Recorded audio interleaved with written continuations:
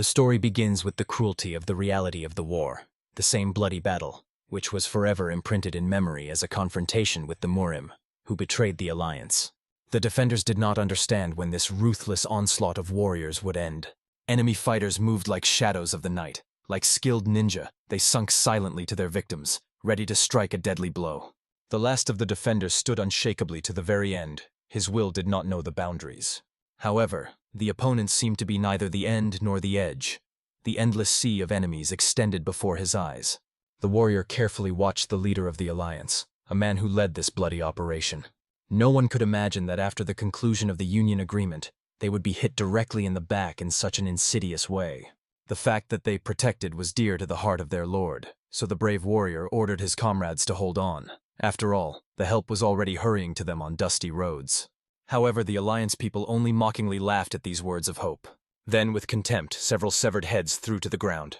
These were the heads of the very people whom the fighters expected as a saving reinforcement. So the defenders learned the terrible truth. All their reinforcements were destroyed, and the chance of survival melted like morning fog. The first sword, the leader of the Alliant Murim, only enjoyed the unfolding situation. He was even somewhat sad. The power of the legendary ice pavilion did not live up to his high expectations. But despite the disappointment, he praised the fighters for at least trying to provide some kind of resistance. After these mocking words, a snow-free fighter only bitterly laughed at the self-confidence of the enemy. If this arrogant leader met face-to-face with their true master, he would definitely have serious problems. The alliance fighters became furious of the arrogance that this foreign warrior allowed themselves. They viciously warned the captive that for such impudent words against their master, they would definitely not forgive him and kill him with their own hands, without trembling. However, at this critical second, a young girl ran out of the camping cart, who imploringly asked the fighters to stop bloodshed. Of course, the guard tried to keep Madame Swine from rash acts, but she knew that they had nothing to worry about at the moment. At the same moment, the leader of the alliance coldly ordered his fighters to retreat back. The girl resolutely went straight to her father. The man was covered by a violent anger.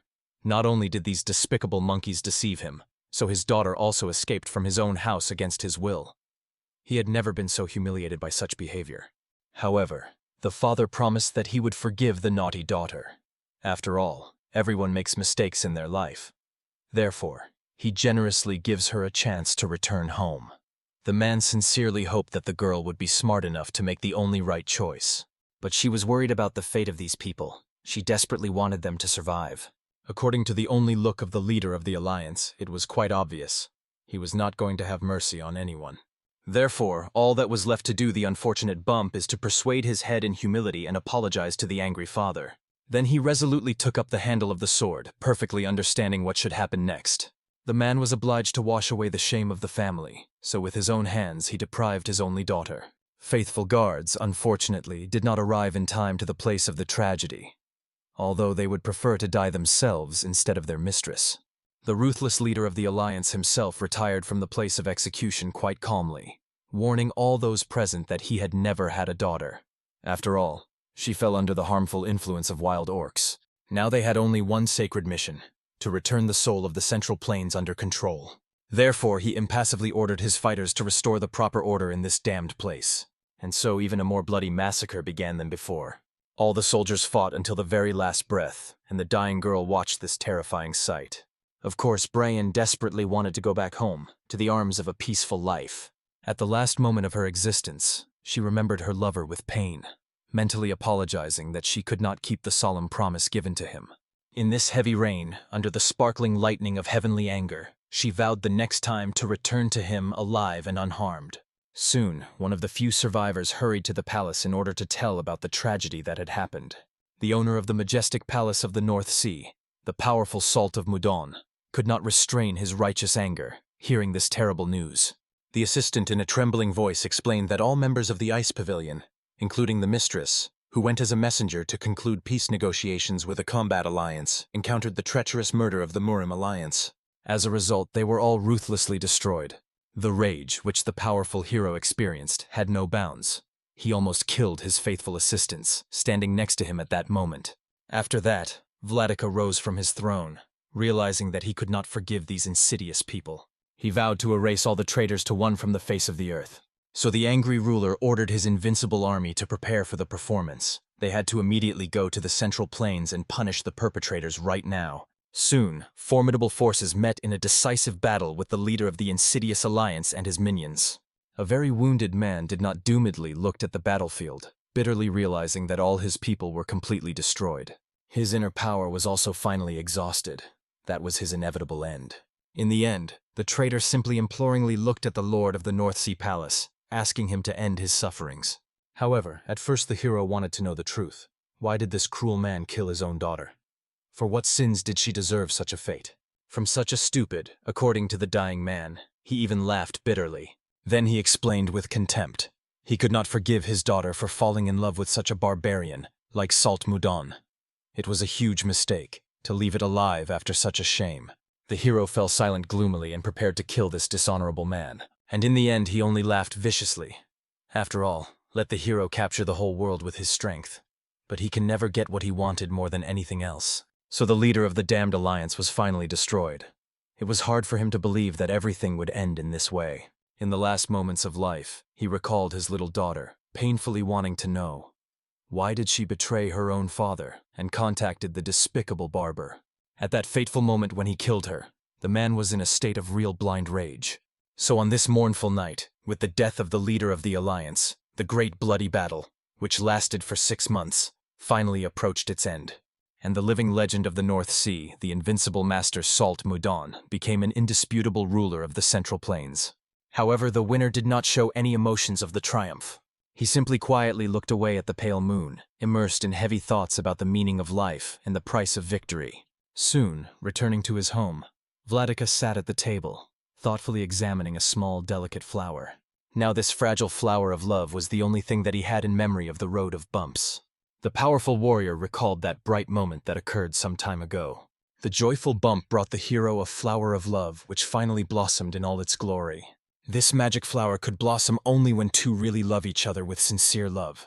She even cried with happiness, explaining that she had never doubted the feelings of the Lord. It was just painful that this symbol of their love did not bloom for so long. But now the girl understood. It was not just one-sided affection. Salt Mudon also sincerely loved her with all his heart. The hero only hugged his dear lover tightly, not understanding how one could not fall in love with such an amazing woman like her. Then, looking at how immensely happy his chosen one was, Salt Mudon experienced deep gratitude to this magic flower. And now everything that he wanted more than anything else is to fill the whole world with the flowers of love for the sake of his late bride. For years have passed since her tragic death. But no matter how desperately he tried, the hero could not forget the bums. However, in this fateful second, right on his amazed eyes, the flower of love suddenly blossomed again with a bright, dazzling light. For this incredible reason, Salt Mudon immediately called his faithful assistant. Vladika gave a strict order, to find the sage who can explain what had just happened before his eyes. It was necessary to find this person, even if you have to search all the Central Plains or the whole famous world. A few days of waiting passed since that memorable evening. A mysterious reconnaissance sect gathered in the house of Vladika, whose members knew everything in the world. Of course, they were extremely interested in what on earth the divine palace of the North Sea called them. But suddenly everyone heard a loud sound, as if emanating right from heaven. No one understood what was happening at that moment. The wise old people decided to go outside in order to find out the cause of the strange phenomenon. However, instead of explanation, they saw a striking sight.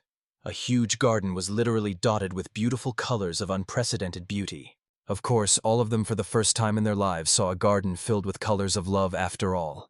Such a magical flower is extremely difficult to see, even only one in life. The sacred symbol of love literally covered every stem in the garden. These were undoubtedly real flowers of love. It was incredibly interesting to everyone. How could there be so many rare colors of this kind in one place? The hero, going up to the amazed men from the back, realized that he could hit their imagination with a similar picture. Then he introduced himself as the owner of this magic garden, Salt Mudon. The frightened old people wanted to know why the absolute ruler of the Central Plain decided to call them here. Then Salt Mudon patiently explained, all this amazing garden was filled with colors of love. He and his beloved forced these flowers to bloom with the power of their mutual love, but when the girl died dear to her heart, the whole garden also died from grief. However, for some mysterious reason a few days ago, the garden was revived to life. It was extremely difficult to believe in it, but it was pure truth. The situation was quite extraordinary and mystical. However, one of the experienced historians had a possible explanation of what was happening. He explained with trepidation, the soul of a lover could be revived in a new body. In other words, reincarnation occurred. So, apparently, his love was born somewhere in this world precisely at the moment when he bloomed a magic flower. If his opinion is erroneous, then another reasonable explanation for this phenomenon simply cannot exist. Mudon's salt did not even bother the fact that it sounds somewhat absurd, because he finally had a long-awaited hope. As you know, he managed to win the Central Plains and unite the entire region, fulfilling the long-standing desire of the North Sea. However, despite all the grandiose achievements and glory, only oppressive emptiness remained inside the hero's soul. The North Sea flourished and grew strongly every day, and its longing for the road only grew and intensified. He lost her forever, and did not see any more reason to live further in this world. Therefore, now Vladika decided to ask the wise men, how can he find his precious bride in a new embodiment? Then the old people remembered the ancient belief. The flower of love fades and loses its light when two lovers are at a great distance from each other.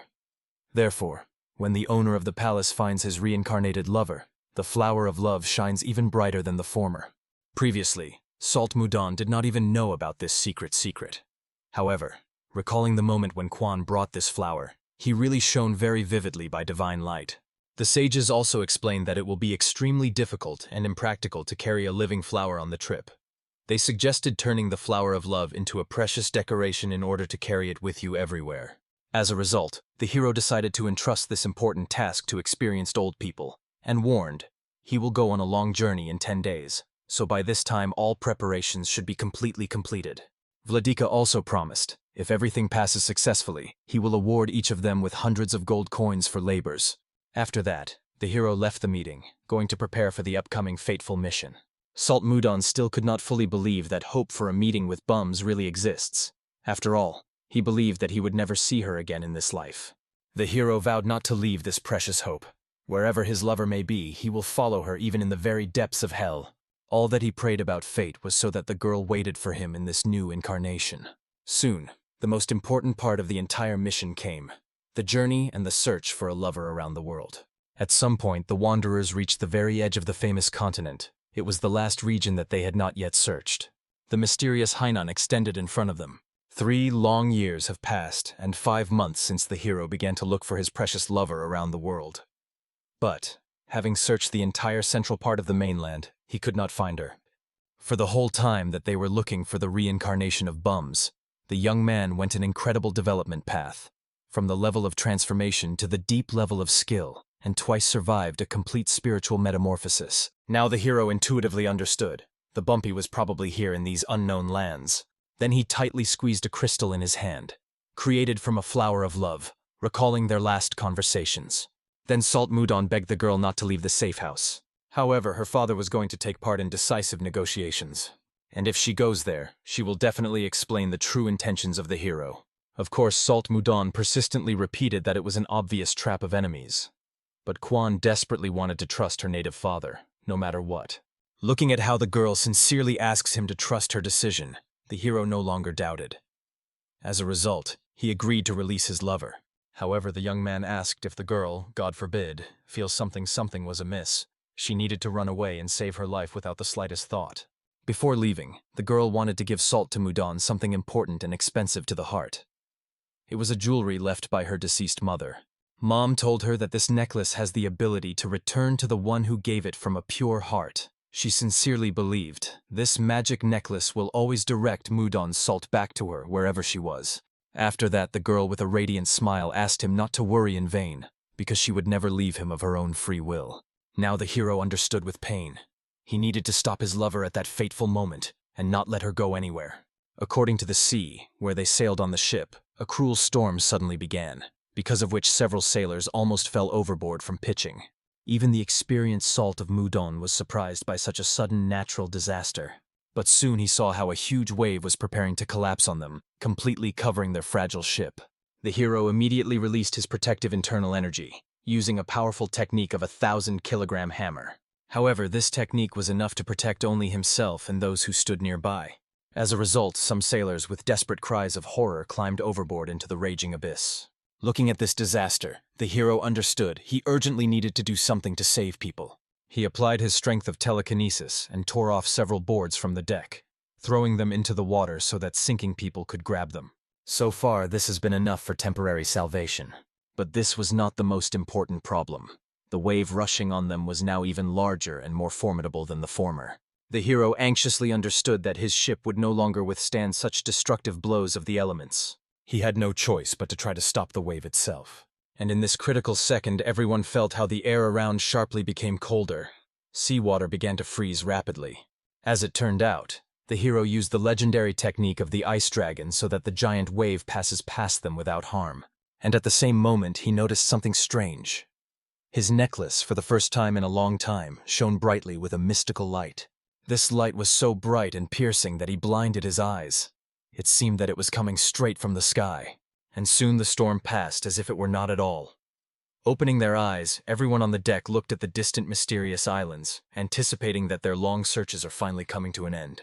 By the time the Salt, Mudon, was conscious, he was surprised to realize that he was in some unfamiliar place. Everything that has been preserved in his memory is a desperate struggle against the sea storm. The young man could not remember how he got into this strange place. However, suddenly the air was torn by the loud cries of horror, rushing from somewhere out of the wagon. People in a panic ran away from giant insects of unprecedented sizes that attacked them without warning. The crowd panicked, not knowing how to cope with these monstrous creatures. But suddenly the hero, cutting everything in his path, came out of his wagon and began to look around what was happening around. It seemed to him that he somehow hit the dense forest somewhere on the central plains. But unexpectedly, for the first time in my life, I saw people with colored eyes. One of the distinguishing features of Western people according to ancient traditions. This meant only one thing: he was far enough from his home. At this moment, huge flies flew into the Lord himself. From the surprise of their monstrous size, the hero experienced a strong shock. As a result, realizing that it was necessary to defeat these creatures, the powerful warrior applied the divine ice shot. A huge fly instantly froze, and after it was torn into small particles. Salt Mudon was clearly angry. Some simple creature dared to attack him only because it increased in size. He definitely could not forgive such impudence. After that, the Vladika rose into the air, destroying all other insects who dared to threaten human lives. At the same time, the hero did not even use some particularly strong technique. Even his usual ice shot was enough to cope with these worthless bees. With his incredible skill, he forced local residents to open their mouths from amazement. Before they did not see such magic, and this seemed to them a real miracle. After the battle was completed, these people began to discuss something lively in a foreign language completely incomprehensible to the Salt. The hero did not understand their speech, bewildered. An elderly man who introduced himself as Edmund, the head of the local trading guild, approached him. Having bowed with respect, the old man thanked the hero for the salvation of the lives of people, and wanted to know the name of this powerful master. Of course, Salt Mudon understood that they expressed something similar to gratitude, but did not know how to explain that he did not understand their light-eyed adverb. Therefore, the warrior wanted to find out, is anyone talking here in the language of the Central Plain? As a result, the bewildered foreigners began to discuss something excitedly among themselves. Salt Mudon was sincerely struck by the fact that none of these people knew his native language, Central Plains. It was extremely difficult for him because he fell into a situation when he could not really explain anything. At that moment, his assistant ran up to the man, who handed him a large magic ring. Edmund immediately put it on his finger, and his whole body shone with a golden haze. After that, the merchant masterfully made a spectacular pose, like a star of some popular performance, and calmly turned to the hero, hoping that now he could understand their speech. Salt Mudon was struck by the fact that the old man suddenly began to speak freely in the language of the Central Plains, but they kindly explained to him that it was the magical power of such a ring, an artifact of the translation of languages. After that, Edmund introduced himself again and again, thanked the hero for the salvation of the guild members. Then I decided to find out what their name is: the Valiant Savior, a magical swordsman. The warrior did not have the slightest concept, which means the term magic swordsman, but honestly introduced himself as his name, not mentioning his titles and status. Edmund undertook to explain. Magic swordsmen are people who skillfully use the sword and magic together, as Salt Mudon just demonstrated. However, the hero even had no idea what kind of magic is talking about in these words. Foreigners were amazed. A man who had just shot ice before their eyes had no idea what magic is. The old man was extremely interesting to understand where this mysterious man came from. Edmund was even difficult to imagine where to start a conversation in such an unusual situation. However, Salt Mudon was angry with the fact that no one answered his question about this strange, as they said, magic. The old man only became convinced that the man in front of him is clearly some kind of strange and, possibly, a little crazy. But the merchant hoped that after a detailed explanation of what magic is, the stranger's violent temper would calm down a little. Therefore, in fright, he decided to explain everything from the very beginning. So soon the young man realized that in this part of the world there was something under the name magic. After this discovery, he calmed down sharply, only realizing that the world was much more and more mysterious than he meant earlier. At this moment, Edmund became extremely interesting. Where is this mysterious place called Central Plains? Where is their savior come from? This question was already surprised by the youngest warrior. He was struck by the fact that people living here do not even know where this region is located. The hero made it clear that it is very strange to ask where the Central Plains are located when they are in these lands. Then Edmund patiently explained to the swordsman that this place was by no means the Central Plains. It was a dense forest on the way to a dunes, the capital of the kingdom of Drake. It was extremely difficult for them to understand each other, because the hero has never heard in his entire life that someone called the Central Plains with some other name. Although Edmund did not look so old, Salt Mudon suspected that the old man clearly had problems with his mind. The merchant only explained that he was only 50 years old. He was more worried about the strange Salt of Mudon, who continued to stubbornly insist that this place was the Central Plains. As a result, in order to resolve their dispute once and for all, Salt Mudon decided to ask the boy who watched them all this time because of the tree. Edmund was even surprised, not understanding how young Leo was there. Salt Mudon himself, without wasting time in vain, decided to find out from the boy what kind of place is Central Plains, Drick, or something completely different. However, the child did not reply that the beginning was even more anger. But Edmund reminded the hero that the boy simply could not understand his words because of the language barrier. Therefore, the merchant decided to transfer the translation ring to the warrior. After Salt Mudon put on an artifact, he had to activate it with the help of magical words of interpretation of languages. Of course, the man understood that this was a waste to provide such an expensive magic to such a strange madman. But he could not allow the Salt to Mudon to continue to treat him as a demented old man. Shortly after the pronounced team, the hero's hand shone brightly with a mystical light. A lot of symbols from different languages of the world appeared around her. To surprise, now the warrior began to hear and understand what blue-eyed people say. This spell was really incredible in its strength. As the hero promised, he turned to the boy in order to find out what his name is, and then decided to also ask, "Are they here in the Central Plains?" However, it seems that little Leo, even this name was completely unknown. He calmly explained that this is a dense forest located on the way to the dungeon, the capital of the kingdom of Drake. Salt Mudon could not believe it, considering that this child also had problems with reason. He even suspected that someone asked this baby to answer in this way. However, the old man invited the hero to ask any person in the guild. He would have received exactly the same answer from everyone. Salt Mudon understood that since Edmund was so confident in his words, he was unlikely to lie. So he really was not on the Central Plains, as he initially believed. The warrior began to recall intensely what happened before that moment. Everything that has been preserved in memory is that he fought on a ship with a sea element to the very end. But when he opened his eyes, he was already in a wagon on land. Perhaps at that fateful moment when he fought with giant waves, in some mysterious way he moved in space. When awareness came to him, the hero also felt some strange pain in the chest area. This unusual feeling was right in his dange, the center of internal energy. The energy that circulated in his body now was radically different from everything that he had ever experienced before. This made him understand that something unusual happened to his body definitely, after which the warrior got up and retired from the crowd. He needed to make sure that he felt. In this world he felt some other, more pure energy, which was definitely different from the usual energy of the Central Plains. For this reason, the hero took off high into the air in order to look around and better understand the surrounding area. After that, he collected all the energy inside his chest, concentrating it in his energy core. And then he tried to release with one powerful impulse.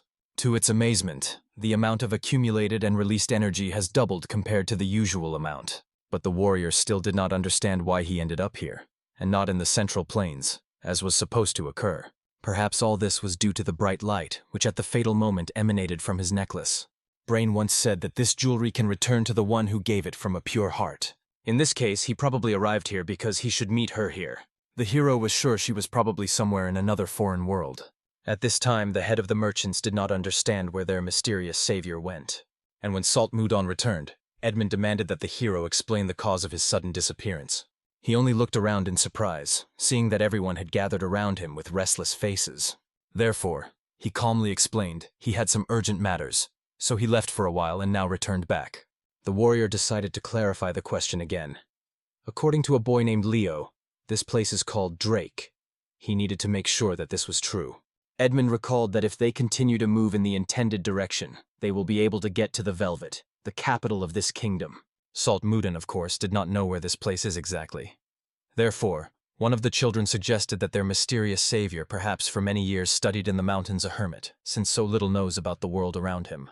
Edmund heard a lot of stories about eccentrics like the Salt of Mudon, but for the first time he saw such a person live. And the hero decided to play along with this smart baby. After all, recluse was an excellent justification for his obvious ignorance of many things. Salt Mudon really knew nothing about this world. All that he understood from the conversations is the barking is the capital of the kingdom of Drake. He needed to learn more information from these people until they dispersed about their business. Initially, seeing blue-eyed people here, the warrior thought that he had met the Western barbarians, which he had heard only in ancient stories and legends. At that moment, the boy took pity on the poor swordsman who had lived all his life in a mountain solitude, and decided to enlighten him at least a little. This inquisitive baby was the name of Luffy. Looking at their friendly conversation, Edmund was indignant, not understanding why suddenly the child became so friendly with a stranger. This strange guy seemed extremely disgusting to the merchant, because he was a completely unpredictable person. At night of the same day, Salt Mudon began to actively study this place, asking local residents about everything in a row. He could not believe it, but it turned out, this is not even the land of Western barbarians. It was a completely different, parallel world. The area looked completely unusual and mysterious. In addition, writing was radically different, not like the one that was used in the Central Plains. In this amazing world, other reasonable races lived, such as elegant elves, as well as skillful gnomes, famous for their legendary power. Also here lived races similar to beasts, hybrids of humans and animals, and the most powerful creatures of this world were ancient dragons, which were a giant winged lizards or something like that. In addition, the boy talked about magicians. Experienced wizards of the Fifth Circle and higher could use the special magic of teleportation. To do this, it was necessary to draw complex magic circles on the ground and pronounce special spells. After that, they can instantly move to where they want. They say, the better the ability of the magician, the further he can move at a time. But despite such detailed explanations of the boy, for the Salt of Mudon, magic still remained completely incomprehensible. It was extremely interesting for him to know how many more amazing things existed in this world. However, suddenly the hero drew attention to the night sky. Instead of the usual one moon, there were 3 of them here. As a result, Salt Mudon finally became convinced that it really was a completely different world that could not be found in the Central Plains. Perhaps Quan specifically called him here through the power of the cherished necklace. At that moment, the hero heard a loud male cry of horror. The noise came from the camp, and Salt Mudon immediately ran there to the aid. At this critical moment, a girl named Sabina grabbed one of the little girls hostage, instructing her a sharply sharpened blade. She hysterically ordered anyone not to get closer. Otherwise she would kill both the child and herself. Everyone desperately tried to calm the distraught Sabina, promising that as soon as they get to the capital, they could cure everyone. There were many skilled magicians in the capital, and they could ask Edmund about this favor. However, the girl objected violently, calling them fools. She recalled that in the capital, the Skulleters are extremely rare, and besides, they take a lot of money for their services. Right now, the eggs of the killer beetle were actively developing in their hearts, and it is not known at what point they can turn into deadly larvae. It is unlikely that anyone can cure such an infection, even in the capital. With tears in her eyes, the girl also reminded, as soon as the eggs turn into larvae, they will tear them from the inside into pieces. So it was better to die now, while they still remain whole people. However, the hero that appeared decisively ordered her to stop immediately. He already approximately understood the situation from her desperate words. After that, the warrior applied telekinesis, gently attracting the blade from the hands of the girl, and he promised that he would cure all the infected, so they have nothing to worry about. Then he asked 2 affected girls to sit on the ground. After all, the treatment was clearly not tolerated. Edmund was amazed to learn that their mysterious guest was able to use the magic of healing. However, Salt Mudon explained, he does not understand any magic of their world. He knows about the methods of treatment from the place where he lived before, so he asked everyone to calm down while he will conduct this treatment. At this moment, Edmund clung to the hero of the hero, begging that Mr. Magic Swordsman save these unfortunate children. He could not generously repay him, but he was ready to do everything in his power if he helped him in trouble. However, the hero was going to treat it completely free of charge. The most important thing was to immediately begin the salvation of lives. Therefore, the warrior asked everyone to move back and give him space for work. And Edmund immediately drove his people and asked them to take a few steps back for security reasons. At this moment, Salt Muden, going up to a frightened girl, gently asked her not to worry much, promising that the treatment would not take much time. Then he asked both patients to close their eyes and calmly relax for the procedure. When the hero put his hands to their bodies, even the skeletons of the girls began to shine through the flesh. As mentioned earlier, insect eggs were located next to the heart. And to start successful treatment, he needed to carefully check this statement. Soon, the warrior found something extremely suspicious in 2 beating hearts. Fortunately, he was very lucky. Deadly larvae had not yet managed to hatch from eggs. Now the hero needed to carefully control his internal energy so as to completely burn these parasitic eggs, without harming the most important organ. After that, Salt Mudon launched his healing energy inside the bodies, which is why the organs brightly shone with a mystical light. Soon the girls felt an intense heat that spreads throughout the body. The hero removed his hands from their back and explained with a satisfied smile that now they are completely healed. He destroyed all the eggs of insects without exception. Now patients can be completely calm and nothing terrible will happen. Of course, Edmund was extremely difficult to believe that Sabina and Anna would really be safe after such a quick treatment. However, the hero confidently promised that nothing threatens them more. In addition, there will be no side effects from the procedure, and they have nothing to worry about. Immediately, both girls began to shower the hero with sincere thanks, calling him their savior. And also all those present in the camp bowed to his invaluable service. Salt Mudon, saying goodbye to everyone, calmly went to lie down near the tree and think about everything that happened today. It was really a long and eventful day. In addition, he missed his beloved more than usual, hoping that soon they would be able to meet and live happily, as it was in the old days. Soon the whole caravan continued his journey to the capital of the magnificent kingdom. The weather turned out to be unbearably hot, so much that all travelers began to spin from the heat. Even a hero, not accustomed to such a scorching climate, has already begun to bury abundantly later. Seeing the sufferers suffering, good Luffy gave the young man his flask of water. The flask was slightly warm and obviously could not truly refresh him in such a heat. Therefore, Salt Mudon decided to release a little to his cold internal energy into the water. Thanking the boy, he explained that with the help of his water, he felt a little better. Just at the second when the hero drank, Luffy heard a strange sound from his flask, as if there was something hard and crispy there. And when Salt Mudon returned the flask to him in his hands, the child realized that she was literally icy to the touch. But as soon as he drank this wonderful water, he felt just perfectly and incredibly fresh. The hero with sincere joy looked at how the boy enjoys simple cold water. At this moment, the baby appealed to the master with a magic swordsman with a request, literally shining with delight. He asked the man to freeze his flask completely, so that he could freshen up properly. Of course, this child gave the Salt to Mudon a great honor with his training, so the warrior could at least do it for him. Without even touching the flask, at a distance he turned all the water into perfect ice. However, this short performance attracted the close attention of many people in the caravan. Everyone gathered around the hero with his flasks, begging that he also cooled them with magic. Soon, all travelers already with pleasure sipped ice water, refreshing them to the very bone. Of course, Salt Mudon was not difficult to do something similar. However, it seemed to him that the fulfillment of this simple request would entail even more unexpected problems in the future. At this moment, noticing a similar noise among his comrades, and curious Edmund also approached them. He was clearly interested in why all the travelers crowded around their dear guest. Then Luffy enthusiastically explained that Mr. Magic Mosk made his water ice, and everyone who saw it also wanted to refresh in this way. For some reason, at first glance it seemed that Edmund did not like it at all. The hero was even slightly alerted, thinking that he might have done something inappropriate. However, the next second, the merchant fell to his knees, begging that the hero cooled the water too. Salt Mudon was struck by how sincerely the man turned out to be a man for such a petty service. As a result, the warrior decided not to refuse him and refresh his water as well, because so far the Salt of Mudon was worth being with a guild and studying this mysterious world. They helped him solve the main problem, the language barrier. It was the lesser that he could do for them in return. Edmund, with great gratitude, finally tasted the magic water. However, the next second he felt something extremely unusual. The merchant was incredibly interesting.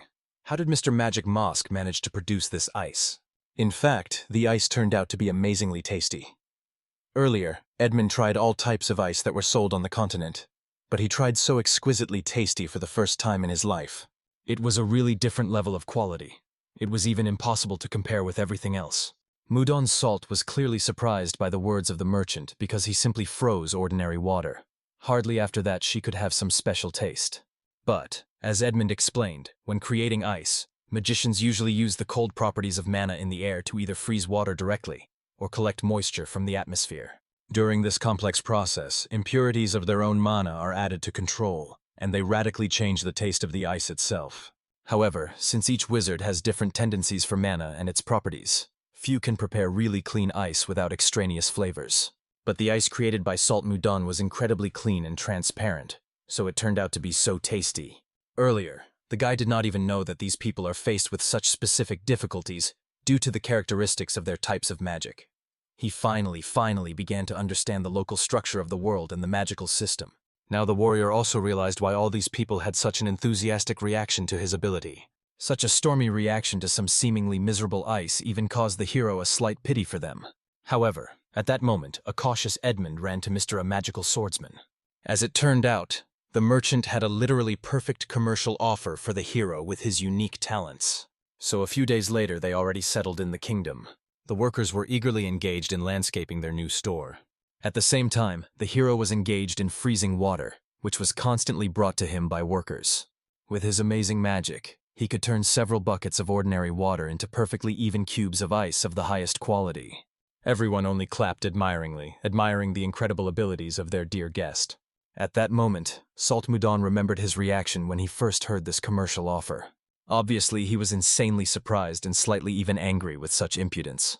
As it turned out, Edmund wanted to completely restore the business of his trading guild, selling the ice made by the hero. Edmund also explained that the mages of the Fourth Circle can create ice, but usually they are too arrogant because of their status, which is why they get low-quality products. Therefore, he decided to turn to the hero for help. Of course, Sol Mudon understood that there was no malicious intent in the words of the merchant. He simply sincerely wanted to restore the lost reputation of his family. However, the warrior did not want to do this just like that, so he began to actively bargain. Since he produced ice, and Edmund simply sold it, the salt was going to take 70% of all revenue. The merchant himself understood that given the fact that their ice would be sold like hot pies, it was a very good offer for him. However, since there will be nothing for the attempt, he decided to try to bargain further.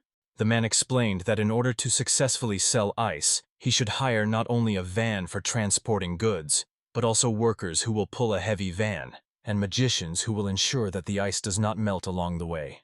Therefore, Edmund asked Salt Mudon to make him some concessions, and he agreed to a fair distribution of 60 per 40%. Of course, the merchant was pleasantly surprised that it was so simple to agree. And then, without losing precious time, the young man gave a sheet of paper so that they officially conclude a contract. In fact, Salt Mudon agreed to a deal simply because it seemed to him this will be a great place for a deeper study of the device of this world. However, their affairs went even better than the hero initially expected. At that moment, an excited assistant burst into them, calling his master. He asked him to go to the street for a while to look at what was happening. Obviously, Edmund himself and the Salt of Mudon were intrigued by what had happened. As it turned out, a huge number of potential customers gathered near their institution. All of them came, knowing that the same legendary ice is sold here, so they wanted to get it at least a little. In addition to ordinary buyers, influential merchants also came here ready to make a profitable deal with their trading guild. However, excited Edmund asked people to approach him strictly in turn. But the heated crowd of people did not even try to listen to him, in every possible way shouting each other in attempts to attract attention. At that moment, the hero gave a voice, imperiously ordering people to shut up immediately. This imperative order was heard right in the heads of each present.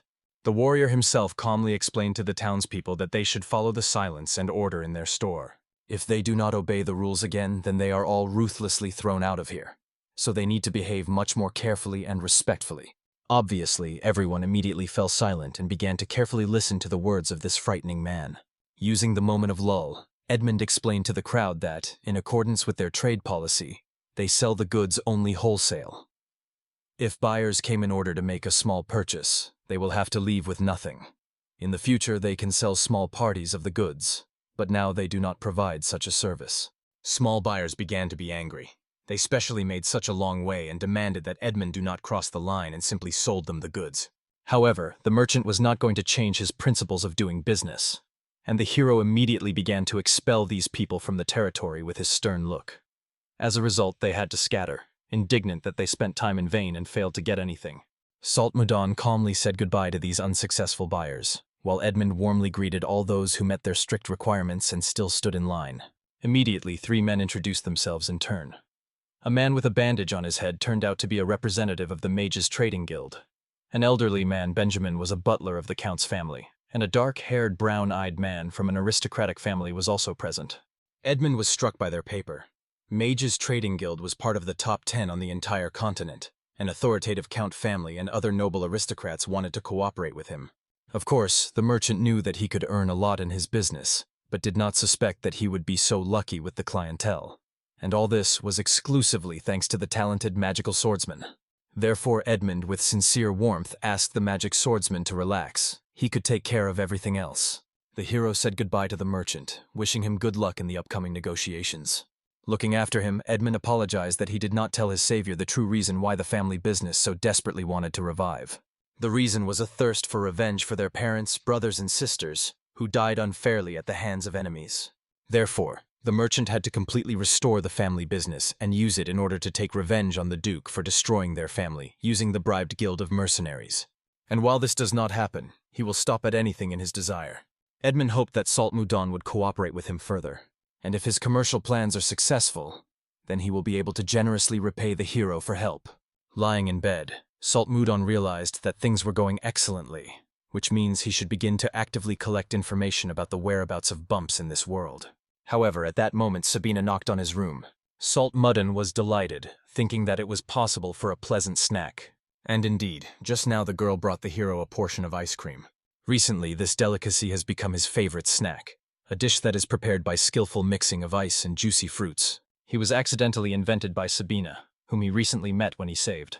The hero sincerely thanked her for the care, and she only smiled radiantly in response. The warrior immediately began the absorption of this tasty piece. The dish was special, cold, sweet, and juicy to taste. He could not imagine that such an exquisite taste could exist in nature. When Salt Mudan was in the North Sea, he heard that some trading guilds are popular thanks to such ice cream, and now he could perfectly understand them. The hero, twisted in thoughts, unnoticed for himself all his dessert, and this portion was clearly not enough for complete saturation. Of course, he was troublesome to follow the addition of himself, but no one could help him. Everyone was busy with important matters. When the warrior left the room, it was noisy on the street again. Sabina tried to fight off the aggressive attacks of customers who shouted at each other loudly, demanding service. However, one of the visitors was only surprised at how impudent the girl was. He arrogantly recalled that similar commoners do not dare to give orders to noble aristocrats. For the hero, these were not aristocrats, but some smug dumbasses. All 3 realized that this girl clearly did not know who they really are. Therefore, they menacingly ordered her not to run into troubles and simply bring them the ice cream that was served here. They heard promising rumors and decided to look to check their truthfulness.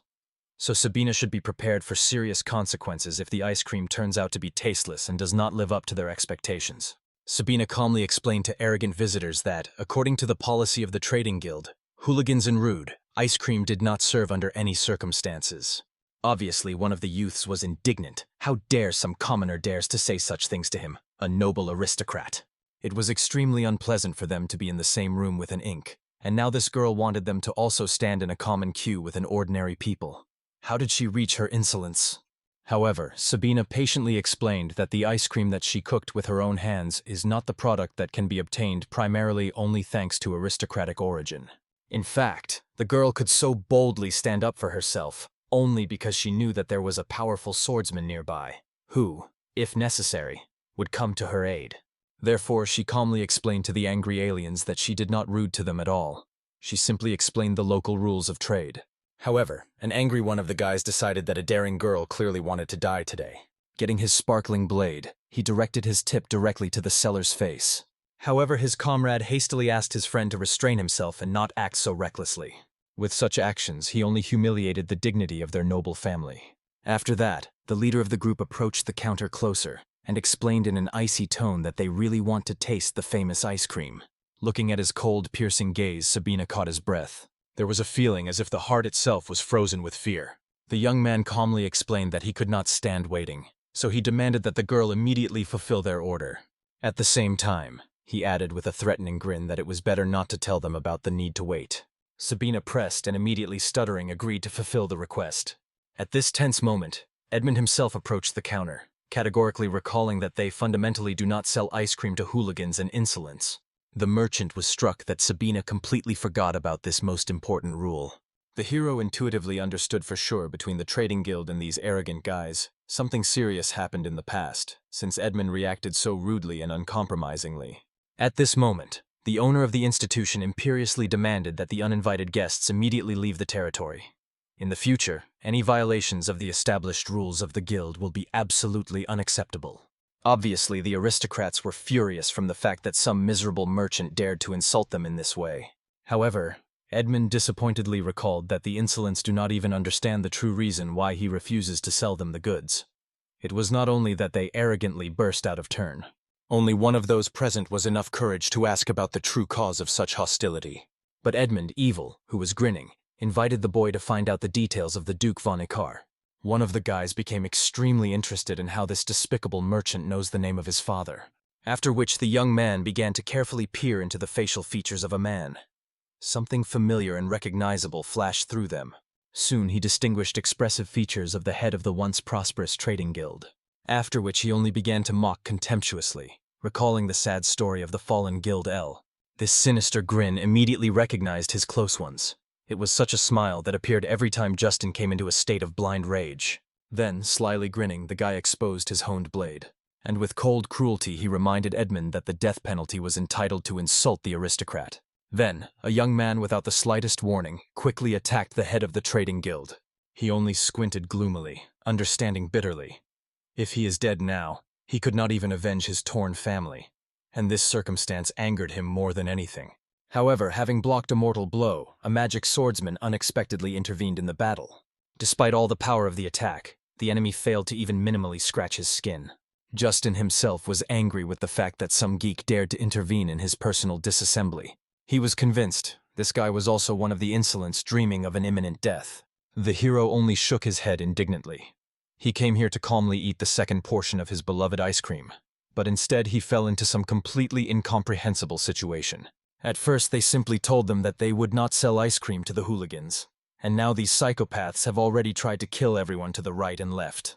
Salt Mudden calmly explained to the spoiled children that they completely lack elementary good manners. He decided to take advantage of the opportunity to teach them a vital lesson of education. Having become even more angry, Justin immediately flew into the Salt of Mudan with a growl, mentally planning that he would die with this arrogant Edmund in the next seconds. However, no matter how much he tried to attack the enemy, the hero each time evaded blows with a mocking grin on his face. But a warrior from another world was also amazed. Despite the young age of the attacker, he had quite good combat power. But here's the bad luck. No matter how much Justin waving his sword, he could never get an evading enemy. As you know, since ancient times it was believed that aristocracy exists in order to create harmony in society. But the aristocrats today have clearly proved that they have no moral principles at all. However, Salt Mudden was not so far from reality by a man, so today he will necessarily bring the manners of these spoiled children in proper order. Justin became even more furious. How this commoner dares so impudently in the presence of a noble aristocrat. However, Salt Mudden was absolutely the same as Babbleting, this smug insolent. Only iron discipline is able to teach such people true respect for others. This situation was very reminiscent of the hero of the realities of the Central Plains. He almost forgot how the world was arranged because of his attachment to his lover, but in the end the truth was that the strongest survived. After that, the warrior attacked the burnt guy with a clot of shapeless energy. She struck his hand like a reel, released from a huge strong arrow. As a result, on the side of the youth, a gaping bloody hole remained. The hero looked at the torment of the stained Justin with a clear, undisguised contempt. However, this was far from the end of the promised punishment. Salt Mudden continued to step slowly at the rest of the opponents. Justin's friends immediately grabbed the swords, ordering him to stop immediately, otherwise they would not be greeted to all. However, they themselves trembled under one piercing, chilling look at the powerful warrior. At that moment, Justin began to rush off his knees. Friends begged him to sit calmly. He needed an urgent rest to restore. but he was in a state of absolute rage and ordered everyone to get out of his path. When, despite the heavy wound, Justin again stood opposite the hero, he realized that the enemy really had a considerable talent for all the combat. But since he decided to continue the battle, then the well-deserved retribution could continue further. The warrior wanted to see how long the stubborn Justin would last against his overwhelming power. However, the hero again without much effort pushed this arrogant guy from himself. Friends were worried, asking a comrade to finally recover. In addition, with horror, they noticed his mutilated wrist, which looked extremely painful. Salt Mudon was openly disappointed. This boastful guy withstood only one of his blow. He turned out to be much weaker than the hero initially expected from a representative of a noble family.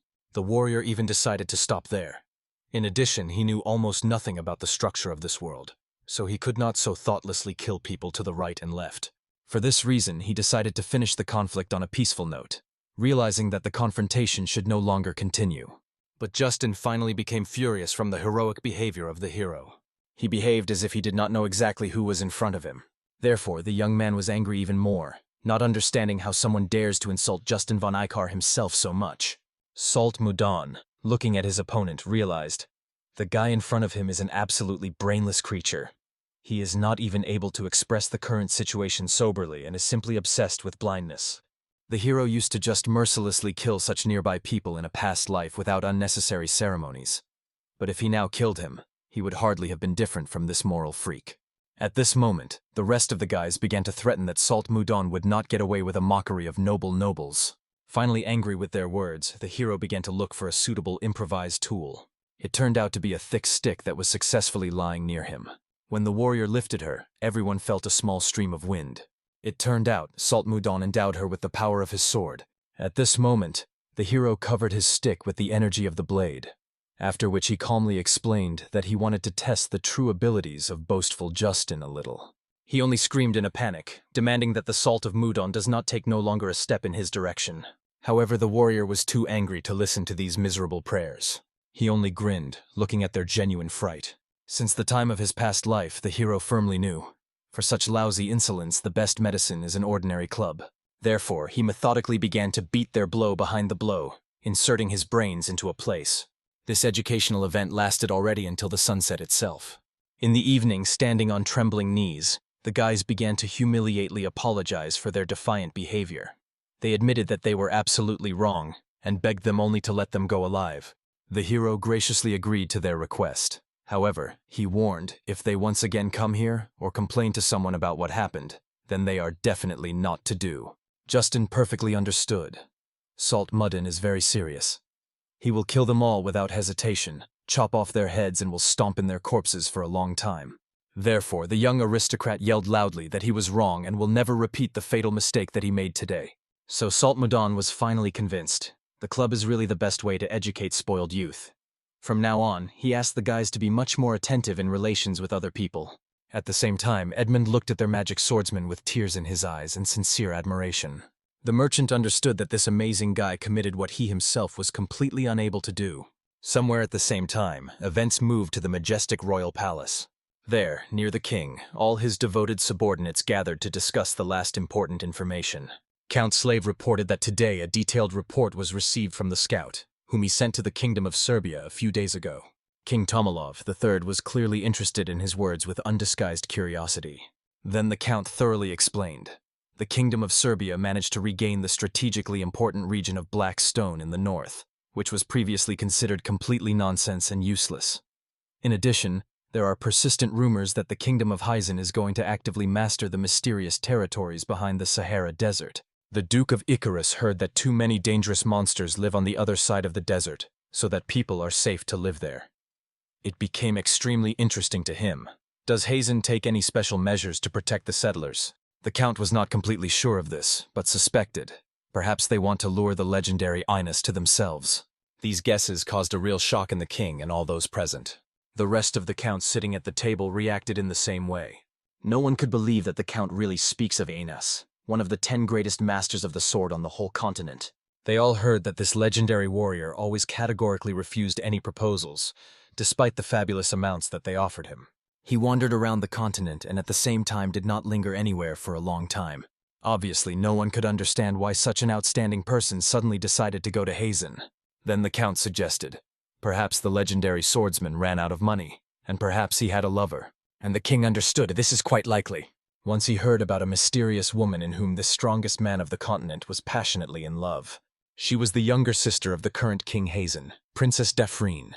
Apparently, the ruler of Hazen decided to give his precious younger sister to this man in exchange for his invaluable help. If this is really true, then now there were two masters of the sword in the Hazen kingdom. And now, after all the unsuccessful attempts to expand, they will try to capture the territories fixed back in the time of the first ruler. In the east, the Hazen Desert Nation expands its possessions. In the south, the trading nation Serbia is actively mastering new lands. In addition, the Empire Zev, located behind the sea in the west, also aggressively expands its territory. Therefore, they could not just sit back and watch what was happening. And the king asked the opinion of the courtiers, which is better to do in the circumstances. The duke believed that it would be nice for them to also expand their own territory in any available ways. The king reasonably remarked there was no suitable place where they could direct the expansion. He guessed that perhaps the duke had in mind the other side of the Lazar Mountains, what was north of their lands, and it seems that they simply had no other reasonable choice if they wanted to survive in this struggle for power. The northern lands are extremely difficult to master and conquer, and even if it is possible to capture them, this part of the continent is almost useless because of the eternal ice covering it. That is why all nations are reluctant to advance north. After all, this means that in the end you are out of the struggle for power over the fertile lands of the continent. Sooner or later, someone will still send to the north to resolve the issue of territorial expansion. The king suggested finishing today's meeting at this moment so that he could think over everything and discuss all the details next time in more detail. The duke bowed respectfully and retired. However, looking at the count, the accompanying king realized these two clearly conceived something secret. Soon the count and the king were left alone in a separate office. The ruler decided to find out from his close did he make any serious mistakes lately. If this did not happen, then it remained a mystery why the duke again performs exclusively selfishly. For the past 10 years, he has been sending everyone who rebelled against him to exile to the north. However, the count believed that everything that was happening was exclusively his fault. Of course, the king did not think so.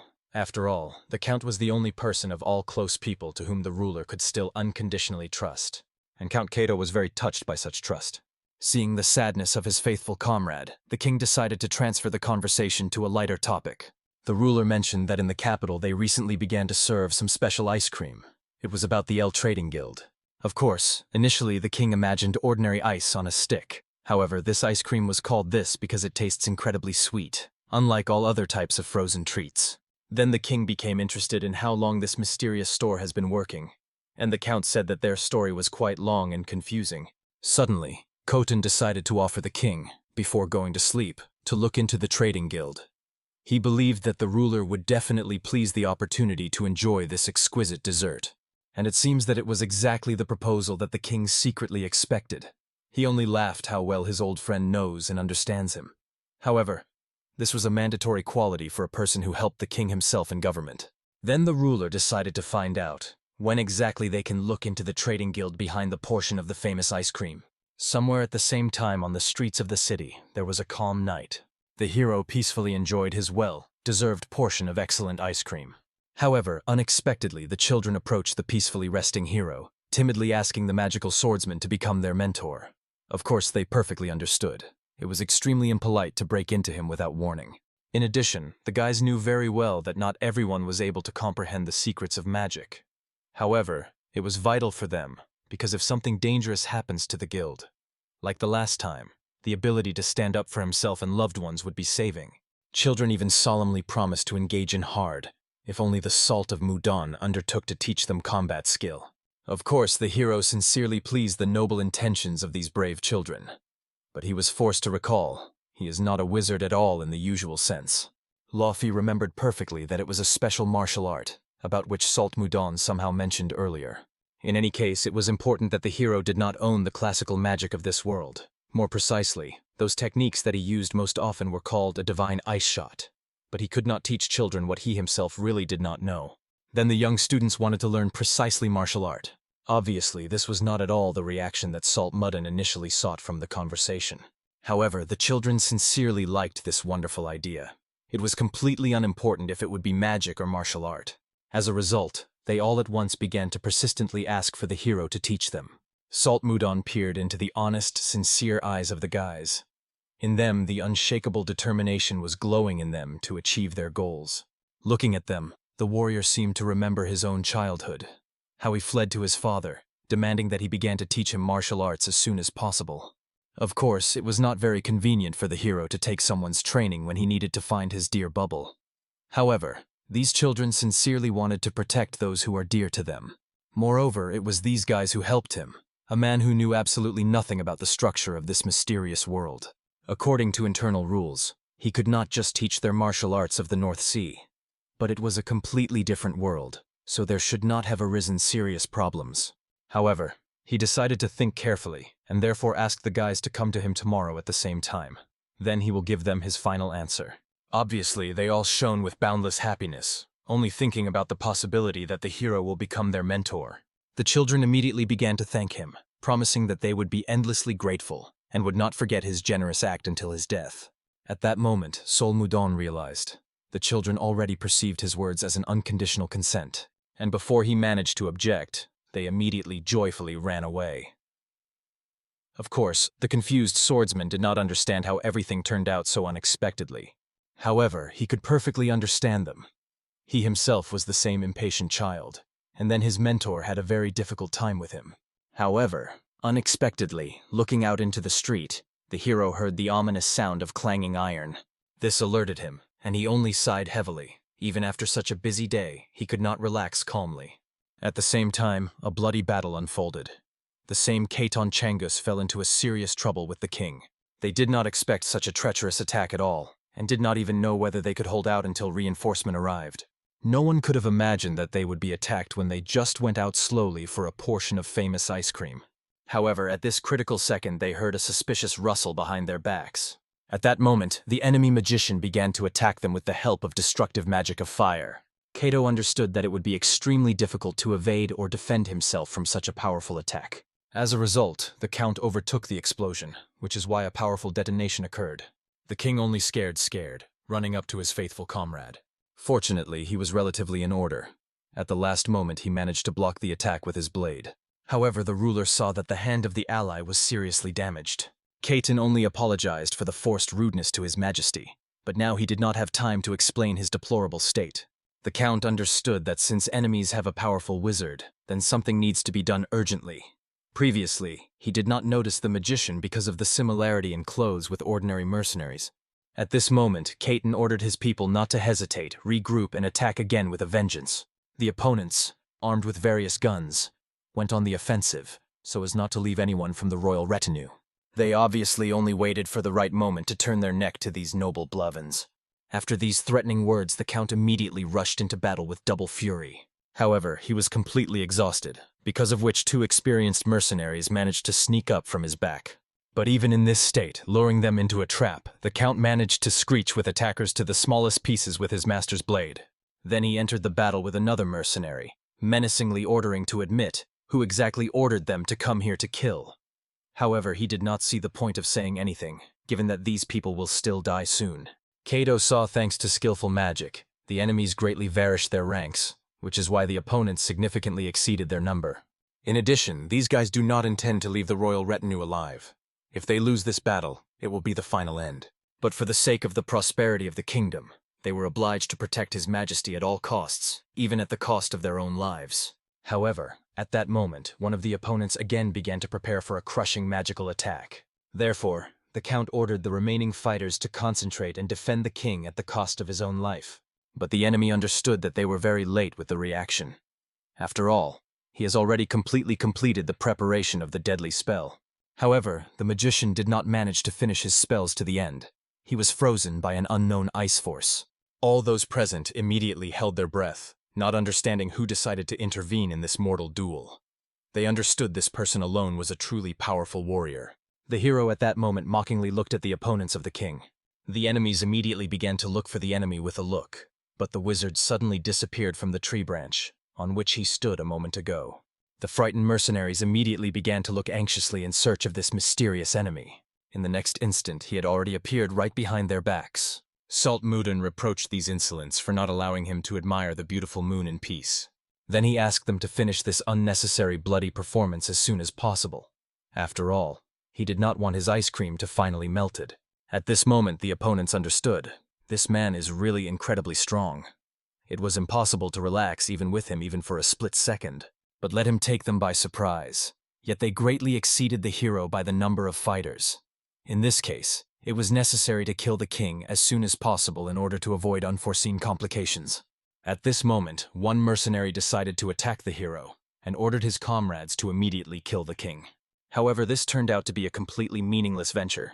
Salt Mudon only gracefully grabbed the sword, after which he decided to demonstrate the enemy the latest development of the legendary Ice Palace of the North Sea. And of course, the hero courteously asked the enemy not to hesitate and boldly attack. He was clearly furious with the hero's arrogant behavior and, attacking, warned that from this battle the wizard would definitely not come out alive. However, the Salt of Mudan only amused his pressure. Although the hero was clearly disappointed with such obvious attacks of the enemy, he managed to fight off them, even not at all tired. After that, the warrior also deftly dodged several more tricks that sought to injure him. Soon, when the hero was tired of simply pointlessly dodging, he really entered this fight. The mercenary has never been able to catch the hero on the slightest mistake. Salt Mudon, in turn, easily managed to do this, grabbing a man by the face and literally pressing his head into the hard ground with crushing power. At that moment, the king, along with the count, looked at this mysterious fighter with genuine admiration. True, they were a little concerned, not understanding which side this mysterious person was on. However, the king was intuitively convinced this guy was the real hope of their entire kingdom. At this moment, the rest of the mercenaries understood the terrible truth. Their captain is dead, which means a real master of the sword opposed them. And Salt Mudon was only angry, because if these people had not prevented him, everything would be just fine. In addition, he left his precious ice cream on the windowsill, because of which it probably had already become completely unusable. Obviously, no one understood how seriously this young man spoke about his delicacy. But Salt Mudon decided to demonstrate to them how much he was offended by damage to his ice cream. Therefore, he warned he will count up to 3. After that, he can no longer promise that those who stay here will be alive. Of course, the mercenaries considered it some complete delirium and decided to just kill the guy, attacking him from different sides at the same time. So, they rushed to him in the hope of catching him at least on one blow. When the last account came, they all surrounded the hero from different sides. And at that moment, anticipating the danger, he erected a defense of spiritual energy around him. Salt Mudon calmly warned that these people did not even think to say that his methods were too ruthless. After all, he generously gave them a chance to run away. So, having literally created blocks of ice around his figure, the hero tore all opponents into the smallest pieces. Thus, the warrior completely took revenge on his opponents for spoiled ice cream. After he did, Salt Mudon simply calmly left, returning to his home. The king understood that they need to find this mysterious guy Vital and thank him. Count Katon said with full confidence that he would definitely cope with the task of his master. Soon joyful news reached Edmund. He learned that their children decided to learn magical art. However, this is not what could be learned independently. Therefore, the merchant understood. Most likely, Mr. Magic Mosque taught them. And he was absolutely right. The assistant who reported this, like most members of trading families, wanted to study the secrets of magic. However, for some reason, the hero chose only 4 children for training.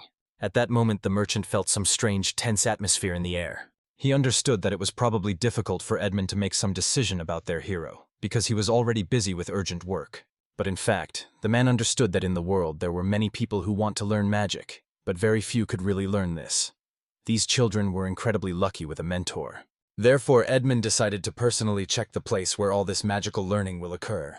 In fact, the merchant understood that the day when their guild will go on a long journey could come even before they expected. Soon it was time to discuss this delicate topic with the hero. Of course, the guy tried to make an innocent look that he did not understand at all what was at stake.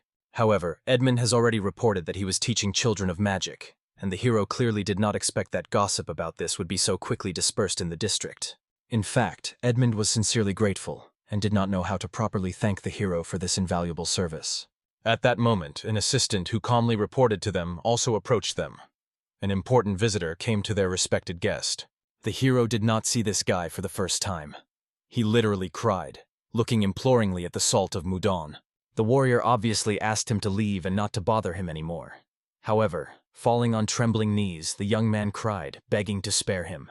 The unfortunate clutched the hero, explaining that his master said, If he did not give the salt of Moudon today, he would be punished.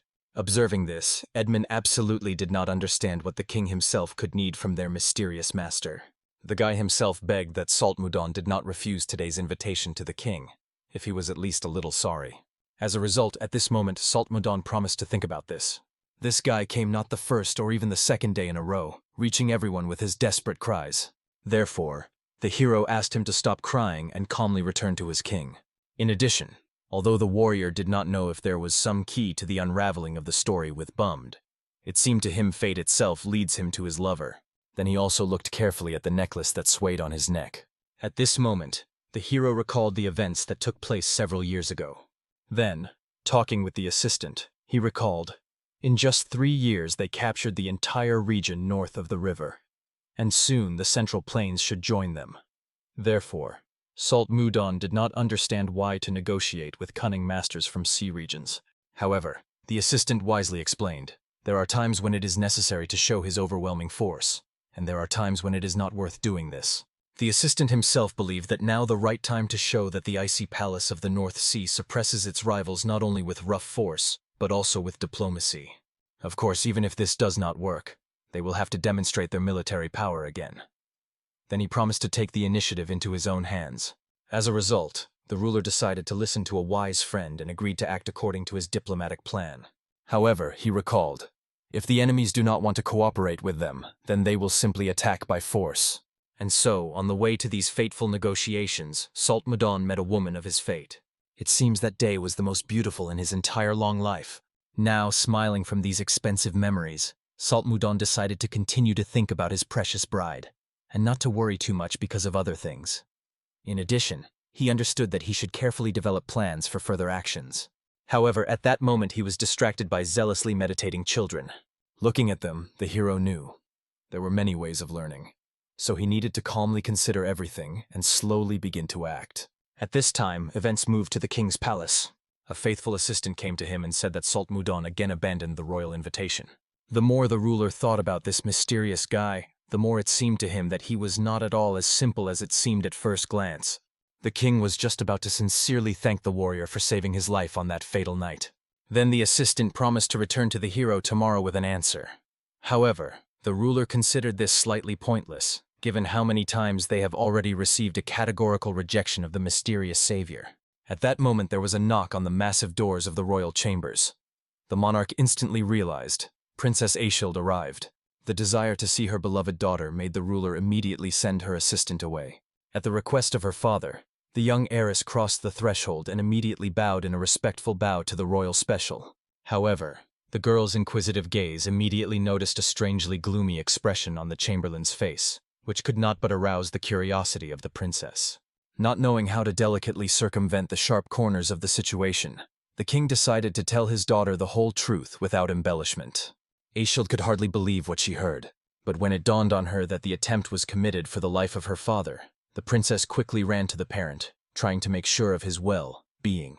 The ruler calmly assured the alarmed daughter that the danger had passed, and everything ended in the best way. However, the young lady could not understand why that mysterious savior stubbornly rejects the royal invitations.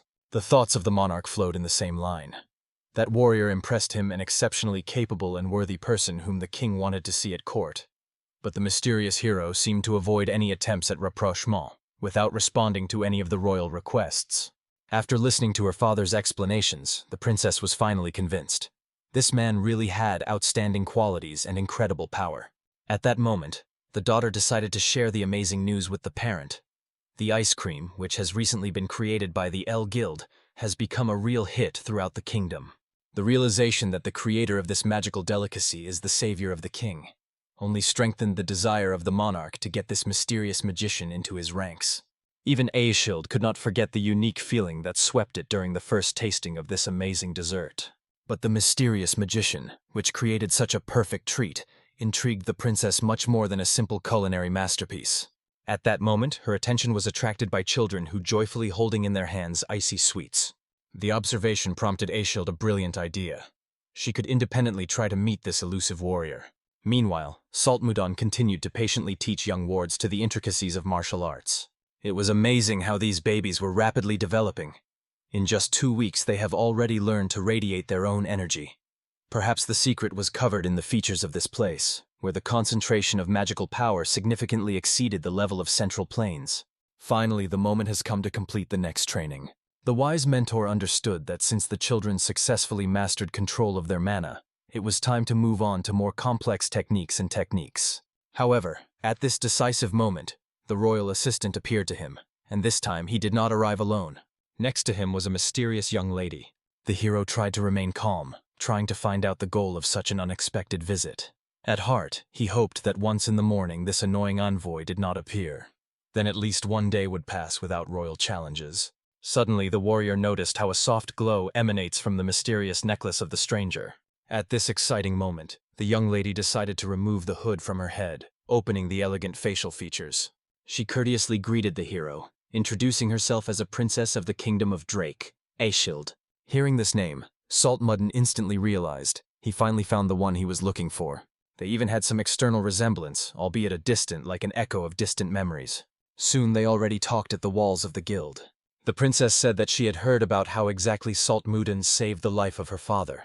The hero was clearly confused by such a turn of events and almost did not listen to her, and the princess considered his behavior too rude. Therefore, illuminating the interlocutor with a stretched smile, she reminded of the royal invitation to the palace in gratitude. Aeshild was extremely curious why the mysterious savior constantly rejects his father's proposals. At that moment, the warrior recalled that even the angry expression on his face and the intonation of the voice of this girl surprisingly reminded him of his deceased lover.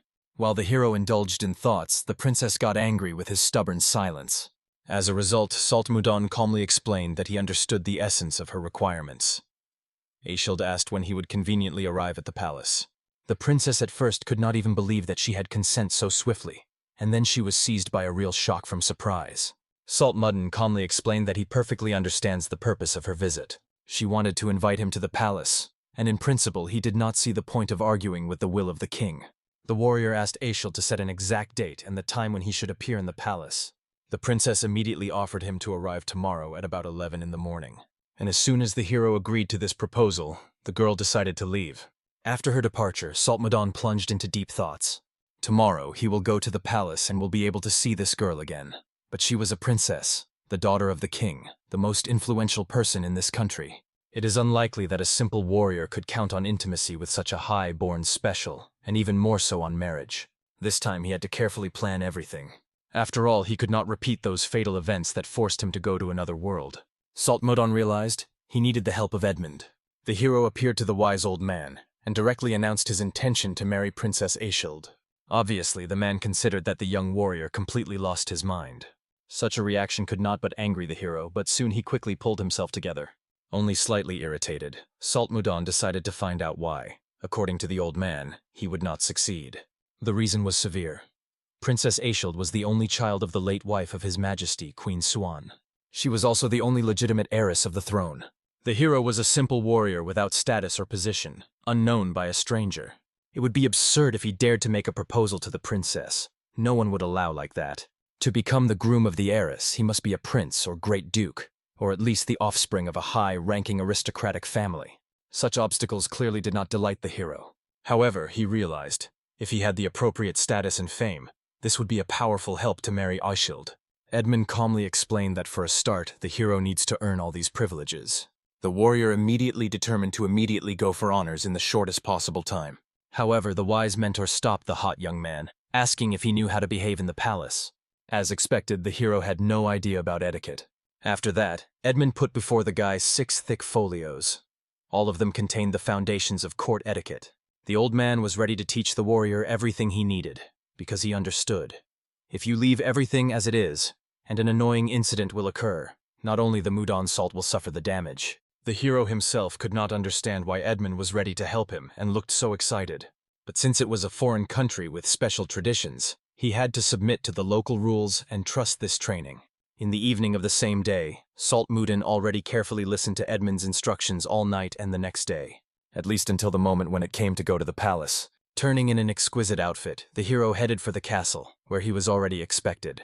Soon, the royal carriage brought him to the gates of the royal palace, and the courtiers announced the arrival of the magic swordsman. As soon as Salt Mudan met with the king, he immediately leaned in a respectful bow, welcoming his majesty. The monarch met a young warrior with an open embrace, rejoicing that he had finally honored him with his visit. The hero was surprised. Today a meeting was to take place not only with the king. He counted on a private audience, but many noble persons were present in the palace. The princess apologized to Mr. Sol Mudan. She did not intentionally make an appointment on such a crowded day. Looking at her excited face, the guy believed that the girl really did it unintentionally. At that moment there was an indignant voice from the side of the place where the Duke Ikar was sitting. Salt Mudan calmly turned his gaze towards the man whose voice seemed familiar to him. He quickly realized this is the same insolent that he once learned. Therefore, the hero only smiled slyly, which scared the aristocrat a lot. He immediately began to faded, calling the Salt of Mudan the most indecent words. However, his father ordered his son to shut up. With his behavior, he put himself a fool in front of the king himself. There was no choice, and the aristocrat had to obey. The king, talking with the count, realized, it seems that the rumors that the savior did well with this guy during his walks with friends were not empty. After that, the ruler decided to find out what made Mudan's Salt so suddenly accept the royal invitation. The monarch honestly admitted that he was very upset by constant refusals. Salt Mudan calmly explained that his reason was really good. As the king is known, in the trading guilds the colossal volume of work is currently, and because of the lack of workers, he turned out to be the most busy, since it was he who had to produce ice. That is why the warrior wanted to prepare a sufficient supply in advance, and then go on a visit to the king. However, orders grew every day, and even when he cooked more products, it always ended. So after the day, everything was postponed until finally the free day came. The king only apologized. He never thought about this reason. Now, given that their ice cream is sold like hotcakes, Salt Mudan was to really be incredibly busy. The hero with a grateful smile thanked the ruler for his understanding. In fact, he realized, compared to the father of his bride in a past life, this man was like a real kind fairy. At that moment, the good-natured monarch decided to find out the name of the young savior. However, the hero did not have a name. He was simply called a magic swordsman. The king did not want to turn to his savior so officially that he created certain inconvenience. While the ruler was puzzling over this problem, Sol Mudan thought that it would be better to come up with a name, since it is so exciting the king. Suddenly Aishild made an unexpected offer. In fact, she wanted not only to give the hero a name. The princess proposed to assign the title to the savior. It was this man who managed to save her father's life, so the title would become a worthy reward. The duke only praised the princess for such an excellent decision. It was this warrior who saved the life of the king and was supposed to be rewarded for this. In addition, he believed that the princess's thoughts were worthy of the true future ruler. The king also realized that one could no longer ignore the person who saved his life. Therefore, rising from his seat, he decided to assign the hero the title. At that fateful moment, the ruler remembered that evening when he almost died, and the moment when he saw the Salt Mudan saving his life. One word came to mind. Then he asked the hero to go forward. Salt Mudan thought for a long time about what was happening. He did not really like the prospect of bowing his knees, but so he could marry the princess and was ready to take a chance. Then the king of the kingdom Drake turned to a valiant man who saved his life and his subjects in a critical situation, not sparing his own life. From now on, he gives him the title of Baron with the name of the Vuga. The hero did not immediately understand. In the language of this world, the blizzard meant a snowstorm. This name really suited him. The king himself explained that this title would allow you to convey the name to one of the descendants in the kingdom of Drake. Then he asked Baron to rise from his knees. And, patting the young man on the shoulder, he admitted, if not for him, now the king would not be here. For this, the monarch wanted to thank him. However, Salt Mudan proudly stated that if this happened again, he would have acted just like that night. At this moment, the duke reasoned that for the savior of the king's life there is not enough one title. He considered it fair to provide the baron's estate corresponding to his title. The king understood. For the baron to get the feud for possession was an unprecedented event, and he was worried that many could have questions. However, the duke confidently stated that no one would dare to proceed to the order of the king. If there is such a daredevil, he will personally remind him of the meaning of royal decrees. The ruler began to guess what hidden motives the duke could have for such an act, so he decided to consult with other courtiers. However, when they doubted, the duke immediately looked at them angrily. The frightened nobles immediately stated that they fully support the allocation of the new baron of land.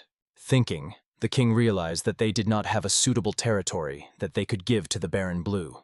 However, the duke immediately corrected his majesty. The ideal land was found.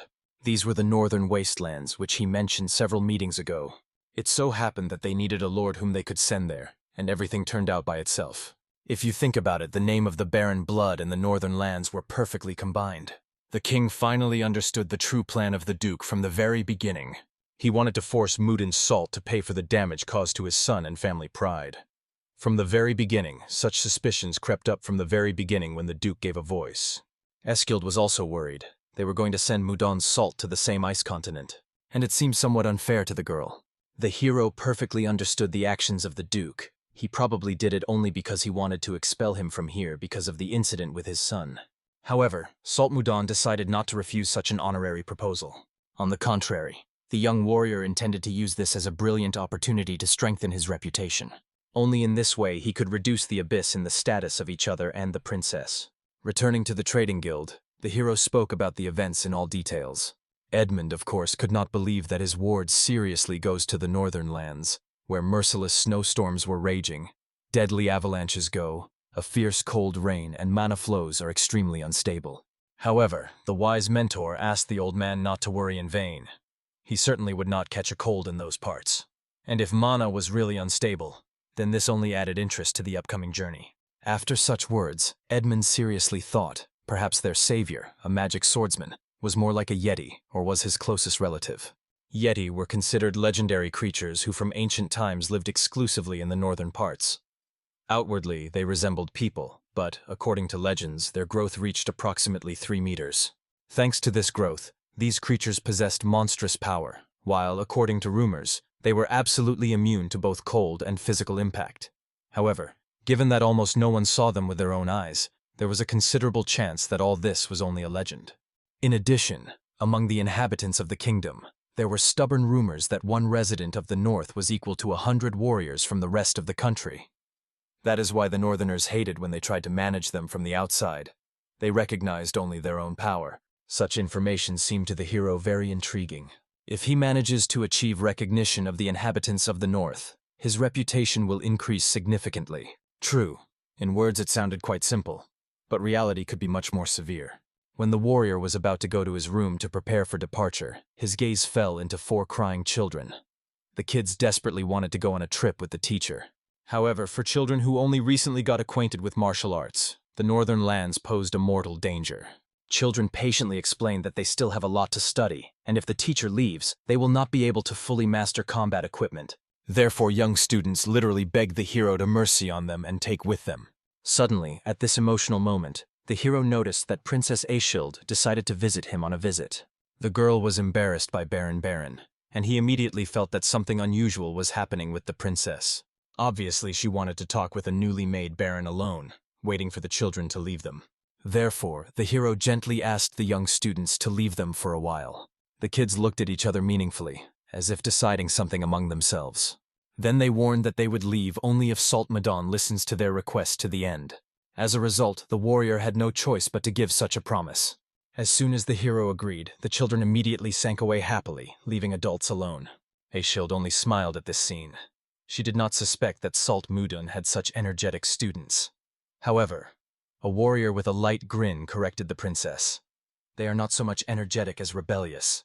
After these words, the girl only laughed, and it seemed that she felt a little easier on her soul. However, the true reason for her visit was serious. The princess came to apologize to the Baron. After all, it was she who asked her father to appropriate the hero, acting without any evil intent. But for this reason, he was now sent to the harsh northern lands. Earlier, Salt Mudon had already noticed the similarity between the princess and the bump, but he did not expect how similar they were. Aeschild in the same way apologized to him because of the actions of her father. Remembering these moments, the warrior could only smile and not be angry with fate. But still, he calmly explained to the girl, if he had not received this title, he would never go north. The princess again apologized for her actions, making it clear that she was sincerely sorry for what happened. However, the hero made it clear that after her apology, nothing would change dramatically. In the end, he still had to go somewhere to strengthen the situation. And then, as he expected, the beauty suggested somehow to console Mr. Baron. Then the hero suggested that he hand him a talisman for luck. However, it seems that the girl did not even imagine what she had in mind by a similar subject. The hero, instead of the traditional talisman, boldly asked him to give him a kiss filled with sincere care for another person. At first, the princess was madly embarrassed by such words, and then she just screamed in fright and surprise. At that moment, the warrior realized that he was too rushing with such a bold offer. In any case, he already needed to go and prepare for the upcoming departure. Therefore, he gently asked Ashild to forget his last words and not take them seriously. Obviously, the girl was very angry. After Salt Mudon said something like that, he dared to leave so calmly. However, something in his appearance made her heart beat much more often than usual. For some inexplicable reason, she distinguished in him completely different features, unknown to her nations. This made the princess literally hold his breath from excitement. Therefore, she even stopped the hero, asking him to wait a little more. The girl could not understand why the behavior of Mudon's Salt seemed to her so familiar and relatives. As a result, after the survivor vision, she suddenly agreed to reward the hero with a talisman of good luck. Of course, the Salt Mudon was extremely confused. He pronounced this just as a joke and did not expect that the princess would agree to this. Therefore, the warrior tried to dissuade her from such a decisive step. He even insisted that the beauty simply ignore his frivolous words. However, pulling the baron to her, the princess suddenly awarded him a gentle kiss. After which she was very embarrassed by what was happening and immediately hid her flushed face under a deep hood, leaving the hero in complete perplexity. And then she quickly ran away, not looking back. At that very moment, the guy realized he must necessarily achieve brilliant success in the northern lands and return to the princess winner. Soon, the first news came to the distant northern region that a new lord was being sent to them. There were stubborn rumors that he saved the life of the king himself, for which he received not only the honorary title, but also land possessions. In addition, local residents heard incredible stories about how this warrior alone defeated 100 enemies in an instant. However, sane people considered such stories nothing more than an empty fiction. But even with such doubts, it remains strange that the person who saved the king decided to go to these harsh lands. Only one of the conversational northerners understood the true cause of what was happening. This guy clearly fell into the disgrace of the influential Duke of Karus. However, for local residents, such palace intrigues did not matter. They still did not know for sure whether this young lord really possessed the legendary force. Therefore, one of the local men, Max, simply intended to scare the stranger properly, so that he would run away quickly from here. Meanwhile, in the snowy northern lands, 2 hunters tracked wyvern, skillfully hidden from their eyes among ice blocks. At this critical moment, the hunter girl saw something truly terrifying. A real snow dragon sneaked through a dense winter snowstorm. As a result, the powerful predator managed to knock down a girl named Moon. Her friend immediately rushed to her help, cursing fate for falling into such a dangerous situation. But they just wanted to get a couple of precious icons of wyverns. At that moment, the girl herself rubbed her bruised head, trying to recover after the fall. However, then she noticed with horror that behind her friend Jake was already hiding a snow dragon, which had wide opening her deadly mouth. The monster clearly intended to swallow the guy as a whole. But at that moment, a mysterious hero came to the aid of hunters unexpectedly. With only one lightning-fast movement of his blade, he brought his head to such a giant, as if it were an ordinary tree branch. Obviously, after what they saw, people could not recover for a very long time, breathing heavily from the experienced deadly horror. The hero calmly explained to the shocked hunters that now everything would be in order with them. The moon immediately began to warmly thank the unknown master for the enormous help provided to them at such a desperate moment. However, the stranger calmly explained that he had fulfilled only what any worthy lord of these lands should do. After that, the mysterious savior said goodbye to the hunters, promising that they would certainly be seen later under more favorable circumstances. Then he instantly rushed away, moving at such an incredible speed that it seemed as if he had just disappeared, teleporting in an unknown direction. However, at the same moment, an attentive Jake called out his girlfriend. He noticed the eggs of the wyverns, for the sake of which they risked their lives, also mysteriously disappeared. Soon the new lord reached the majestic walls of his palace. When he sat on the throne in the main hall, he found with great surprise that he had only one single servant in front of him. All other subjects did not appear at the ceremony, although they knew very well that today the solemn inauguration of the new ruler would take place. The faithful knight apologized to the lord and offered to again send messengers to every village with a repeated invitation. However, the baron understood even if he would send someone, it is unlikely that local residents deign to come to the palace. Of course, Salt Mudon was very disappointed that these people are so dismissive of their duties to the new lord. Gradually, he began to understand why all the previous rulers here were so rapidly replaced by one after another. However, the hero had his own very effective approach to such rebellious subjects. A few days after the commemorative inauguration, the the same man who proposed organizing a strike against the new lord visited his comrades in the local bar. What was his surprise when he saw that they were greatly beaten? Smutyan could not understand who did it with his associates. Perhaps the culprit was the same new lord, and this guess was absolutely true. The victims were extremely upset by the way the ruler was brutally treated, but at the same time they were forced to recognize his outstanding combat skill. They said that the lord moved so quickly and deftly that no matter how they attacked, they could not even move when he touched their bodies with their own hands. In addition, his blows were so accurate and painful that the pain caused was literally indescribable. But at this tense moment, another city dweller quickly burst into the bar. He loudly announced to the audience that the lord was now in the central city square, and clearly intends to turn to the people. Of course, the squamous man decided to immediately go to him and look at this spectacle with his own eyes. And all local residents were amazed that the greatest warrior of the Kareloi finally decided to take some active actions. People believed in the legendary fighter and hoped that he could show this stranger his true place. Meanwhile, standing on a spacious square, the hero looked around with interest the assembled crowd. How many people here turned out to be here? At that moment, among the spectators, the moon was unexpectedly saw the very man who saved her from faithful death in ice wastelands. However, at that moment, her father approached the girl. The man was perplexed that she had forgotten here among the curious crowd. The daughter explained that she came precisely because she saw many gathered people who had to greet the new lord. Finally, the moon realized who the mysterious person in reality was saving her, and what exactly he had in mind when he spoke of his duty. The girl excitedly told her father about how one noble man saved her life when she was in mortal danger, trying to get eggs of an ice wyvern. Obviously, it was extremely difficult for Max to accept the fact that the person who saved his beloved daughter was the same new lord. Everything became much more complicated than he initially expected. Moreover, an unknown warrior did not defeat the usual wyvern, but a rare ice variety. Such a feat was considered difficult even for an experienced fighter of the level of the Kari of the Moon. Being an honest warrior, Max was supposed to admit the outstanding talent of this man. But now they could no longer retreat from the planned plan. Therefore, the legendary fighter extended his hand to greeting and introduced himself as a new lord as Max, the greatest warrior of these harsh lands. The hero calmly explained that he was recently appointed ruler of Kareluna under the name Baron Vuga. Various rumors about this mysterious man already reached Max. They said that he walked around the city outside the city, ruthlessly beating rebellious people. However, Saltmudon simply and honestly explained that he only strictly punished those who tried to openly rebel against his legal authorities. The warrior sincerely hoped that Max was not going to be among such troublemakers. But as it turned out, the local fighter had a special offer for the new ruler. As well known, in this harsh place it is incredibly cold almost all year round. Therefore, since ancient times, local residents use strong alcoholic drinks. For this reason, Max invited the hero to compete with him in the art of drinking. Saltmudon without hesitation accepted this proposal, which surprised a lot of an experienced northerner. Max even warned the stranger that this is an extremely strong drink that would instantly disperse the blood throughout the body and can dump the unprepared person. However, the Baron of the Vuga calmly accepted this peculiar challenge, ready to prove his resistance in the face of all the trials. But he explained the conditions of the duel. In the event of his victory, Max recognizes him as his master and will follow him unconditionally.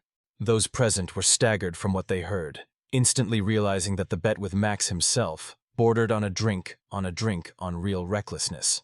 Of course, a pampered aristocrat, not accustomed to such northern entertainments, is unlikely to be able to drink more than one sip. Max was well aware of this circumstance, which is why he agreed with such confidence to such a risky deal. Thus, very soon the opponents met at a massive wooden table, and the local warrior sincerely hoped that the newly made lord would keep his solemn promise. At this tense moment, Max himself generously invited the aristocrat to surrender, while it was not too late for a prudent retreat. However, the Baron was a true lord, and could not help but restrain this word, so he asked without unnecessary ceremonies to start a competition. Such self-confidence of the new ruler only angered the experienced Max. The harsh northerner only asked the arrogant aristocrat not to regret subsequently that he had not run away before when there was still such an opportunity. Very soon, the legendary Max no longer felt his own arms and legs at all, and his consciousness began to become dangerous from an unusual amount of alcohol. Of course, his faithful friends desperately tried to bring a mighty warrior to their feelings in all available ways. However, at this critical moment, the famous fighter lost consciousness right at the table. Of course, Max was incredibly difficult to accept the fact that he, the best drunkard in the entire northern region, shamefully lost consciousness during a competition in a drink. Nevertheless, the proud warrior categorically refused to stop the duel, because he could not be so sorry to lose in the face of the whole honest people. He asked to pour him another portion, and the Baron of the Blizzard only laughed condescendingly, asking the man not to be too zealous in attempts. However, even looking at the unperturbed hero, the drunk Max saw that in front of him were two blurry silhouettes at once. The northerner himself could not understand why everything was in order with the new lord, as if he drank ordinary spring water. While the Baron Vuga generously offered a stubborn man to simply give up and preserve the remnants of dignity, he persistently demanded the continuation. Of course, when the local warrior so stubbornly insisted on continuing the competition, Syl did not argue the salt and allowed him to bring the matter to a logical conclusion. As a result, a desperate man in one gulp dragged another bowl of strongest alcohol. The hero drank this fiery drink as if it was the most ordinary spring water. Despite the fact that Salt Mudon did not drink alcohol for a long time, now everything went just perfect for the new ruler. Soon, the warrior heard a loud deaf knock and, turning around, made sure that this sharp sound was a signal of his brilliant victory over the legendary local fighter. Even the faithful friends of the defeated Max could not believe that their invincible comrade was so rapidly disconnected from an excessive amount of alcohol. Then Salt Mudon solemnly turned to all the present citizens and imperiously ordered them to gather in his castle exactly 5 days later. Thus, the new lord intended to check which of the subjects really keep his promises and who is an empty chatterbox. The appointed 5 days flew quickly, and the action again moved to the majestic castle of the ruler. Saying on his throne in the main hall, the Baron saw an impressive company of local residents in front of him. Of course, he did not think at all that they would really appear to fulfill these promises after such a humiliating defeat of their idol. However, the Northerners knew how to fulfill their oaths, which was granted for their harsh nature. However, Salt Mudon immediately interrupted the excuses that all present perfectly understood who he was and what he was capable of. Therefore, the new lord wanted to immediately move on to a serious matter and gave the audience exactly 10 days to prepare for a large-scale move. Hearing such an unexpected statement, the townspeople only opened their mouths from extreme surprise, but nothing intelligible, and did not answer the words of the ruler. The moon did not understand at all what the mysterious hero actually achieved. Did he really want all of them to live directly in his castle? Salt Mudon only patiently explained to the puzzled people that all the inhabitants would simply not fit in his possessions, no matter how spacious they may be.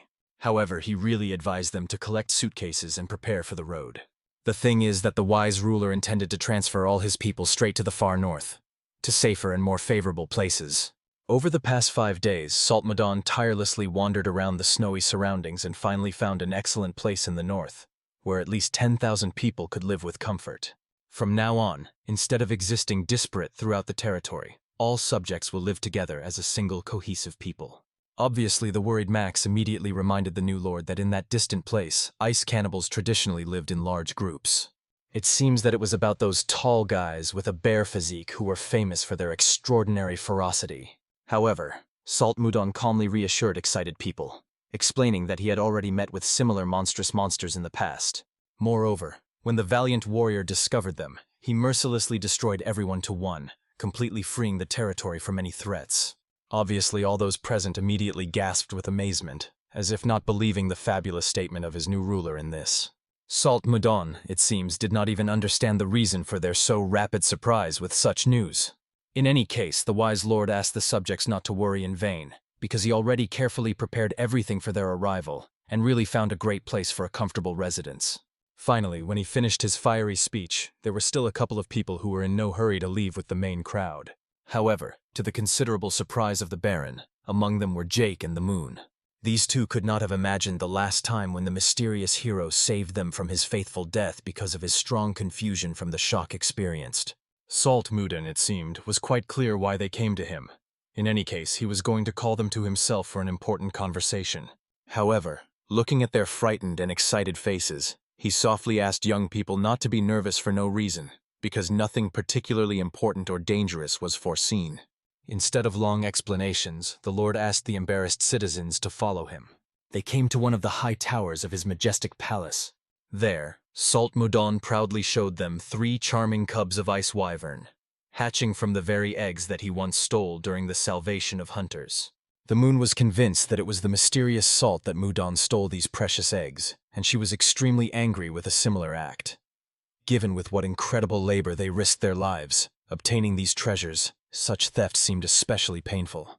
However, the hero with an impudent smile reminded the indignant people about who exactly saved them on that fatal day from his faithful death. In any case, this circumstance was not of fundamental importance. He only asked the guests to stay quieter, because the kids were still sleeping peacefully in their cozy nests. At first, a noble warrior thought to grow these amazing kids on his own. However, they turned out to be incredibly noisy and gluttonous creatures, and because of constant care for them, the hero recently just went crazy with fatigue. Only when the wise moon explained that the wyverns hatching from the egg in the first they will see, they would instinctively recognize their adoptive mother, the warrior finally realized why they behaved in relation to him. Therefore, now he seriously did not know whether to continue to grow these annoying and constantly disturbing creatures. The moon patiently explained to the bewildered lord that ice wyverns were much larger and more powerful than their usual relatives, and the hero had a truly great opportunity to tame these rare creatures for his own needs. If the hunters were in his place, they would certainly tame such wyvern. After all, they could be easy to fly to Tenston. It was the second capital of the kingdom, located 1,000 kilometers west of their city. Tente was a place where literally nothing special happened. In addition, on fast wyverns, the road there and back would take only an hour or 1.5 at the most. Of course, such a rapid way of moving could not but interest a practical warrior. Therefore, the Baron decided to learn in detail from these experienced people how best he was to tame these amazing creatures. As it turned out, an entrepreneurial lord had a truly brilliant idea regarding these little winged friends. A few days after this fateful conversation, the people of Caroluna began the great relocation by the solemn decree of their new lord. Near the hero, heading the column of immigrants, his faithful student was walking. It turned out that ordinary people were incredibly not easy in this grueling journey through snowy expanses. Obviously, this circumstance did not surprise at all, given that they had already spent 3 days and 3 nights in a continuous path along a harsh area. In addition, the penetrating warrior noticed among immigrants a lot of people who still did not trust him and continued to hesitate in the correctness of the decision. But very soon they will reach the cherished goal, and then their doubting hearts will radically change for the better. For this reason, soon the Lord invitingly and loudly called all the exhausted travelers. He solemnly announced to the audience that they were almost a long-awaited goal. Even if it's difficult for them now, everyone should hold out very little. Of course, some skeptical people were perplexed. They did not even really know exactly where they were going through this snowy desert. Moreover, the immigrants were not fully confident that there really was not a single icy cannibal left in that mysterious place. However, such an open distrust only angered the impatient lord more strongly. He reminded Doubt that he had already declared victory over all possible enemies in that area.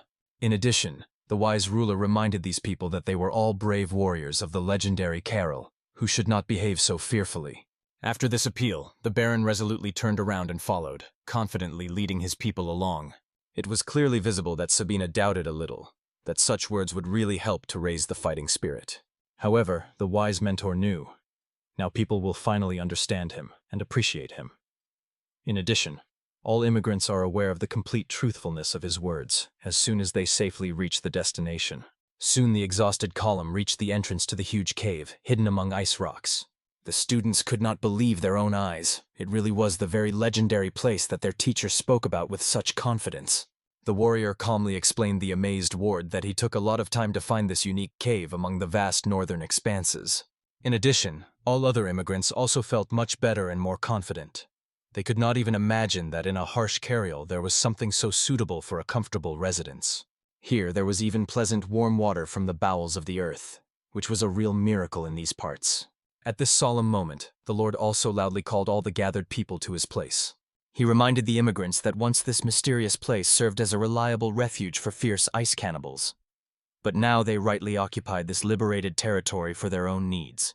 Since the whole people were going to live constantly here, it would be reasonable to give this historical place a new name corresponding to the changed circumstances. He used to live in the majestic Northern Ice Palace, so he decided to choose a name that's similar to this noble name. As a result, the ruler failed to come up with anything better than calling their house a White Castle. However, it seems that ordinary townspeople sincerely liked a similar solemn name for their new house. Now everything that was a prudent hero remained was to transport here the cubs of ice wyvern, for which there was plenty of free space. But at that moment, the warrior suddenly felt some loud piercing sound cutting frosty air. At that very moment, all the immigrants screamed with horror, seeing a dazzling ball of lightning, which suddenly arose right in front of them. From this mystical lightning, slightly crippled little wyverns appeared immediately, which someone clearly transported a magical way. An unknown wizard, obviously, did not understand at all why magic transferred precisely these creatures to such a distant place, and Salt Mudin certainly did not expect to meet in such a deaf place an outsider, especially engaged in dubious experiments with his pets. Therefore, an angry lord immediately attacked this impudent guy, ready to deal with him with his bare hands for such audacity.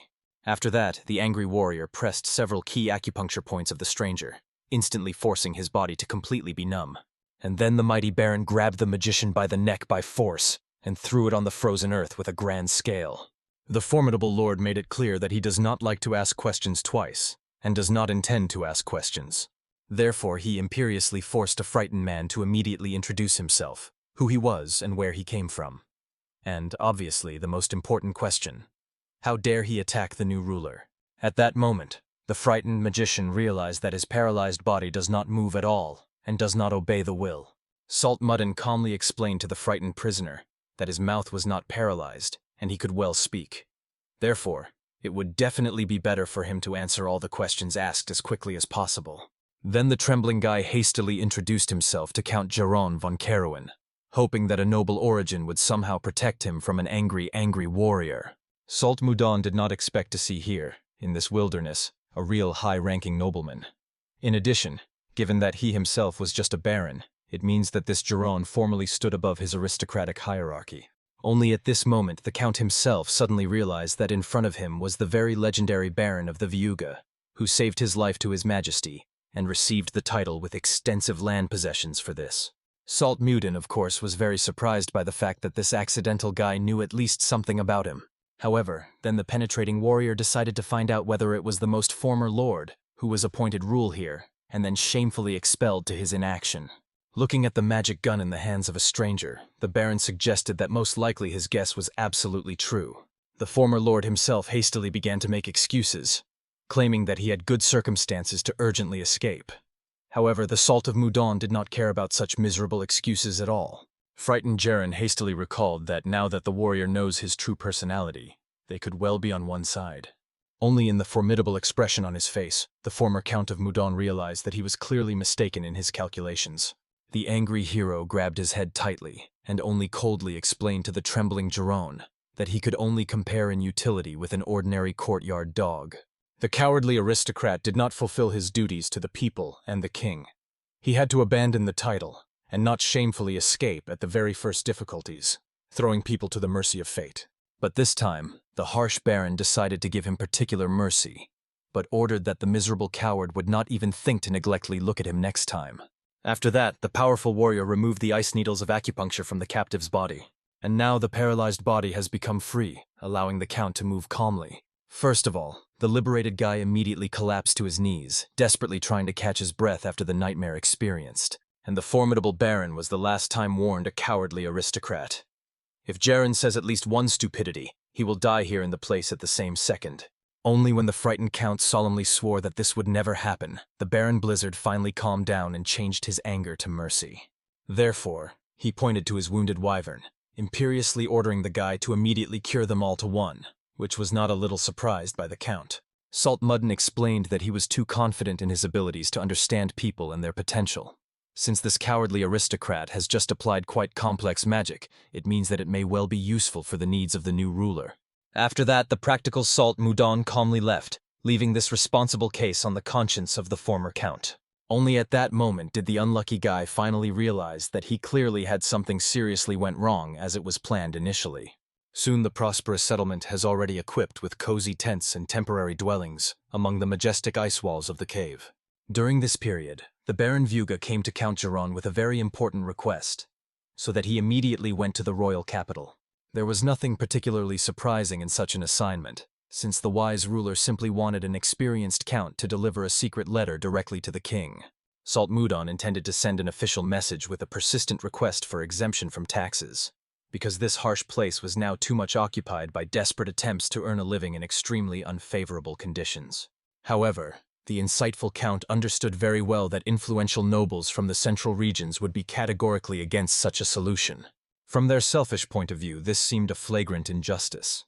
If this revolutionary bill is adopted by the king, Will they threaten His Majesty with non-payment of his own taxes? After all, many of them could say that the conditions in their possessions are no better than the harsh northern lands. Regardless of how mercifully His Majesty favored the legendary hero, the monarch will surely abandon such a bold proposal for political reasons. However, the wise warrior explained that the main problem was not so much in ordinary nobles, as in one specific person. In the center of all intrigues, it was the Duke, who initially sent the Baron to these gods of forgotten places. As a result, Saltmudon still decided not to act so thoughtlessly. Instead, he proposed a special plan of action, after which he leaned over and whispered something to the Count directly on his ear. Giron, it seems, did not believe that this was generally possible to put into practice. However, observing the unshakable confidence of his master, the former Count decided to completely trust his brilliant plan. For this reason, before his responsible departure, Salt gave the faithful assistant a strict order to begin immediate training of local soldiers for a large-scale operation. The fighters were extremely curious why their new leader so unexpectedly gathered everyone in the main hall of the cave. However, at this solemn moment, Saltmudon loudly called all the inhabitants to him, and when his inviting gaze fell on the audience, the faithful Moon responded first. The girl, of course, appeared fully armed, but did not understand at all why the Lord convened such an emergency meeting. However, Saltmudon was completely not against everything to explain in detail the assembled subjects. The ruler calmly made it clear that they would all go to the grandiose hunt for ice wyverns, and their precious eggs will become the true goal. Of course, experienced residents perfectly understood that it was not easy to fight such monsters, especially when the goal was not adults, but their defenseless cubs. But in order to reassure excited people and guarantee their safety, the wise Saltmudon proposed to divide into effective teams of 30 people each. All detachments had to focus exclusively on the skillful theft of eggs. It would be enough to get at least one precious egg from each group. If hunters successfully fulfill their dangerous mission, then they will certainly receive a generous monetary reward. And the team, which will be able to bring the most valuable eggs, will be additionally awarded a truly fabulous sum of 100 gold coins. Of course, it was a huge amount of money that ordinary workers would never have earned by ordinary labor for a whole year. It was extremely difficult to believe that the new lord was ready to give them such an incredible reward just for the wyverny eggs. Even an experienced Max doubted in reality such a fabulous bunch of money promised by a generous ruler. However, Saltmudon never in his life made empty promises. He simply sincerely hoped that the courageous residents would cope with this difficult task. And the hunters were immediately inspired, having become actively preparing for the upcoming hunt with unprecedented enthusiasm. Watching how joyfully they tune in a dangerous business, Saltmudon turned to his faithful assistant with secret instructions. Over the next 10 days, the Count will secretly monitor each team, looking for the most useful and talented guys among hunters. And later, the wise lord planned to use the most capable fighters for completely different, more important purposes. Obviously, the insightful Giron immediately thought that their new lord was seriously thinking about creating his own knightly order. And, it seems, the former Count was practically right in his guesses. Saltmudon was pleasantly surprised by the striking resourcefulness of this smart guy. Despite the fact that he entrusted him with responsible work immediately after arriving in the settlement, Giron coped with his duties quite successfully, and immediately realized everything that the wise Saltmudon carefully hinted. As a result, the ruler decided to be with an intelligent assistant, extremely frank. Each worthy lord must have at least one personal knightly order to protect possessions. They said that the knights from the Duchy of Icarus were especially powerful and skilled warriors. These fighters were so superior to ordinary soldiers that they would not even lose to the famous royal knights in an honest battle. At this moment, the experienced Max carefully checked the equipment of his faithful fighters. Watching their decisive faces, Saltmudon understood with confidence. Sooner or later, it was these people who would take the status of the best warriors in the kingdom. This time, he will create an army much more and more powerful than the legendary squads of Snow Ice from a past life. After all, the valiant hero could not afford to lose his lover for the second time because of his own weakness. Then he loudly and solemnly declared his devoted soldiers to go to the tasks entrusted to him. Soon, hunting detachments discovered one of the majestic ice wyverns among snowy cliffs. The wise hero watched everything that was happening from afar, patiently expecting how one of the teams would cope with this dangerous test. At this critical moment, a group of hunters was divided into specialized detachments. A team responsible for a direct attack, and a group of distraction. A well-aimed Moon skillfully led a aimed shelling from the bow, while the clever Jake managed to skillfully chop off the powerful tail of an angry wyvern. An experienced Max at this decisive moment went straight to the monster's face to finally confuse him with spells. In the meantime, the commander ordered the second detachment to immediately deploy a pre-prepared hunting network. After coordinated actions, they managed to lure the mighty wyvern into a skillfully made trap. It was a fairly impressive result for the first joint hunt, and Count Geron delightfully remarked that people hunted in a similar coordinated way for several tense days. Of course, now their arms and legs worked in perfect synchronism, like a debugged combat mechanism. In fact, the insightful Geron understood that it would never have occurred to him to steal the eggs of the ice wyverna and tame these creatures from infancy. But if everything goes according to the Lord's ingenious plan, residents will be able to earn tremendous money, transporting and selling hunting prey, such as exotic leather and rare bones, to remote cities with the help of tinned icy winger. At this triumphant moment, the warrior loudly praised the second detachment, and also recalled that if they bring from the hunt a lot of precious ices, they will be able to get a truly excellent material reward. And all the fighters only lit up even more by an insurmountable desire this time brilliantly succeed. Thus, Count Geron was finally convinced. The new lord managed to unite the uncontrollable single warriors into a single cohesive whole. And it doesn't matter how many times he watched the like, all the same it remained a truly amazing sight. In this tense second, one of the ferocious wyvern managed to finally kill a skilled fighter named Storm. He turned out to be a rather strong and skillful warrior, and the Baron became extremely interested in who this mysterious guy who fought the ice wyvern with his usual sword. Especially considering that the fighter had such a speaking nickname. He was probably quite famous in certain circles. It turned out that the Storm was a real hero of ordinary people, who regularly raised impudent raids on the houses of evil nobles and generously handed out looted wealth to the needy poor. This noble guy fell into a trap of corrupt guards and was imprisoned in a gloomy prison, but it seems to be successfully fled, hiding here in these wild lands. In addition, watching how naturally he gets along with the locals, it was obvious. The Storm was a very decent person. The Baron even became curious whether there was someone else besides the Storm, who escaped from the royal prisons and found refuge in the northern lands. Therefore, he asked the Count to prepare a detailed report about these people with a criminal past. Perhaps among such fugitives they will be able to find someone really interesting and useful for future plans. Soon, all hunting participants gathered in their spacious cave, which during this time they managed to significantly improve and make more comfortable. The Baron sincerely praised all the participants in the winger hunting for zealous and well-coordinated work. They managed to collect enough precious eggs of ice creatures. The generous ruler promised to give hunters a well-deserved award, as he had previously promised before the whole people. Then the experienced Max raised his hand in order to ask an important question to the new lord. As was said, they really brought eggs of an ice wyvern, but did not understand at all why they were required by the wise ruler. Salt Mudon knew that everyone would be extremely curious for everyone why he suddenly asked to collect these eggs, and decided to explain his ingenious plan in detail.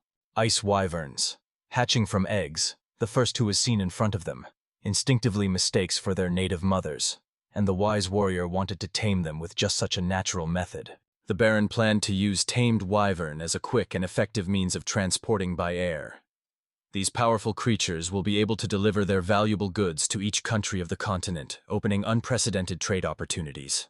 Then the practical Max posed a reasonable question. What exactly will they specialize in their trading activities? In principle, the inhabitants of the northern lands had many valuable resources, but the first place in the list of Mudon's salt was occupied by rare skin. For example, the unique icy skin of wyverns and other northern creatures. However, ordinary residents at first scaredly considered that Salt Mudon plans to reduce them all into the grave with dangerous enterprises. But they still really wanted to calmly live in their new house. However, the irritated ruler immediately ordered the Penitents to shut up and not to spread unreasonable fears. He reminded the assembled that it was he who got rid of all the ice ogres, which for so long teeming around the territory of their current White Castle. And now he was extremely angry that people really think that he would allow his faithful subjects to become easy food for wild monsters. Locals gradually realized the situation could really radically differ from the previous one. If they act together with the legendary hero, they will certainly be able to achieve unprecedented success and prosperity. As a result, finally inspired by the prospects, everyone decided to unconditionally follow their wise master. However, at this decisive second, a small student of Leo quickly ran up to him with an expression of extreme panic on his face. There was a serious trouble that concerned his eldest student, Sabina's Savage. The boy came running with terrible news. The girl was slowly dying of an unknown illness. At this critical moment, Only the faithful Luffy and Anna remained with the dying Sabina, and the girl, barely breathing, tried to calm the crying children with weak forces. The kids only sobbing, begging their beloved sister to hold out a little more, because their teacher will soon come to the rescue. At that moment, an worried hero finally appeared, who decided to personally find out what exactly happened to his student. The state of poor Sabina turned out to be much more serious than he initially expected when he saw her pale face. The alarmed mentor wanted to immediately find out why the girl suddenly became so catastrophically bad, and decided to carefully listen to excited students. As it turned out, helping Mr. Osborne find a suitable place to build a corral for wyvern cubs, they accidentally discovered a huge flower field. This amazing place was full of rare ice flowers that children saw only in old books and never in real life. The admiring Sabina certainly wanted to show these wonderful finds to her teacher, and tore off several of them. Then, along with aromatic flowers, everyone joyfully returned to the camp, anticipating a meeting with a mentor. However, at that moment, the poor girl suddenly lost consciousness, falling on the frozen earth without signs of life. Now all the children were very worried, and the little Leo honestly admitted that he did not know what to do in a similar situation. If your beloved sister does not wake up from this terrible ailment, they simply will not be able to survive such a loss. At this moment, the wise warrior asked the boy to calm down and pull himself together. Then the hero decided to carefully look at the mysterious flower, which the girl was still tightly squeezed in her pale hand. However, this unusual flower Salt Mudan knew very well from a past life. It was called a snow flower, and part time was the only plant that could serve as a healing elixir both in the North Sea and the Central Plains. Obviously, an experienced warrior was extremely interested in how these rare plants could be in a completely different world. But now such issues were not a priority to save the student. And worried mentor asked Leo carefully pick up his sister in his arms and carefully follow him. Soon, a caring boy carefully laid his sick sister on a prepared platform. The unfortunate girl still could not come to her senses after contact with a poisonous plant. She was in delirium between life and death. The concentrated hero asked that excited children immediately move away, because from that moment he began his complex treatment. Kids were strictly forbidden to enter this improvised medical chamber until the wise mentor would give much permission.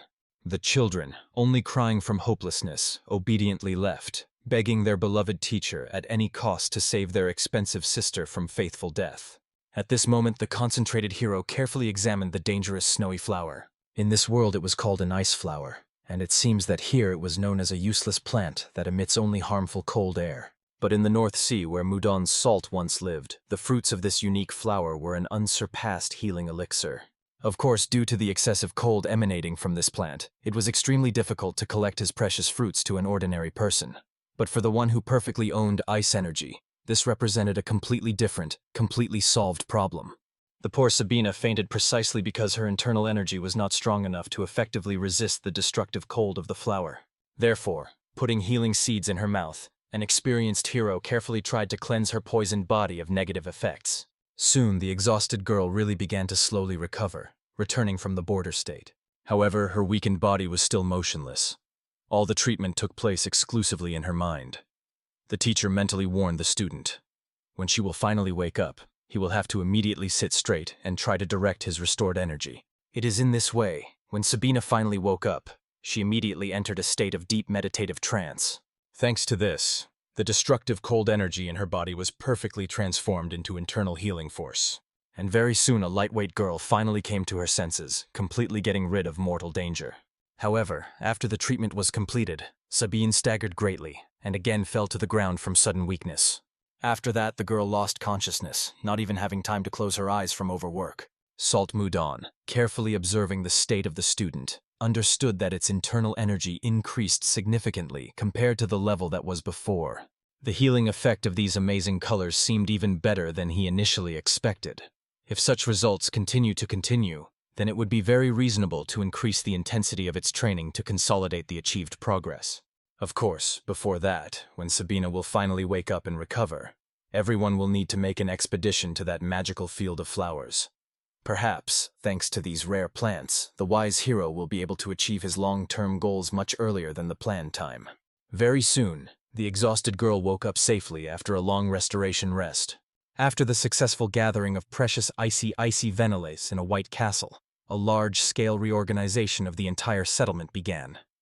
First, the prudent Salt Mudon carefully checked the detailed list compiled by Count Giron, and he formed his own elite knightly detachment. The new combat unit received a proud name, the Knights of Buren.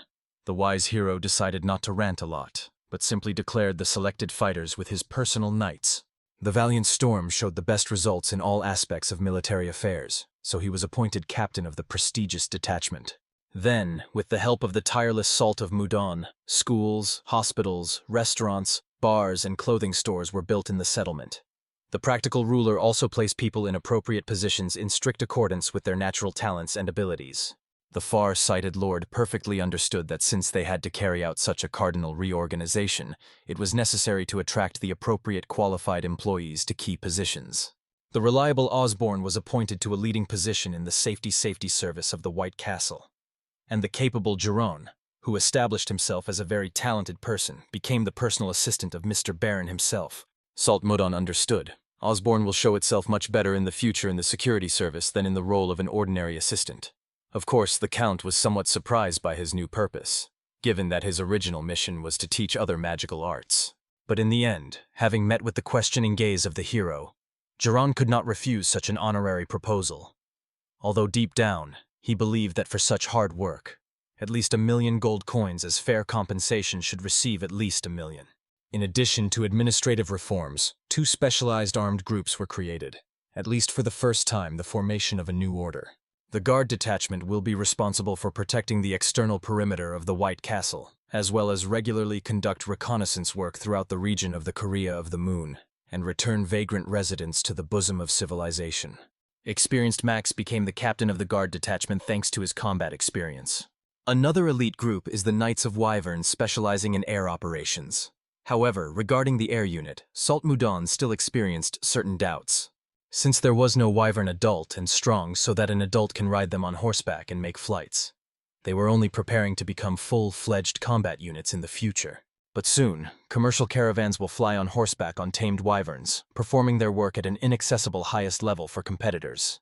Thus, several more productive days have passed in stressful planning and thorough reorganization. Count Giron began to seriously think to ask to reduce the workload or add more time on a good rest. Having burst into the working room, the breathless guy immediately apologized for his next delay. However, suddenly he saw opposite himself a calmly sitting Sabina. That very girl who recently seriously ill with contact with poisonous flowers, but now sat peacefully next to the other participants in the meeting. Salt Mudon asked him to sit as soon as possible, to sit down at the table as soon as possible, after which he turned to Osborne with a request to continue his important report on the current situation. As it turned out, very little time has passed since 3 guards were formed, but more than 20 prisoners were already in impromptu prisons. The main problem was that more than half of them were fugitives who arrived from other regions of the kingdom. Max immediately stated that these were dangerous criminals, who should have arrested everyone to one and put them under a reliable castle so that they would no longer cause serious troubles to civilians. However, the insightful hero understood that in this case, first of all, Max and all the other local rebels, they had to arrest the first as the main culprits of the uprising, because of which such a capable former leader as Count Giron was expelled without good reason. Of course, Max persistently argued that it was a completely different matter. It was a legitimate self-defense aimed at protecting the original autonomy of the Korilla from the arbitrariness of the central government. However, the wise hero seemed unfair to believe that their rebellious actions were a noble struggle for freedom, while the activity of the commander of the Storm Detachment was qualified as petty theft. Max had no choice but to apologize to the Storm-respected knight.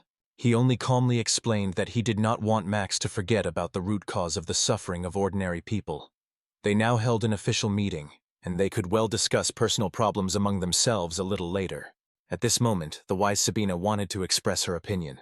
This clearly surprised the hero, and obviously, he wanted to carefully listen to his senior student, whose opinion was highly appreciated. The girl understood. Even if such a sane person as Osborne spoke in a similar way, it means that the settlement has an extremely negative public opinion about the fugitives. But hunting for cannibals was supposed to begin today, which was of great strategic importance. They could well put people in prison in the front echelons of dangerous hunting, thereby checking their true intentions. The hero liked a similar practical idea, so he allowed the student to continue to develop his thought. Soon, as it was agreed in advance, a special group went hunting for fierce icy franks. However, the goal that they initially pursued was suddenly lost among the snowy forest.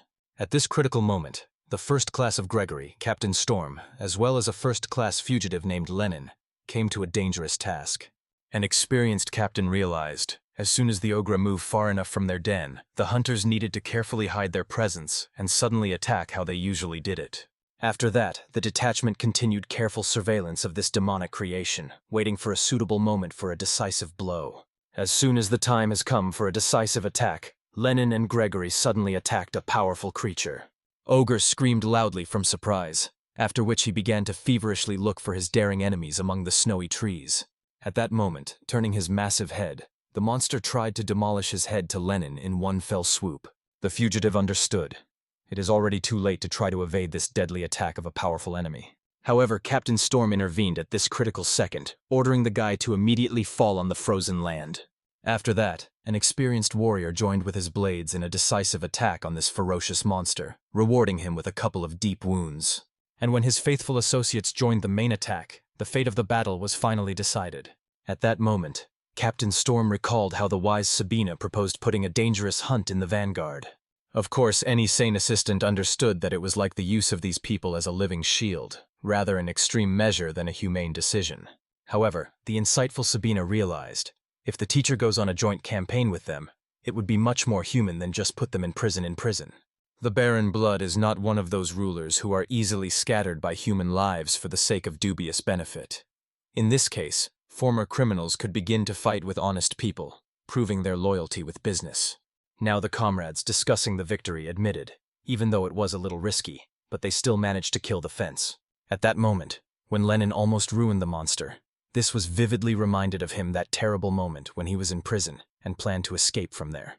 After a glorious victory, friends decided to go a little to drink, realizing that they would receive a decent reward for this dangerous work. Observing what was happening, Salt understood. The opinion of people about these former prisoners would certainly change for the better. In addition, it seems that they have become more united, thanks to combat cooperation. The hero could hardly believe that this brilliant decision was really proposed by his young student. The hunting participants did not even know that at that very moment, a monster hid in the dark carefully was watching them. Soon, residents continued to actively master the nearby forests of the region. On one of the next hunting expeditions, they heard some strange rustle among the snowy branches. As a result, one of the wary warriors decided to make a couple of warning shots from the bow towards a suspicious sound, so that all the hunters prepared for a possible battle. However, the released arrows pierced only into a tree, which means that the rustle they heard was just a noise of falling leaves. As a result, the young man went to pick up his arrows, then to examine other suspicious places. But at this fatal second, the hunters saw a 3-meter monster, ominously peering out of the wide trunk of an ancient tree. Around the same time, Count Geron proudly boasted that people in their settlement are no longer afraid of ferocious icy ogres. And of course, everyone perfectly understood. This became possible exclusively thanks to the wise assistance of their new lord.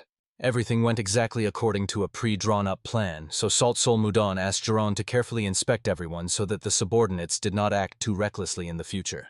For some time, Geron continued to study various monsters, which were radically different from ordinary ogres or wyverns.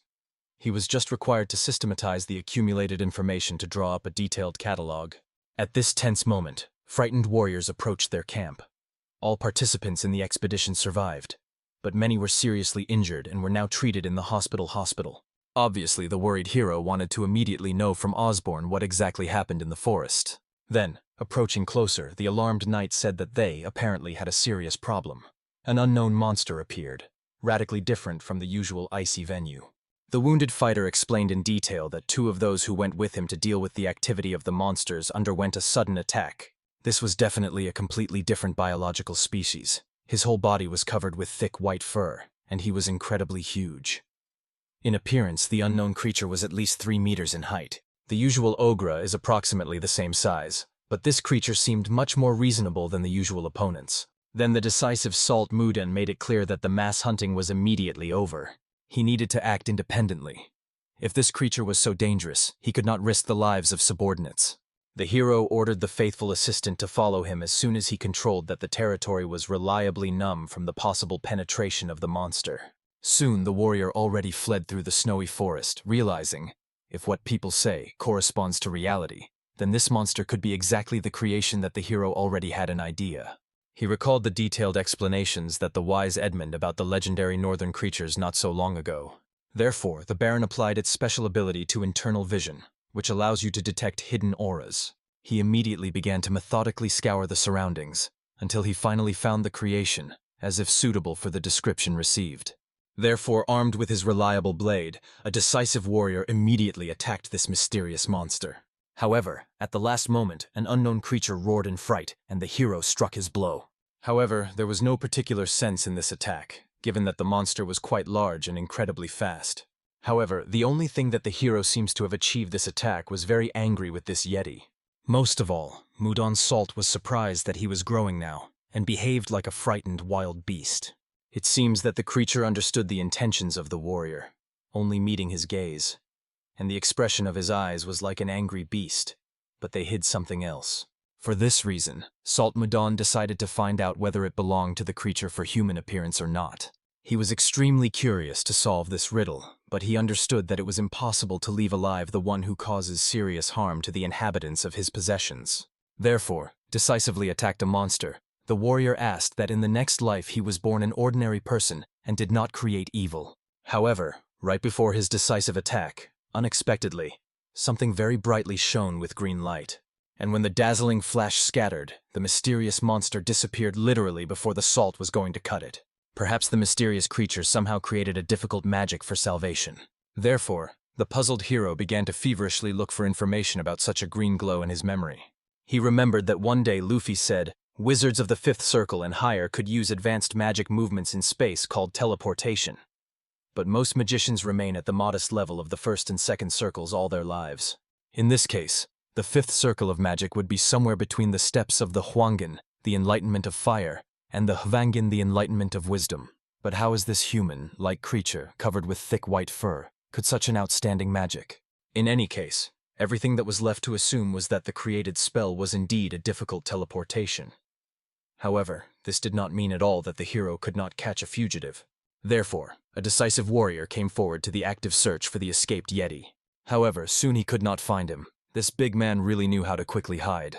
But, judging by the fact that Salt Mudon still felt someone else's presence, even with the help of a powerful teleportation, the creature could not go too far, a maximum of 2 kilometers. So, the mysterious Yeti definitely should be somewhere very close, and the patient hunting will continue.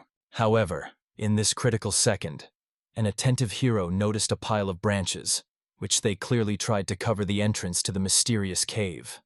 The mysterious creature definitely wanted to hide this place from prying eyes. When the brave warrior went down the stone steps, he realized with amazement. It was an abandoned ancient library, keeping countless secrets of the past.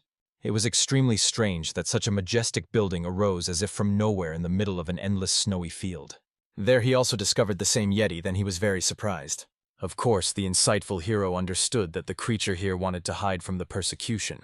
But for reliable shelter, he should have hidden much better and more careful. However, at this unexpected moment, a mysterious creature humanly asked that Salt Mudon would not approach him. Hearing that the stranger knows how to speak the general language, the intrigued hero decided to ask him several important questions. As it turned out, Yeti was not at all an ordinary monster. He introduced himself as a condor, a great warrior from Haori's legendary tribe. At that moment, behind the Baron, a dusty Geron appeared, who with a scientist explained that the condor in the language of Haori warriors meant snow wind. The Count also said that he found them nearby.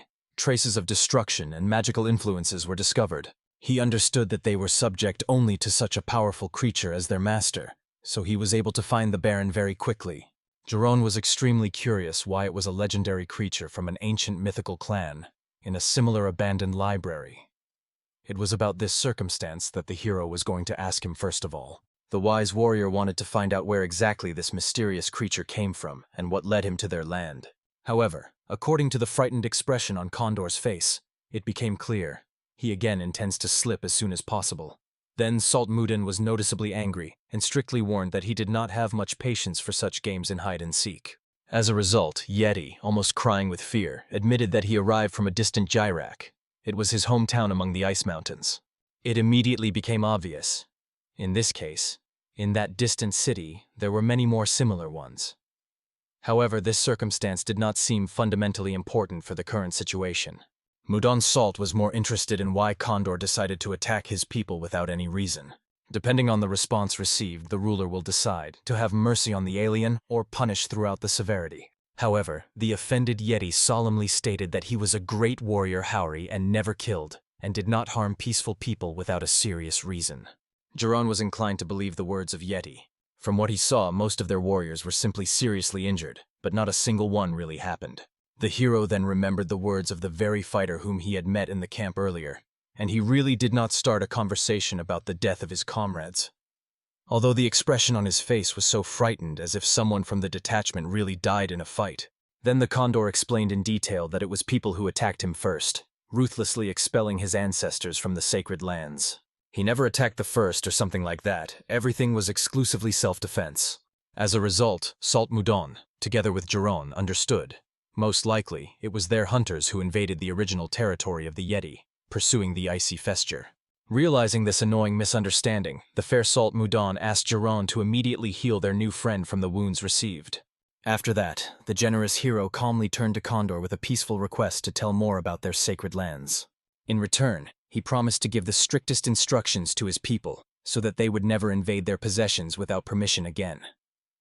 From this noble sentence, Yeti literally shone from genuine happiness and relief. However, the hero was somewhat annoyed that Condor still talked with him unofficially, as if he could not express himself quite polite to communicate with the Lord. It was clearly visible. This fair reproach plunged the simple-minded creation into a certain stupor from embarrassment. Salt Mudon understood that nothing special could do anything with a creature who did not even really learn to speak according to all the rules of etiquette. Therefore, the wise ruler decided to generously not insist on strictly official appeal in these circumstances. At about this moment, diligent Jiron just finished therapeutic procedures, so all three decided to return to their camp for further discussion. However, the unexpectedly faithful assistant asked the master to linger. Since they were alone, he would like to turn to Salt Mudon with an important personal request. Somewhere at the same time, the wise Edmund realized with anxiety that about 3 months have passed since the deadline that their magic mosque promised. This circumstance made the old man worry a lot. Given all adverse circumstances, everything went to the fact that the guild would simply fall apart in the near future. Obviously, his friend did not completely understand why Edmund looked so depressed and disappointed. However, the worried man recalled the solemn promise of their mysterious magic swordsman. Then the hero said that we need to wait only 3 months, and he will certainly send the long-awaited delivery of rare ice. However, since then no encouraging news has been received, which could not but bother. Of course, the assistant asked Mr. Edmund to calm down and not lose hope. Mudon Salt is definitely not one of those people who frivolously violate these promises. And besides, at this very moment they saw a huge ice wyvern majestically flying to the guild building with an impressive load. After which the old people heard a familiar children's voice from a height. The young student, smiling joyfully, explained that, as solemnly promised, the long-awaited delivery of precious ice arrived at them. Edmund literally shone with happiness. After all, he always believed that Mr. Magic Swordsman would not deceive him and hold back his word. Henry was more striking in the incredible power of this monster, whose strength was equivalent to the whole army, and the royal warrior used such creatures only to deliver broken ice. Obviously, the man really wanted to know what was happening in the mysterious north. However, Sabina suddenly remembered that her master asked to convey something important. After that, the girl handed Edmund a sealed envelope, which must be delivered to the very person they talked about. At first, Edmund thoughtfully examined the message, but then immediately realized who this letter was intended. Events smoothly moved to the luxurious royal walls, where Her Highness Princess Aishild enjoyed an exquisite midday dinner. There was also an annoying Justin, who sweetly thanked the girl for graciously accepted his persistent proposal for the meeting. In addition, an annoying fan showed the princess with banal compliments like the fact that she becomes more beautiful with every day lived. And, of course, the educated Aishild politely thanked Sir Justin for such generous, albeit template words.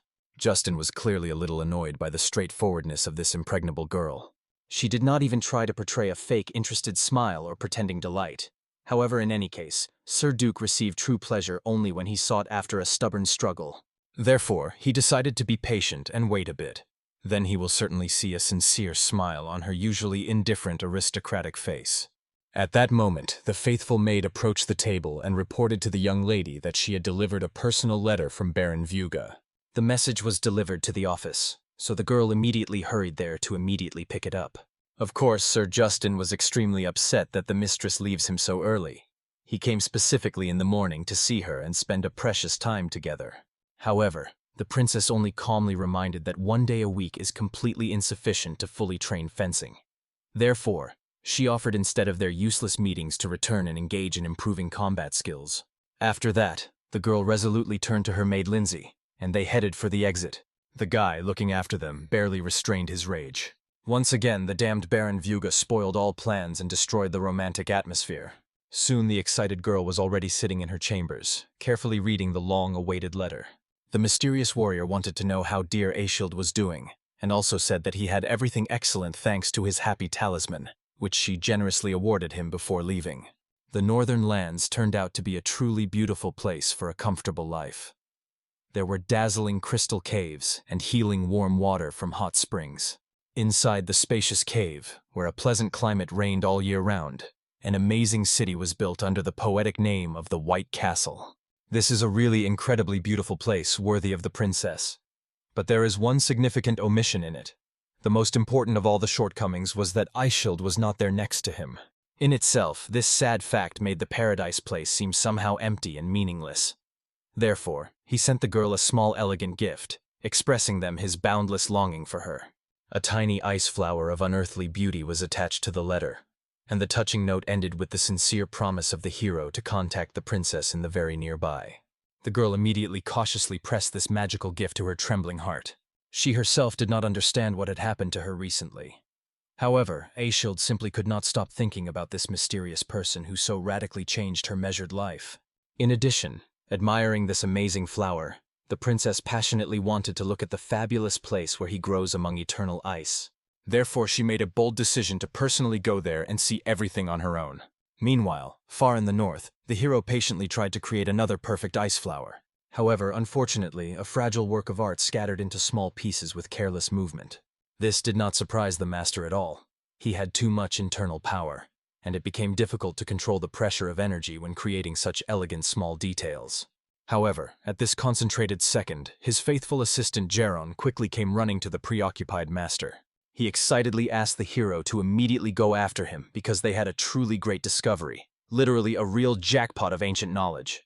Then the hero casually threw the next failed flower into a huge bunch of unsuccessful attempts and trudged behind his excited assistant. Soon, the Baron recognized the amazing news. The very library that they discovered belonged to the powerful ancient wizard of an incredible level. Of course, Geron did not understand at all why the master did not look delighted with such a discovery.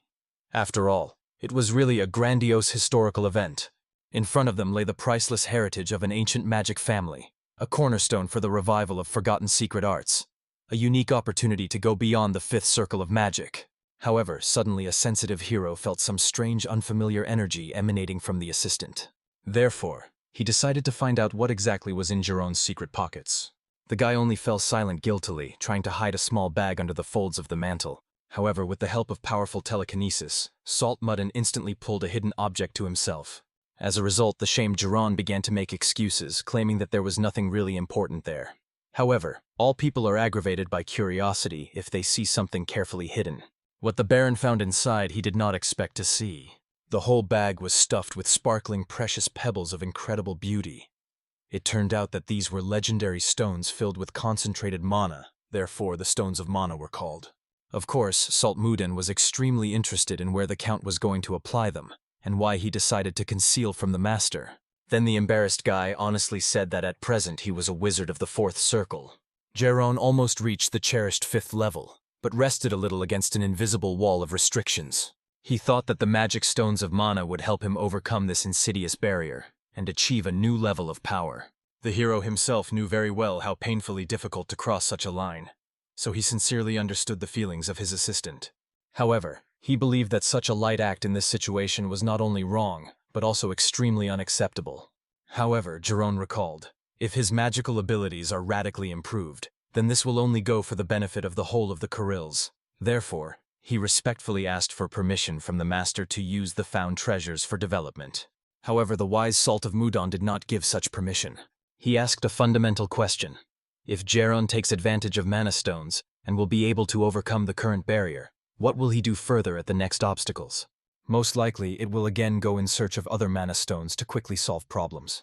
But this is completely not the path that is necessary for joining the new phase of development. It is necessary to make our own efforts in order to gain a true understanding of magical laws.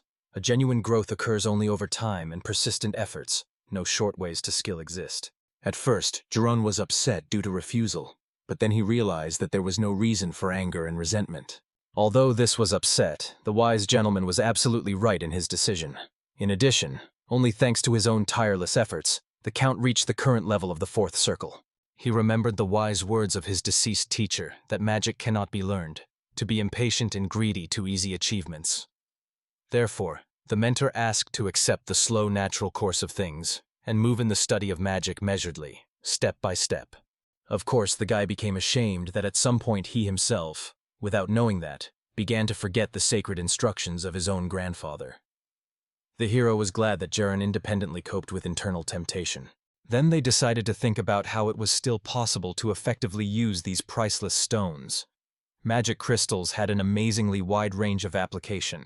They could be used for almost any complex magic. The jewelry was also suitable for the rapid accumulation of mana, the creation of powerful protective barriers, and even for distant magical communication.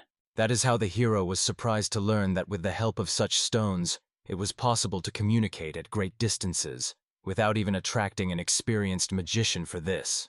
The guy calmly explained, if he puts a special communication spell on the prepared stone, then communication will become possible even for people who are completely unable to use magic, and the quality of such a connection will be one of the best among the known methods. With such excellent quality of mana stones, they can easily maintain constant connection even with the distant Empire Seba, which was behind the endless sea on another continent.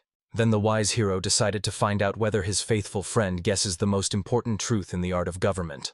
The most critical factor was the speed of dissemination of information between the regions. The rules of the political game have changed dramatically, depending on who could provide vital information faster and more. Therefore, the far-sighted Baron immediately ordered his talented assistant to turn absolutely all mana stones into special communication stones right now, without losing precious time. Soon, an inspired hero gathered with his faithful friends to carefully check the newly combined magical walkie-talkie in the field. Very soon he heard Comrade Jake's clear voice, transmitted through the crystal. The hero literally almost shone from the genuine joy of such success, so he immediately wanted to know where the tester was now. It turned out that Jake on his faithful wyvern was 10 kilometers from their white castle. In addition, he could excellently hear every word, which unequivocally indicated that magic stones really work without the slightest interruption. The Baron was sincerely happy that their revolutionary communication experiment was brilliantly successfully. The sound was transmitted crystal clean, without any interference or distortions. Salt also warned that in the future he would regularly contact the warrior on this channel to coordinate actions, which clearly pleased Jake. However, the next second, when the hero ordered his subordinate to return home immediately, he heard him clearly lolled at the other end of the connection. Therefore, strongly squeezing the stone in the palm of his hand, the angry lord immediately ordered Osborne, as soon as Jake returned to the castle, significantly increase the intensity of his training as a punishment. At this very moment, the rest of the students just returned to their winged pets in order to respectfully greet their wise teacher. The hero immediately asked them to go to the main hall. It was urgent to find out what happened during their intelligence mission. Thus, soon everyone gathered at a large oak table in order to thoroughly discuss important news from the outside world. However, the hero clearly did not like the letter from Mr. Edmund. He was silent for a long time, carefully reading an alarming message. As it turned out, shortly before that, Salt Mudan asked Edmund to collect and record detailed information about the political situation in neighboring countries. An old friend wrote everything quite thoroughly, but in this vast letter one specific name was mentioned, Inaz. For this reason, the Baron experienced some rather strange, anxious feeling that could not explain. The hero decided to directly ask his comrades whether any of them had ever heard this mysterious name. Captain Storm immediately responded first. He personally did not see this legendary person, so his information could not be entirely accurate. However, according to stubborn rumors, Inaz was the great master of the sword, whose art exceeded ordinary performances. All those present immediately staggered after these amazing words. After all, the great master of the sword is much higher than the usual master of the sword. It seemed that on this continent no higher rank could not be among swordsmen. However, at the same moment the worried hero imperiously ordered everyone to shut up and let him think. The Baron himself at this time began to feverishly reflect on what he heard. As far as he understood from past experience, the great master of the sword was tantamount to the warrior of the level of the Kingdom of Harmony on the Central Plains.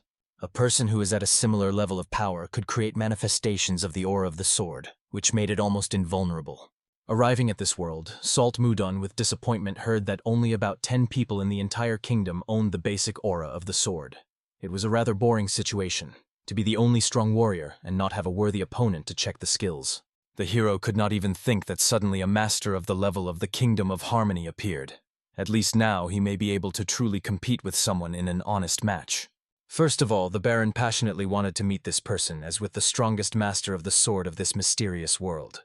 Then the storm recalled another important and very strange detail regarding the martial art of this legendary warrior. They said that when Inaz waved his blade in battle, an amazing aroma of flowering plum began to spread around him. Remembering such an unusual art with a characteristic plum smell, the hero realized this was very similar to the unique technique of the clan of the Fire Mountain.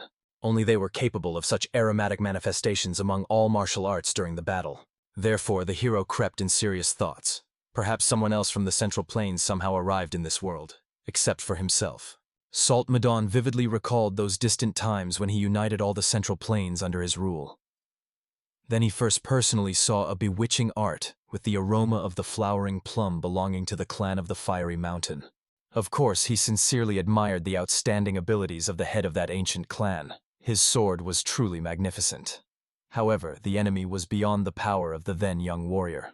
The head of the clan only looked displeased at the Salt of Mudon, understanding bitterly that if his talented student was nearby, the result of the fight would be completely different. It was about that promising guy who mysteriously disappeared several days before the decisive battle. The teacher was absolutely sure that the young warrior simply disappeared during a secluded training in the mountains. Everything indicated that he simply evaporated without a trace from this world for unknown reasons. Of course, at that moment, Salt Mudon considered it some unconvincing excuse for the defeated enemy. However, apparently, the head of the clan was not so far from the truth as it seemed then. Also, the curious Jerome became interested in what was still written in an alarming letter from Edmund. But there was nothing more particularly interesting there, only the information that the kingdom officially sends a group of observers to their region. Obviously, all those present immediately shouted so loudly that it seems that even the massive walls of the city shuddered from this news. And Salt Mudon, on the contrary, did not at all see in this planned testing of a special reason for panic and anxiety. Jerome patiently explained to the master that there were only 2 main reasons for the sudden arrival of the royal group of observers: solemn inspection tours or search and capture of state traitors. They must have been prepared for everything, especially considering that high guests would arrive soon. When the worried Jerome wanted to know exactly how much time they had to prepare, the hero significantly drew in the air the hour of the pig. So they reasoned seriously and did not know at all that these very observers had already arrived in their possessions. All the inhabitants were amazed that even royal knights in complete combat vestment unexpectedly visited them. At this solemn moment, a loud voice was filed by the arrogant Justin, who officially turned to the Lord of the White Castle, Baron Vuga, and imperiously ordered him to immediately go down in order to appropriately greet the attached group of observers. The hero calmly went down and courteously greeted Justin, with whom he had not seen personally for a long time. Only smiling slyly, the Baron decided to sarcastically ask how the hand of a young aristocrat feels himself, and whether she had not hurt recently after their memorable meeting. All witnesses froze in shock, watching the Salt of Mudon behave with this high-ranking young man, as if completely forgetting the strict rules of this class world. What the Baron was doing now could be regarded at all as a treason. At this critical moment, the hero only grinned, looking at all these tense soldiers. Then he politely asked the princess to stop hiding behind the guards and finally go out to him for a personal meeting. At this moment, the excited Aeshild asked the hero to refrain from threatening behavior towards official representatives of the crown. After that, the girl decided to calmly ask how all this time the Baron lived in her distant possessions. Obviously, the princess soon went on a detailed tour of the hero's possessions in order to see the described miracles with her own eyes. She literally held her breath when she first saw a dazzling crystal cave, about which Salt Mudon so poetically mentioned in her letter. Also, a curious girl passionately wanted to see the very healing hot springs that she had heard so much about. Therefore, gallant Salt Mudon decided to personally conduct it and show all local attractions. So they learned the true purpose of the visit. The group of observers made an ordinary royal inspection tour of distant provinces. Aeshild honestly admitted that after reading his touching letter, she convinced her father to include the northern lands in the route of a trip with a group of observers. Salt Mudin was sincerely surprised at such a bold and direct act of a beauty, after which he warmly mentioned the very happy talisman that the girl gave him goodbye, which obviously embarrassed her. The hero was struck by the fact that Aishild was even embarrassed by such insignificant references. She was completely no different from her lover in a past life. In addition, with their last meeting, a long spiritual journey awaited him. First of all, in order to avenge the deceased bride, he won the entire continent with Muri with iron and blood. After long wanderings and searches, he finally met her here in this new world. And although her appearance changed a little, he was more than just reunite with his beloved woman, even in a new appearance. When they reached this very picturesque hot source, the girl sincerely admired his natural beauty among ice landscapes. However, gently hugging Aishild, Salt Mudon romantically admitted that she was much more beautiful than any natural miracles in his loving eyes. The hero honestly admitted to the princess that he was very bored with her all this endlessly for the time of separation. However, the Baron himself did not notice how, at this emotional moment, he accidentally called her the name of Cluin. That was the name of his lover in a past life. Obviously, after this painful reservation, the princess began to persistently find out who this mysterious bumber is. And the confused Salt Mudon only scaredly apologized for his careless words, not knowing how to explain the situation. Then Aischild bitterly admitted that she really liked how he looked at her. In his eyes she always felt sincere affection and tenderness. However, only today the girl realized that this deep attachment of the Baron was not aimed at her at all, but rather at a mysterious woman named Cleanne. Obviously, the hero desperately tried to say something, to somehow justify himself before the offended Aischild. However, the princess only closed his mouth with her hand, not wanting to listen to explanations. She explained that she did not want to hear anything from him, and he did not need to say anything in his excuse. After which the girl turned away, hiding treacherous tears, and hastily left the source. Thus, Salt Mudon, without understanding it, gave an exhaustive answer to her painful question about his true feelings. At that tragic moment, the guy was speechless, and did not know at all what to say to correct the situation. Even if he told the girl the whole truth about the reincarnation and relocation of souls, the Baron could not adequately explain all those years and accumulated emotions that tormented his heart. Therefore, wobbly wandering around the cold, snowy seashore, he painfully wondered what to do in this hopeless situation. And at that moment, the hired killer suddenly ran into him from behind with his deadly blade. A professional killer aimed directly into the head of an unsuspecting victim. Soon, white snow was painted with a scarlet blood from the strike. Shortly before this fateful moment, an insidious Justin with a tempting offer turned to an experienced hired killer. And now the Duke's son was looking forward to while a professional named Arvan informs him a thorough report on a successfully completed task. It was impossible to describe in words the wild joy of Justin when he found out that a sudden attack on the hated Salt of Mudon was crowned with complete success. At this time, a small ice pendant was still lying on the frozen earth, the very gift that the hero created to search for a lover. Meanwhile, the princess was in her temporary residence in a white castle. She still sobbed bitterly and brutally reproached herself for how sorry she looked in this situation. Enchild never before, without stopping after she treated her so unceremoniously. She still clearly remembered the bewildered face of the hero during their last conversation. However, the princess considered herself a naive fool every time she remembered this painful episode. In addition, if she really was the road to the hero, he at least once tried to keep her or explain the situation. At that moment, the soldiers outside the door officially declared Her Highness about the arrival of the late visitor. Aishild literally transformed with happiness, thinking that it could be a baron who came to apologize.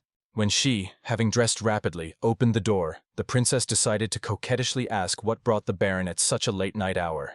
The girl naively believed that he came to sincerely ask for forgiveness for the pain caused. But what she saw literally struck on the spot.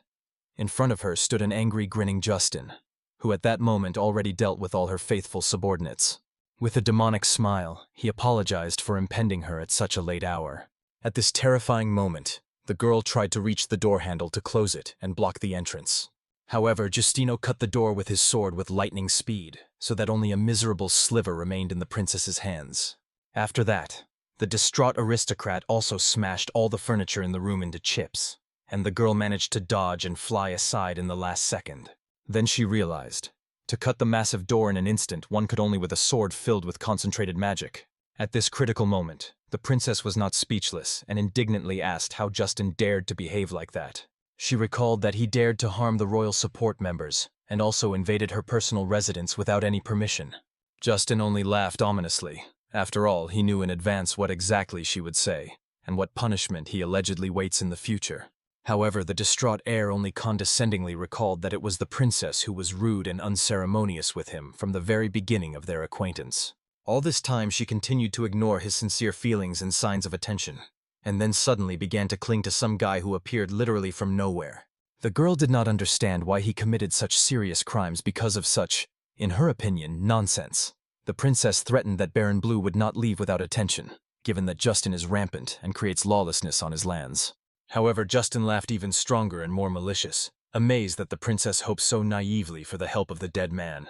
Looking at her shock and horror, the triumphant son of the Duke explained that he sent an elite detachment of the murderers for Salt Moudon. Now that professional killers have succeeded in a sudden attack, no one can even find his body among snow expanses. However, the girl, until the last moment, did not believe in the death of the hero and, clenching his fists, desperately waited for the Baron to save her from this nightmare. And in this fateful moment he really appeared in the doorway. With one powerful blow, the warrior drove the body of a distraught guy into a stone wall with such force that even a thick masonry broke into several massive parts. Having dealt with the attacker, the hero immediately returned to the mistress with a calm, affectionate smile, as if nothing special happened. After that, the Baron gently explained that everything was in order with him, and carefully looked at the girl to make sure that this villain did not create anything wrong with her. However, the warrior did not have time to do anything, like the magical blade, which was operated by the son of the Duke, suddenly flew into him again, controlled by magical power. As a result, a tense battle ensued between the hero and the enchanted sword. Then the amazed Baron realized that this blade was skillfully controlled using concentrated internal energy of the owner. At this critical moment, an enchanted blade quickly returned to his owner. The frightened princess began to peer anxiously into the distance, and they saw the demonic forces of darkness surrounding the enemy. It was clearly visible. Justin clearly carefully prepared for this decisive attack, leaving nothing on the will. Shortly before this fatal event, the heir came to his influential father, frankly admitting that he passionately wants to finally kill such an impudent bastard, like the Salt of Moudon. He persistently asked the Duke to allow him to use the elite group of hired killers. The son sincerely believed that professional killers are able to eliminate even a skillful master of the sword, and there would be no serious problems at all. However, the wise man understood that this would be completely insufficient against such an enemy. If his son really intended to kill the Baron, then he should have prepared for this very thoroughly.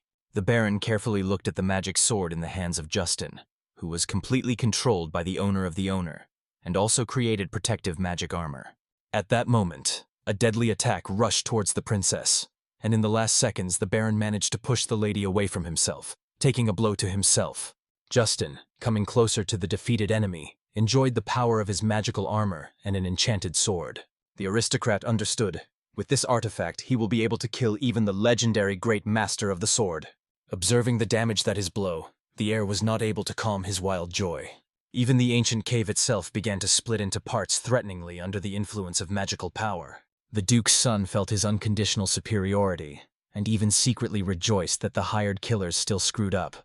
Now he will be able to kill this hated scoundrel with his own hands and enjoy revenge in full. At this tense moment, the frightened princess noticed the hero's bloodied hand. However, he strictly ordered her not to approach and stay at a safe distance.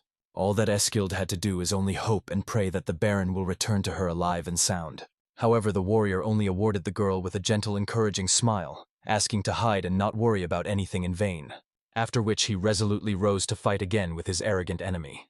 Salt Moudon honestly noticed that the guy had changed a lot from the moment of their past meetings, gaining magical power. However, deep down he remained the same unrelenting weakling. Of course, an arrogant aristocrat believed that the hero was simply trying to intimidate him again with his empty threats and bragging. Therefore, Justin began to violently attack the enemy with an enchanted blade. However, the Baron with his bare hands easily fought off this attack, demonstrating its superiority. At that moment, the distraught Justin with his whole body flew at him, trying to kill with one decisive blow. But the hero only managed to stop this blow with one hand. The sword did not even scratch his skin. Two fighters simply flew away from each other a few meters from recoil. However, Justin immediately approached, continuing to mercilessly attack. He drove the Salt of Moudon into a critical situation when he had nowhere to retreat. In addition, the Baron was pretty exhausted after a recent fight with professional mercenaries. It was a perfect chance to finally kill him. Therefore, Justin only laughed viciously, because the death of his sworn enemy was close as never before. However, in an instant, when the hero became truly serious, the magic armor began to quickly fly from the enemy's body into small pieces. In addition, the Baron definitely struck Justin's wounded hand, and in the same place where he had an old injury. Immediately, painfully sinking to his knees, the guy grabbed his wounded hand, desperately trying to recover from the shock.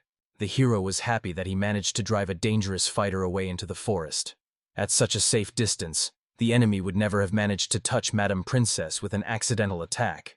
Only then did the stunned guy realize. To pretend to be wounded was the original cunning plan of the wise hero.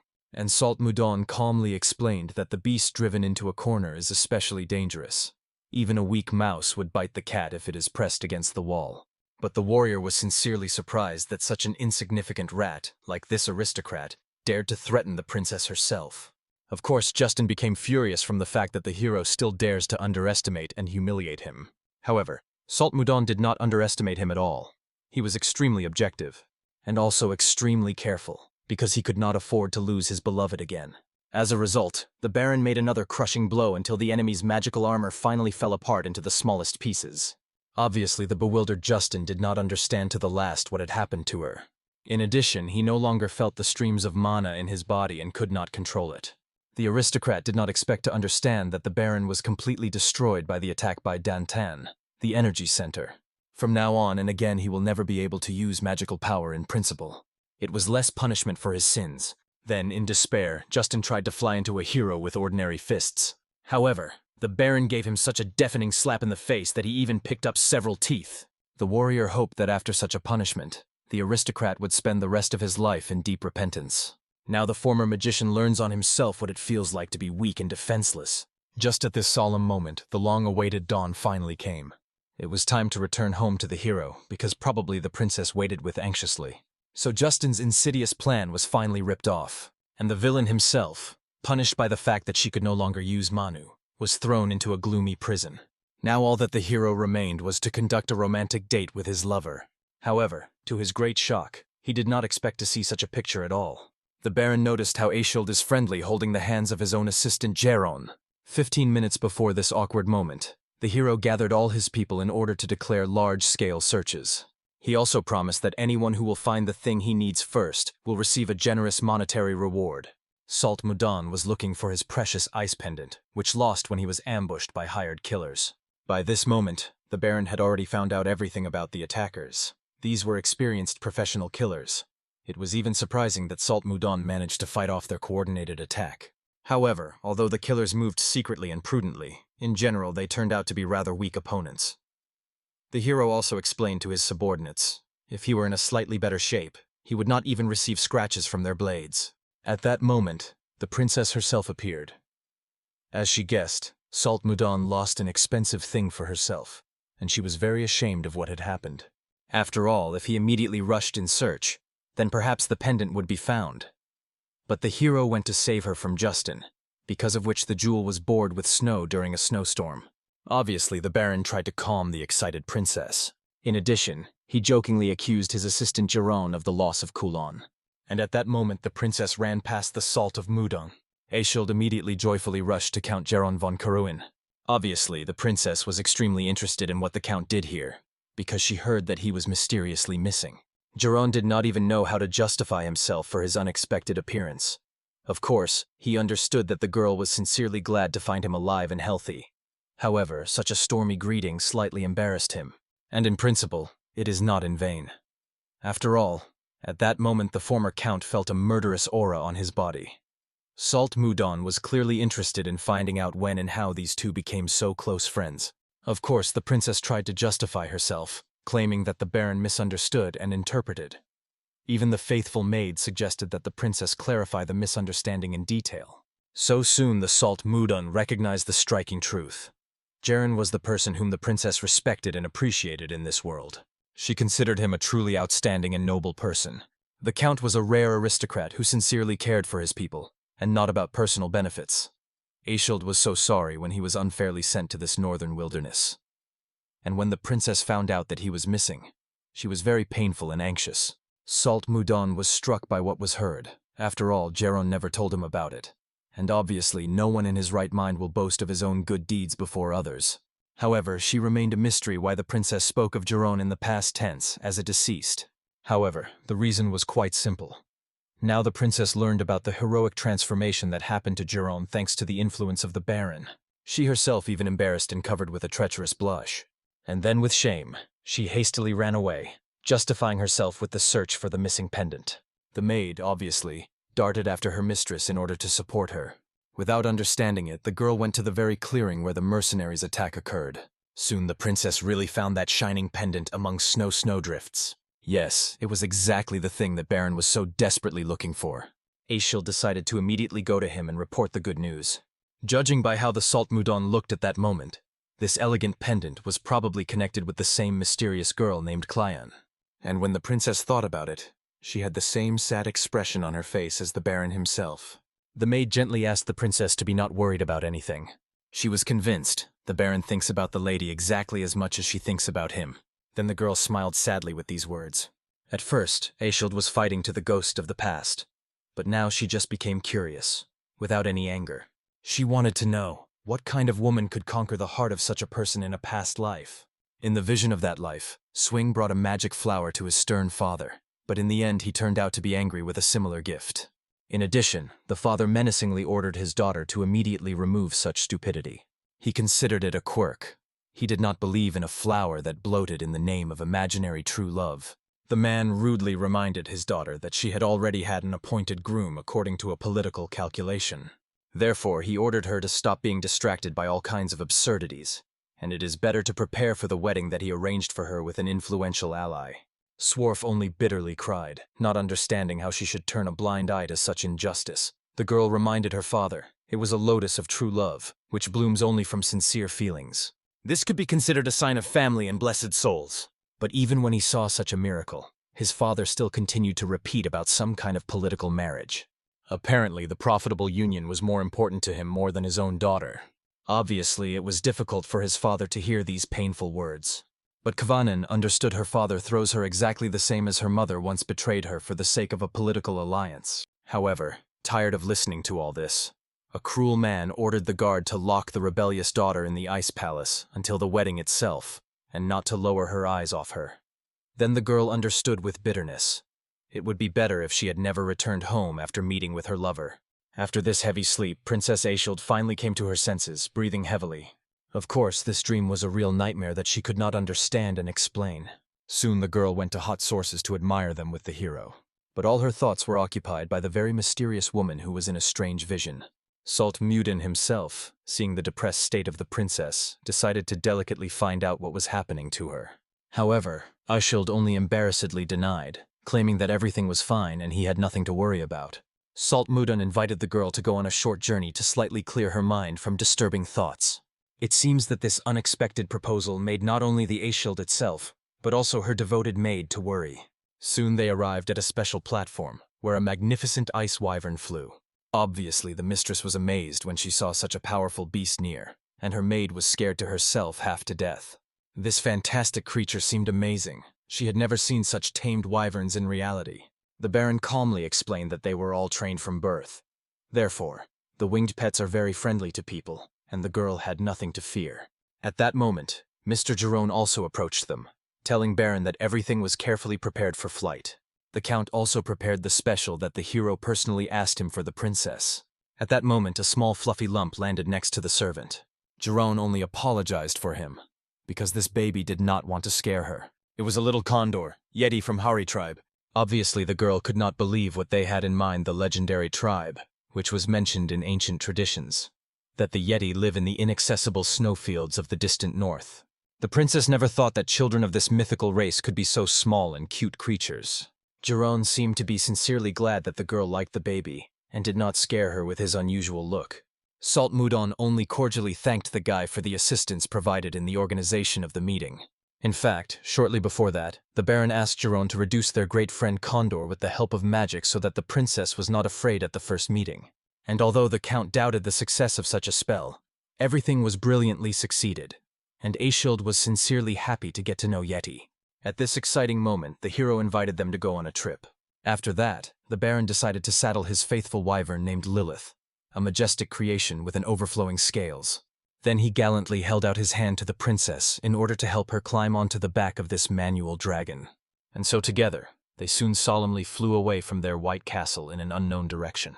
At first, the girl was even a little scared. She first rose so high above the ground and did not know what to expect. But since there was a reliable baron next to her, Aeshild knew that everything would be in order with her. Salt Mudon only gently asked the princess to dare to open her eyes and at least looked around a little. And soon she saw what made her heart tremble with delight. They flew so high that they were even higher than the fluffy clouds themselves. The princess was amazed at this unearthly beauty, and she really became much better in her soul. The girl was very touched by the fact that the hero all this time was so carefully worried about her depressed state. Then, clinging closer to the baron, Aeshild asked to fly with all her might. And in the end, under her joyful, enthusiastic scream, they rushed on the wyvern even more rapidly through the heavenly expanses. Soon, the air couple arrived at the moon and its trading company. The girl was surprised by an unexpected visit and politely reminded the master that her visits should be warned in advance to prepare a worthy meeting. However, the hero explained, he was too far from the White Castle and could not contact them through magic stones. The Baron also asked the moon to report all current trade issues to Count Geron, and they would deal with things to return it. All this time, Salt Mudon was going to romantically have dinner with Aeshild in the nearest restaurant in order to complete the affairs by the time they returned to the castle. At this pleasant time, the girl from the veranda admired a beautiful opening look. It was a picturesque village with a luxurious flowering park, which the hero specially prepared for her as a surprise. At that moment, for some reason, Aeshild carefully examined the ice flower in the Baron's pendant. For an unknown reason, now this graceful flower seemed very familiar to her, as if she had seen him before. Suddenly, the princess realized she saw this flower in her mysterious dream. She even thoughtfully frowned, trying to recall the details of the vision. When Mudon noticed this, the girl honestly admitted that she had a strange and alarming dream last night. There were people who wore clothes and lived in houses which she had never seen in reality before. In a dream, she seemed to be a little more than 20 years old. She was a woman with fair skin, long black hair, and sad dark eyes. In that vision, she always had a sad expression on her face, because the girl was deeply in love, but her father brutally tried to make her marry a political calculation. One way or another, it was a very strange and painful dream. The hero only smiled sadly and gently stroked his precious pendant, realizing Aeshild simply begins to remember the memories from a past life when she was fluent. At that moment, the princess realized that in a dream someone was desperately called by name. And it seems this person was called Goga, which meant the older brother in the ancient language. Throughout his life, the Salt of Mudon so affectionately called only one person, and it was his lover Swarf. The girl herself noticed that something was happening with the hero. His face became thoughtful and sad. However, the Baron only apologized, admitting that he was lost in his memories for a while. Then he asked the princess to sit at the table, because the exquisite food was already cooling down. However, Aeshild also had an important request for the master. She felt that there was a certain distance between them due to the fact that he continued to call her officially the princess. The girl would like that from this moment all officerity between them would finally disappear. She would be very glad if he called her just by name, without titles. Similar words once said to him Swarf in a past life. Therefore, smiling gently, the hero agreed to follow the will of his lover. The late evening, making sure that the lord had enjoyed dinner, a business Geron came to him. After the negotiations with the trading company, the count had something to report. However, it turned out to be the princess never heard the name of the company with which they were doing. It turned out that such a company did not exist within their kingdom, and the hero realized that he did not explain the situation at all. The company was outside the kingdom of Drake. Specifically, this trading organization was from the kingdom of Kai, a powerful nation in the northwest of the continent, which is ruled exclusively by the queen. This state is also known as the Kingdom of Women, since there the ruling class consists of a fair sex. The Royal Order of Kaya Knights, consisting exclusively of women warriors, is especially famous. Of course, the princess knew that their trade affairs were developing successfully, but did not expect that the Kingdom of Kai would become a partner. Aeshild sincerely hoped that her appearance here would not entail any diplomatic problems with the neighboring state. At that moment, a curious girl asked Geron to continue her fascinating story about trade successes. Therefore, the count explained in detail that the skin of various northern creatures that they delivered to Kai's kingdom was incredible among the local nobility. The business moon today has made an excellent commercial proposal for business development. She offered to build her own factory in order to immediately produce and sell finished leather products and not just raw materials. The hero did not understand why unnecessary movements needed, because ordinary skin and without additional processing was sold just with a bang. However, in the kingdom of Kai, the ruler and most influential aristocrats were women. If they begin to produce clothes and luxurious bags of rare materials, then aristocrats and members of the royal family will certainly appeal to this. Such goods will become a real trend among the nobility, and merchants will earn even more gold. In addition, the experienced Moon said that she knew the famous master of leather products from the Kari Moon. She confidently stated that they could begin large-scale production as soon as the ambitious plan is approved by the leadership. Then the hero realized this was an excellent decision to appoint it at the head of the trading company. The Baron agreed to provide the company with everything necessary so the team could safely begin to implement the project. Jiron also proudly explained that their unique skin was so popular among buyers that it was completely sold out on the first day of bringing goods to the markets. However, the hero was more worried about the fact that right now they saw some kind of alarming explosion in the city. In addition, the source of fire was very close to the location of their company. The merchants were also worried that a strong wind could spread the flame to their building, destroying all the goods. Therefore, decisive Salt Mudon decided to personally go to check what happened in the city. Baron asked Jiron to carefully guard the princess during his absence. Obviously, Aishild also wanted to go with the hero to the scene. However, he gently explained that this would take only a moment, and very soon he would return to her safely. After which the warrior quickly flew to the place of the tragic incident. However, the princess could not calmly sit back in such a situation. Therefore, she invited Jiron to hurry and follow the Baron in order to provide assistance. At this time, an elderly woman sobbed bitterly, watching how her store was burning, to which she dedicated her whole life. Obviously, local residents carried buckets with water, desperately trying to extinguish this destructive fire. However, this flame was literally hellish, devouring everything in its path. The fire turned out to be really larger than Salt Mudon initially assumed, assessing the situation from afar. At this critical moment, the princess arrived at the scene with the faithful assistant. Aishild apologized to the Baron for disobeying his request to stay safe. She was too excited about what was happening and could not calmly sit back, knowing that people were suffering. The hero could not blame her for this. If they had changed places, he would have acted exactly the same. However, suddenly, among the raging fire, the Baron felt something strange and anxious. Therefore, he, without warning anyone, immediately darted right into the very heart of the flame. After that, the warrior knocked out a window frame with a powerful blow, and immediately began to freeze everything around with his divine ice arrows. At that moment, he noticed a girl who had lost consciousness from smoke among the wreckage. Immediately checking her pulse, the Baron was convinced that the victim was still alive. It was very lucky that Salt Mudon even noticed her in such a critical situation. In addition, by some miracle, she managed to survive a truly massive fire that could easily kill an ordinary person. At this dangerous moment, the burning fragments of the beams flying to the hero almost landed him right in the eye. Therefore, he instantly froze absolutely the entire building, forcing the destructive fire to finally go out. Watching this incredible sight, the amazed Jiron realized it was the magic of the 8th or even the 9th circle of ice, accessible only to the greatest magicians. At this triumphant moment, an unharmed Baron came out of the completely icy room, carefully carrying the injured girl on his shoulders. Shortly before the fire, this mysterious girl talked with one of her assistants. He warned her that they were discovered signs of the preparatory rebellion against her power.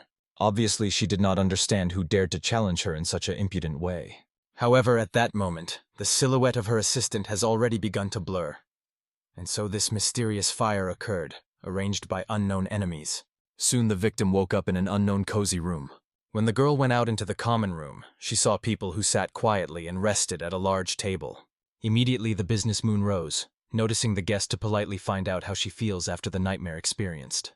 However, the victim was extremely interesting to find out what kind of mysterious place this is. When the moon spoke about the Karalun Trading Company, the lady remembered that she had heard of her growing popularity recently thanks to the trade of rare skin. But still, she did not know how these people recognized her and why they decided to help. It turned out that the saviors were from the village of Karalun, who was in the far north of the Kingdom of Drake. Their trading company was called in honor of their native village, from where they all came. After which the moon pointed to the man sitting at the table of the Lord, who heroically saved the stranger from the flaming building. It was Baron Blue, who risking his life pulled her out of a deadly trap. Immediately, going up to the savior, a grateful girl cordially thanked the master for his noble act. after which she courteously introduced herself to those present. Her name was Princess Schiller McMafen, and from this stunning news all the mouths opened widely at the table. After all, in front of them was the legendary Princess Schiller, who was the second princess of the powerful kingdom of Kai. She reached the prestigious level of the Master of the Sword at 25 and now led the elite Royal Knightly Order. The princess was a famous person not only in his kingdom, but also far beyond his borders. The embarrassed Moon immediately bowed respectfully, apologizing for her involuntary rudeness. However, since these ordinary people were not the subjects of the kingdom of Kai, the foreign princess generously decided to forget that they did not recognize her at once. Eskild was in a real shock.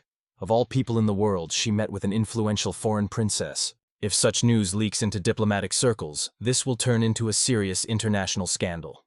The insightful hero noticed that the girl clearly began to worry greatly due to possible consequences. The noble Schiller itself solemnly promised to personally reward the hero to save her precious life. As soon as they finished with a meal, everyone could go to her luxurious palace for the presentation of the award. However, with all due respect, Saltmadon politely abandoned this generous proposal, explaining that he should return home to his duties. Obviously, the second princess clearly did not expect to hear such a refusal from a simple baron. The experimental Moon understood that he was traditionally considered a huge insult to the royal family in the kingdom of Kaya. Therefore, the merchant immediately tried to tactfully explain that their lord was simply very worried about the princess and does not know how to behave in a similar situation. To discharge the tense atmosphere, the Moon decided to translate the topic of the conversation and delicately find out how the princess was in a burning building. Then Schiller remembered the true culprit of the incident. It was Baron Palatine Rose, whom she maintained before this fateful moment.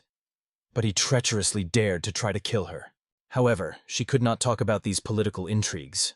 The princess only carefully explained that Palatine Rose turned out to be a coward who was afraid to face her to face in an honest duel.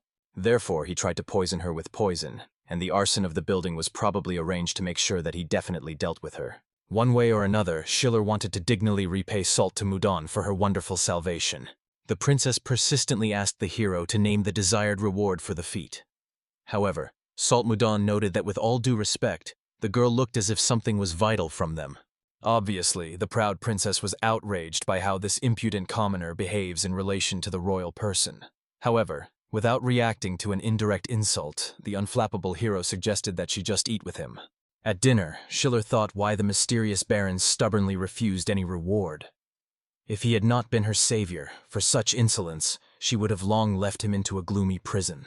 However, at that moment the princess drew attention to the elegant blade standing in the corner of the room. Saltmuden calmly explained that this sword belonged to him and was his constant companion.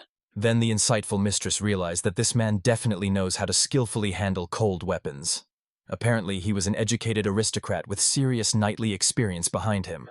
And of course, it was extremely interesting for her as the captain of the elite knightly order to know how well this mysterious person owns the art of a sword.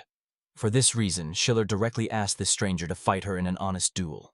Saltmuden again courteously refused, explaining that he does not like to fight with those who are obviously weaker than him. The princess was amazed that such words were spoken to her. But perhaps he really did not know that she was a real master of the sword with the corresponding reputation. Previously, many foreign male knights refused to fight her only because she was a woman, but making her agree to battle was quite simple. Therefore, the princess simply laughed mockingly, hinting that Saltmuden, perhaps, was corny afraid to lose her. And the hero was given to this obvious provocation.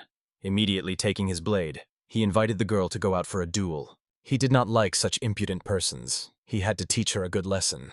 Soon, already on the open air street, the lady officially warned that the fight would be carried out according to the strict rules of the Knight's Code. The winds are the one who will be able to completely suppress the enemy with his blocked aura. At this critical moment, Jiran was worried that Salt should not be forgotten. It was still the princess of the influential kingdom of Kai. If it hurts seriously, it can develop into a serious diplomatic problem. Saltmuden understood this perfectly, so he promised not to attack her too cruelly. In fact, the lady saw many similar arrogant men, but all of them eventually bowed her knees, recognizing her complete defeat.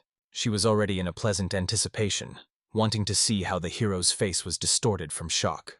As soon as they declared the beginning of the battle, the princess immediately rushed forward, rapidly approaching the enemy. She tried to attack him with a powerful attack, but Saltmuden with amazing ease evaded a rushing attack. Of course, she was amazed. The man did not bluff at all, he was really strong.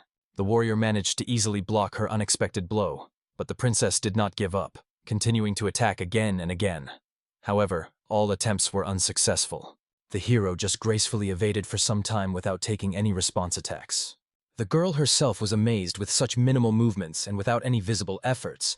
The guy reflected all her honed attacks. Although she was a recognized master of the sword, Schiller could honestly admit one thing.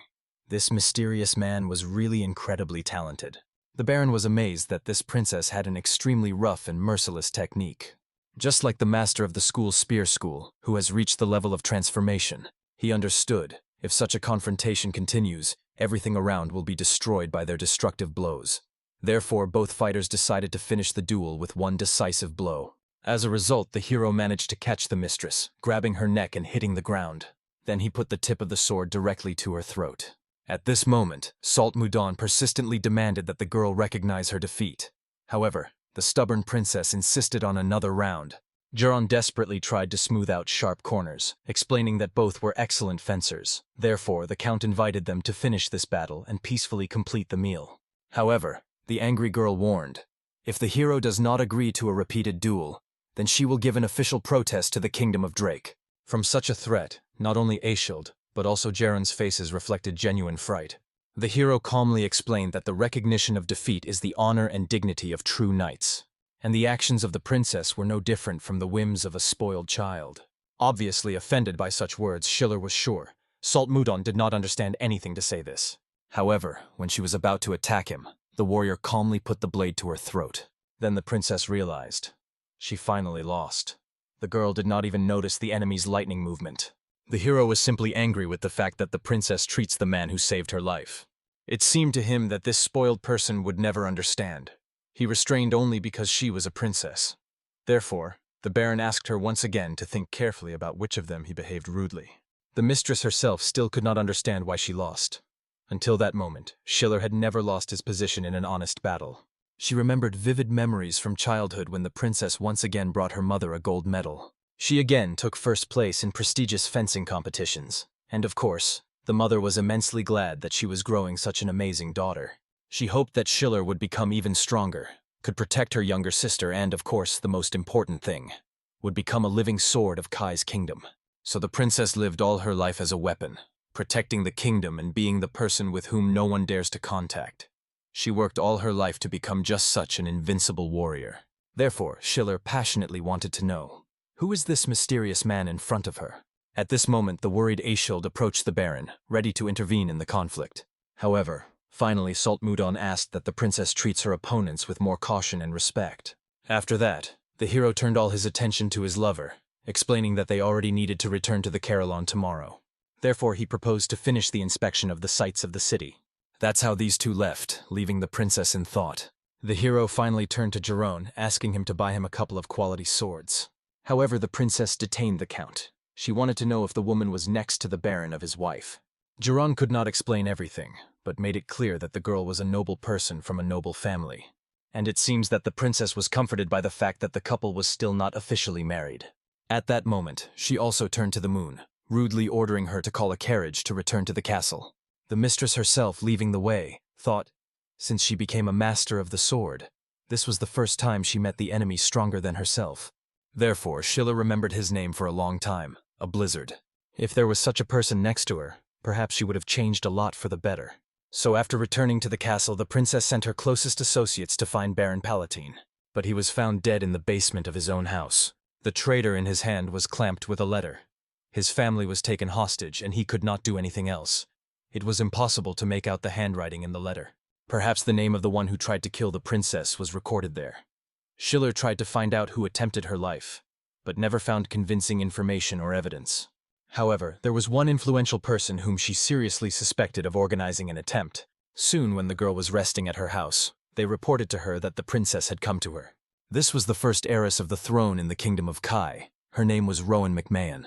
The older sister was sincerely amazed to learn that Baron Palatine was trying to kill the youngest. Schiller calmly explained that the scoundrel poisoned her with poisonous wine, and then settled the building where she was. If one noble man had not saved her, she would probably be dead.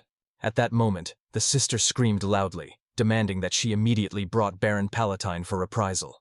However, this was not necessary. The girl calmly explained. When she got to him, the traitor was already dead. Perhaps the one who tried to kill her made him shut up forever. At that moment, Princess Rowan rushed to hug Schiller, her dear younger sister. She thought that everything would be in order with her because she was a master of the sword. But the eldest was too careless. However, Rowan promised that now the youngest would be in full security, and she really was insanely happy about this. It was apparently the older sister would be more glad that Schiller died. All evidence indicated that it was the work of Rowan's hands. However, the youngest hoped that this was not true, although indirect evidence was significant. It was a pity that the sisters could not return to their cheerful, carefree past. Schiller also wanted to know what the blizzard had done, being in her place. However, suddenly the youngest remembered. This year her sister would go as part of a delegation for the birthday of King Drake. Therefore she, smiling, asked to go with her. Of course, it was completely unlike the younger sister. Usually Schiller did not like to ride such boring events. Then the older sister realized.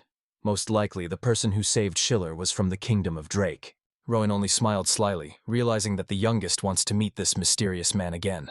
However, Schiller began to properly prove that this was not the case at all. Somewhere at that time, 3 days have passed since Salt Moudon, with his lover, returned to the walls of the Carrillo. After the attack of Justin and the situation with Princess Schiller, the location of important objects in the settlement could be discovered by opponents. Therefore, the leaders decided that for public communication with people and other open activities, they will use the old castle, which was used before the construction of White. Just today was the day when Princess Aishild returned home. This time flew by unnoticed, and during this period really a lot has happened. For example, they learned that soon the attack of hostile forces may begin on them. However, fortunately, today it was amazingly quiet and calm.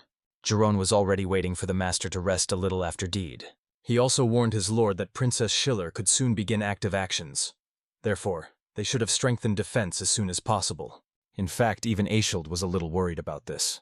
And although now she was with her beloved, the girl was still a princess of the kingdom.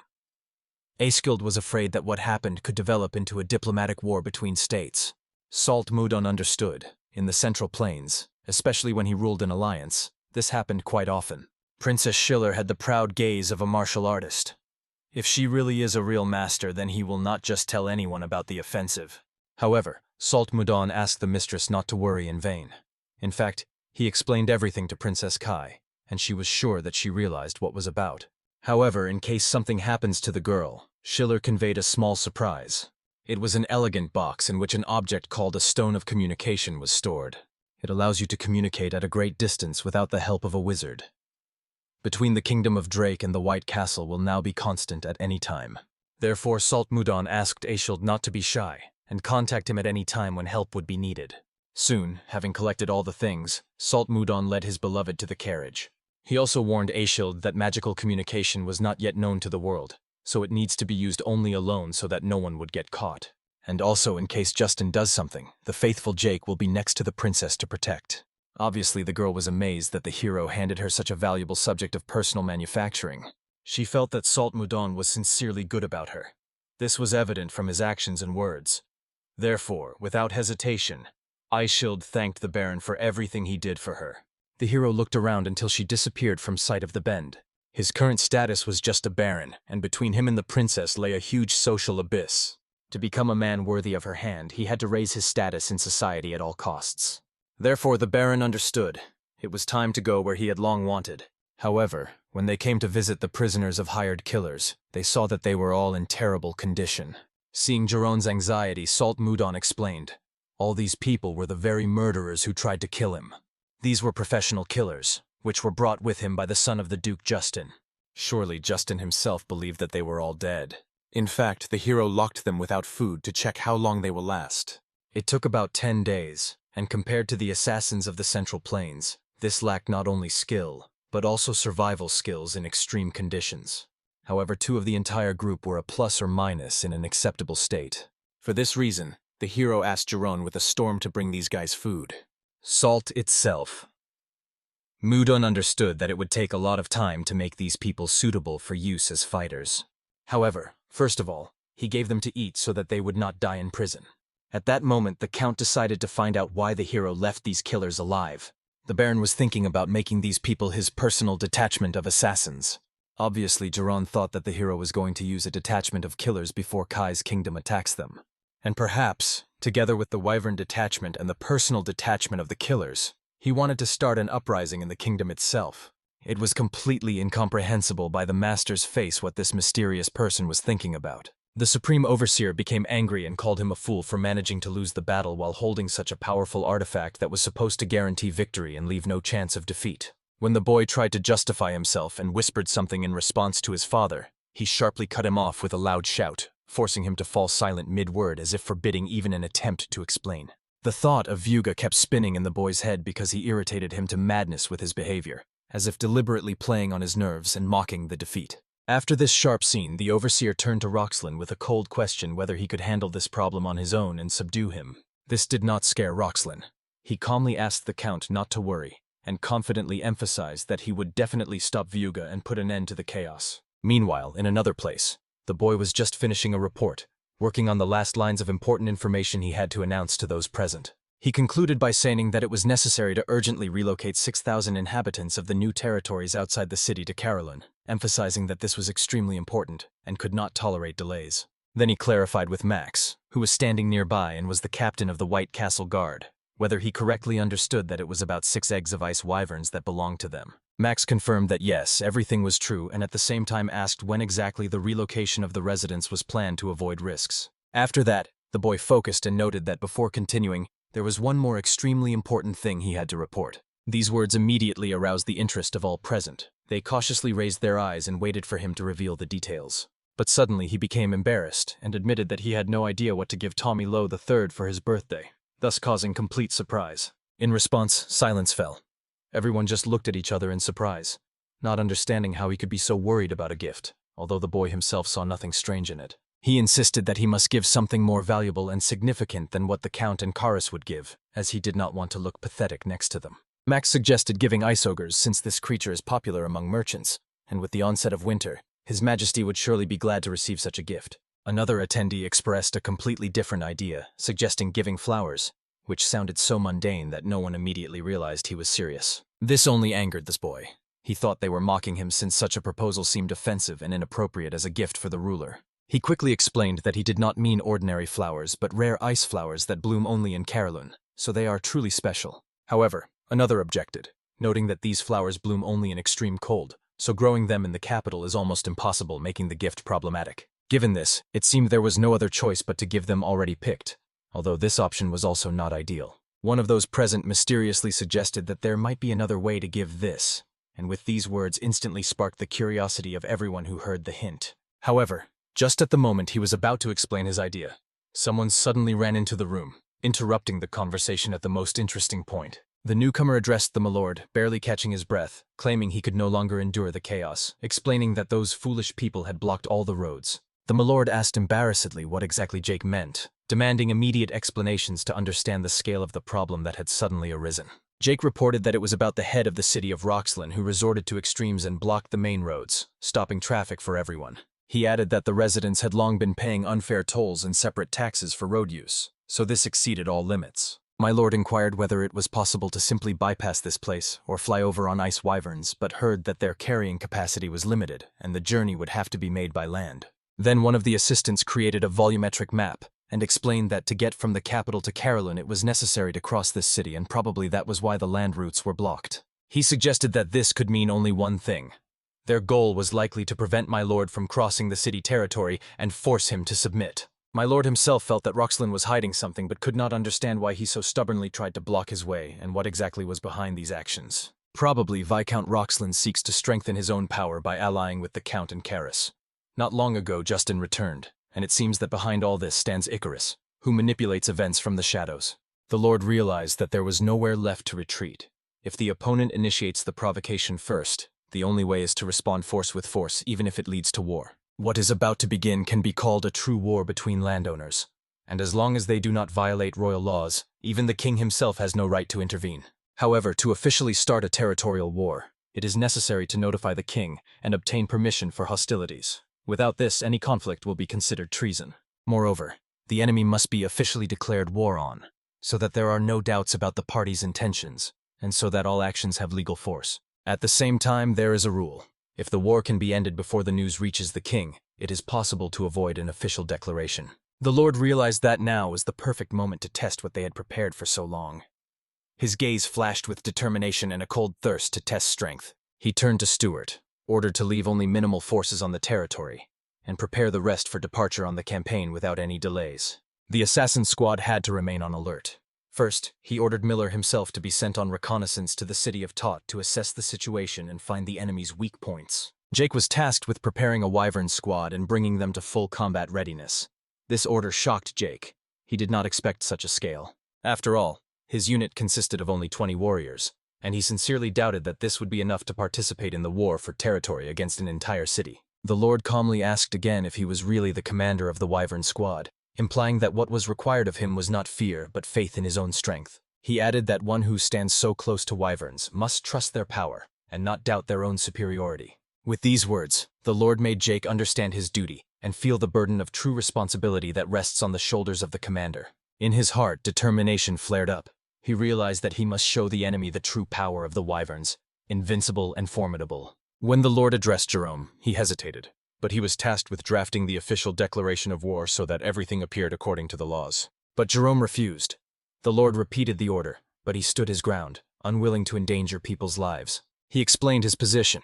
A battle with the headquarters, the outcome of which is unknown, is reckless. Risking soldiers' lives for ambition is too dangerous. Jerome reminded that Roxland holds 6,000 innocent residents as hostages, and if they attack first, they might die. Moreover, the forces of the city of Tot outnumber theirs several times over. If Tot receives support from Count Icarus, the situation will become completely hopeless. This will mean disaster. They will find themselves in an even worse trap than now, with no possibility of retreat or defense. The Lord calmly replied that they have only 2 days to make a decision and act before the enemy strengthens their positions. In that case, the war must be finished within these 2 days. Quickly, precisely, and without mercy. Otherwise, defeat is inevitable. When Jerome objected that this was impossible, the Lord only uttered 3 short words that sounded both like an order and faith. "You are the strategist, Jerome." Then he added that Jerome should show no doubts before the troops, because a commander with weight in his voice is already half the victory. A moment later, the Lord decisively opened the door and ordered Lilith to be prepared immediately, as her power will be needed in the upcoming battle. Then, raising his head, he proudly addressed each soldier, his voice sounding confident and authoritative, full of determination. The Lord proclaimed, "From this moment we declare war on Carolyn," and the hall exploded with the resounding thunder of footsteps and warriors' shouts. Meanwhile, elsewhere a group of bound people slowly walked forward, not knowing where they were being led or why fate had turned so cruelly. The guard urged them on with blows, demanding they move faster, and they, stumbling and swaying, could not understand what they were accused of or the purpose of this exchange. It was enough for one of the prisoners to ask just one question for a sharp blade to be at his throat in an instant. The guard did not even let him finish speaking. The attack was cold and merciless. The warrior in heavy armor solemnly proclaimed the order: "Immediately arrest all those who arrived from Karaloon." He declared that this was a direct order from the Viscount, and no one had the right to contradict it. Later a report came from there. All residents of Karaloon were detained according to the issued order. Not a single one escaped arrest. The city was effectively left without its people. The Supreme inquired whether anything unusual had happened after the arrests, seeking to understand the consequences of this step and whether the situation had changed. He was informed that the merchants who usually gathered near the castle gates were no longer visible. Trade seemed to have frozen as if someone had cut off the city's oxygen. He sarcastically called them kisses and stated that they finally realized: the gates will not open without food supplies from outside. Carolyn, frozen in ice, cannot hold out long without deliveries. Mountainous terrain makes the route to the capital bypassing Tota impossible, so the inhabitants of Carolyn are likely already suffering from hunger, deprived of supplies and support. Soon there will be a gathering of the nobility, which everyone is obliged to attend. If Blizzard misses the king's birthday celebration, he will lose his title. And it is Blizzard who risks losing their title, as failure to observe royal etiquette is a serious act of disobedience and carries severe consequences. The Viscount planned to take advantage of these circumstances and capture Carolyn while its ruler was deprived of the ability to defend his lands. He considered his plan brilliant, without a shadow of doubt. He thought he had calculated every step, and victory was already practically in his hands. But to oppose Duke Icarus, whose power sometimes even exceeds the royal, is almost equivalent to treason against the crown, and he understood this. In his dreams, he was already building scenarios. If everything went as planned, his next target would even be the Marquis, who would expand his influence even more. At that moment, his thoughts were interrupted. He noticed something unusual in the room, something that should not have been there. He thought he saw a shadow flash by nearby, quick and blurry, like a phantom. At first, he thought it was a trick of the imagination, but the next moment it became clear. It was not a vision. A sense of danger overwhelmed him like a wave, and the air seemed to freeze. The window suddenly exploded in a storm of glass, and a huge maw pushed through the opening. Bloody fangs frightened even the steadfast Viscount. He immediately recognized the creature. It was a wyvern, but he could not understand why it was here, since these beasts are found only beyond Lazar's Ridge. On the head of this giant wyvern stood a hero, Lord Carolune. He coldly and sharply asked the mustached man before him if he was Roxlin. Stunned by the events unfolding too quickly, Roxlin, not understanding what was happening, demanded in response that the stranger immediately state his name. The lord without hesitation introduced himself as who he was, the ruler of Carolune. His words sounded proud and indisputable, like a verdict. At that moment, drops of sweat ran down Roxlin's face. Fear gripped him, for he realized whose presence he had entered. It became obvious. Before him stood Blizzard, Baronet of Carolune, the very one against whom he had planned to act. Panic awakened in his eyes. The next second, something flashed through the room, so fast that no one managed to understand what exactly had happened. A pointed object struck the floor right behind Roxlin's back, piercing the wooden boards with a harsh crack. The Lord briefly explained, "This is the official declaration of war." His words sounded like a cold verdict from which there was no escape. He added that he would return exactly in an hour, and then he would expect an answer.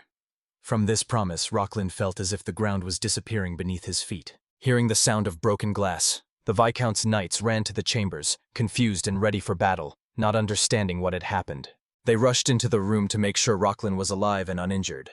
However, what they saw stunned them and left them speechless. At that very moment, the Lord was already rising into the sky on the back of his wyvern, flying away as swiftly as he had appeared, leaving behind only wind and fear. He looked back, consciously aware of his intentions and every step he took. His gaze was cold and sharp like a blade, for now he knew that he had to act decisively and without hesitation, because delay could cost much more than any caution. One of the knights standing nearby noticed the strange attire of this wyvern and pondered its appearance. At first, he could not understand what the beast was doing here, but intuition suggested a dangerous plan was hidden in this appearance, which would require a response. When he voiced the question aloud, the Viscount glared at him. The look was stern and inevitable, and even before the words, it was clear that this question was untimely, for a threat could be read in his eyes, silently indicating it was better to remain silent. Unable to contain his anger, the Viscount sharply struck the knight in the face.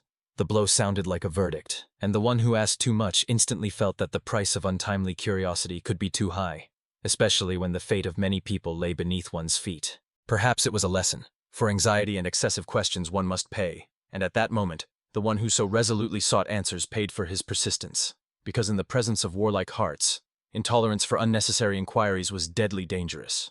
The mustached man standing nearby began to stomp on the wounded knight with his foot, not restraining insults and humiliations. His words rang with mockery, and he hurried to humiliate those he considered useless, calling them freeloaders and unprofitable servants. "You only know how to get paid!" he shouted loudly, and the words fell like condemnation, emphasizing contempt for those who, in his opinion, merely sat on the bench of dependents, unable to protect their masters or themselves. He loudly demanded answers, shouted about guilt and about where these people were when the attack happened. The questions sounded sharply, like a chain of mood sabotage, and each of them fueled hatred in all who listened. He brightly called out, "Where were all those who should have stood beside him when he was attacked?" These words tore the silence and squeezed hearts, because they sounded not just as reproach, but as an accusation capable of triggering a chain reaction of revenge. After that, he ordered to burn the prisoners' clothes, dress them in military uniforms, and issue weapons to make them look like new soldiers. The gesture aimed to humiliate and at the same time prepare them for the role of instruments for a political staging. He called Blizzard a vile bastard, and openly said he wanted to see his face at the moment when he realizes that by his own actions he killed his people.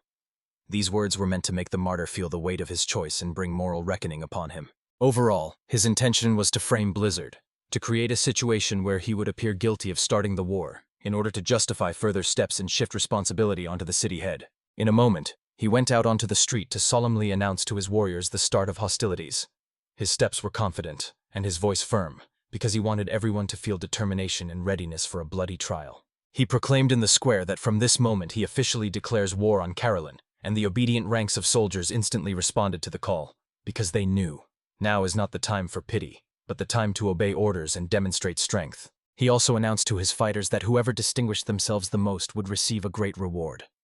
These words ignited ambitions, spurred the desire to stand out, and became a catalyst for future acts of cruelty and treachery. "He who distinguishes himself the most will receive a great reward," he repeated, emphasizing that courage and success are rewarded, and this became a clear signal for all present to fight not only for the idea but also for their own benefit. "My lord, did you hear that?" A voice sounded, and this question drew attention to a boy standing aside. His words served as a link between leadership and executors, reminding that every order sooner or later finds its executor. He addressed the one holding a ruby in his hand. It was a means of communication through which he instantly maintained contact with his people, and now the signal was set in motion, launching the mechanism of mobilization and execution of orders. This ruby really was the means of communication, the same magical or technical object that allowed coordinating actions at a distance, and through it this entire war machine received an impulse for immediate action. The Lord heard everything clearly and distinctly. He was informed that the communication was working, that orders were transmitted, and that people had already begun to carry out the instructions. So the moment to start the great operation had come and required no further doubts. Behind him already stood those ready to fight to the last. Hardened soldiers whose faces were calm and cold. They were only waiting for the signal to rush into battle and fulfill the will of their lord. After some time, even children who had never held weapons before were forced to take up shields. The moments became such that innocence receded into the background, and preparation for battle seized every corner of the city. The one who summoned the people wanted to see the sparkle of a smile on Blizzard's face when he would have to give the order to kill his own people. In this desire, bitterness and thirst for revenge were read, permeating every word of his. But was Blizzard himself ready to see his reflection in this bloody scene? Or would he endure the realization that his decisions led to the death of his own subjects? The question remained open, and the answer could break him forever. Was he ready to allow the death of his people for the sake of honor or vanity? This was the shadow looming over the ruler's head. The choice was measured not only by politics, but also by the human price that would have to be paid. And at that very moment the Lord gave the order to charge. The order sounded decisive, leaving no room for discussion, and a wave of mobilization began rolling through the streets, taking away the last signs of calm. People, gripped by panic, raised their heads up and saw strange birds above them.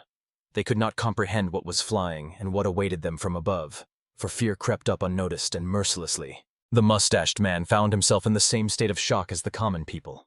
Even his confidence trembled from what was happening, because now the threat was visible not only in words but also in the sky. He was not ready to see dragons approaching so swiftly.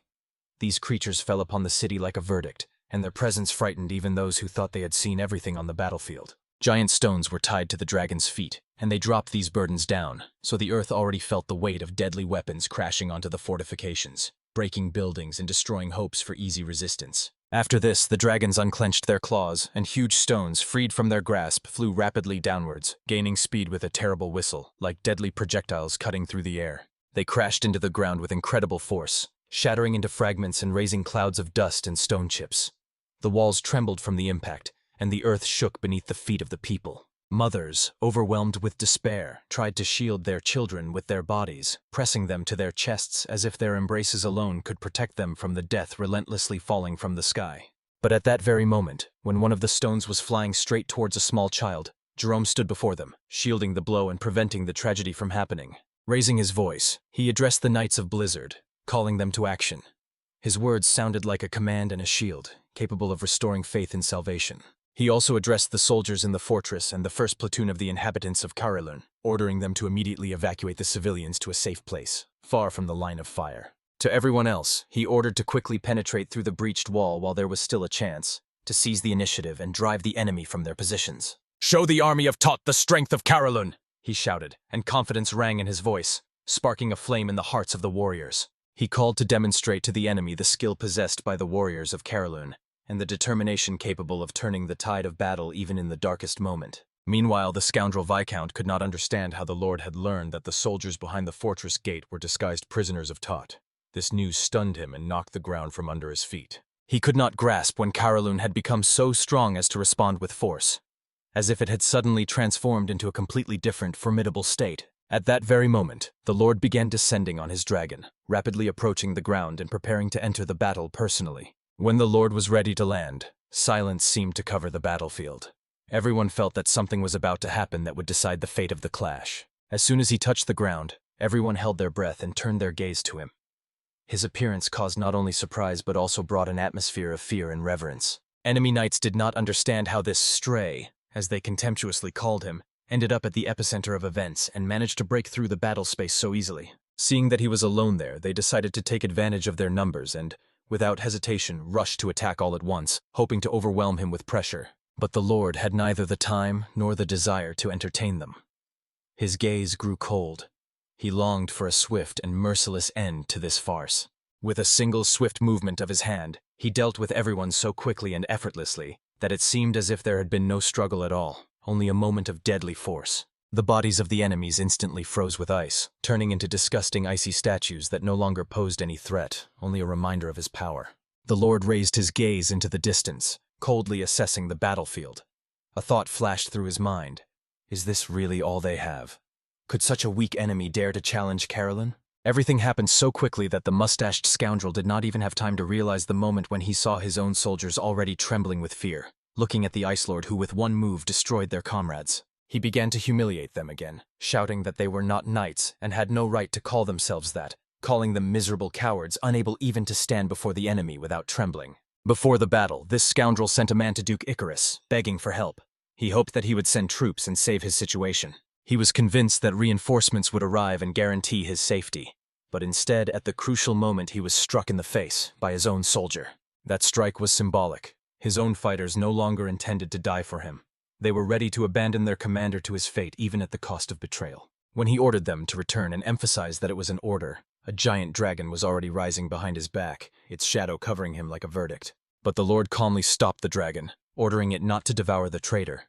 His voice was cold, but it carried an iron will. "Do not touch him, lest you become stained with trash," said the Lord. It sounded even more terrifying than death, for it deprived one even of the honor of becoming a trophy. Seeing Blizzard, the mustached scoundrel fell to his knees, no longer having the strength to stand.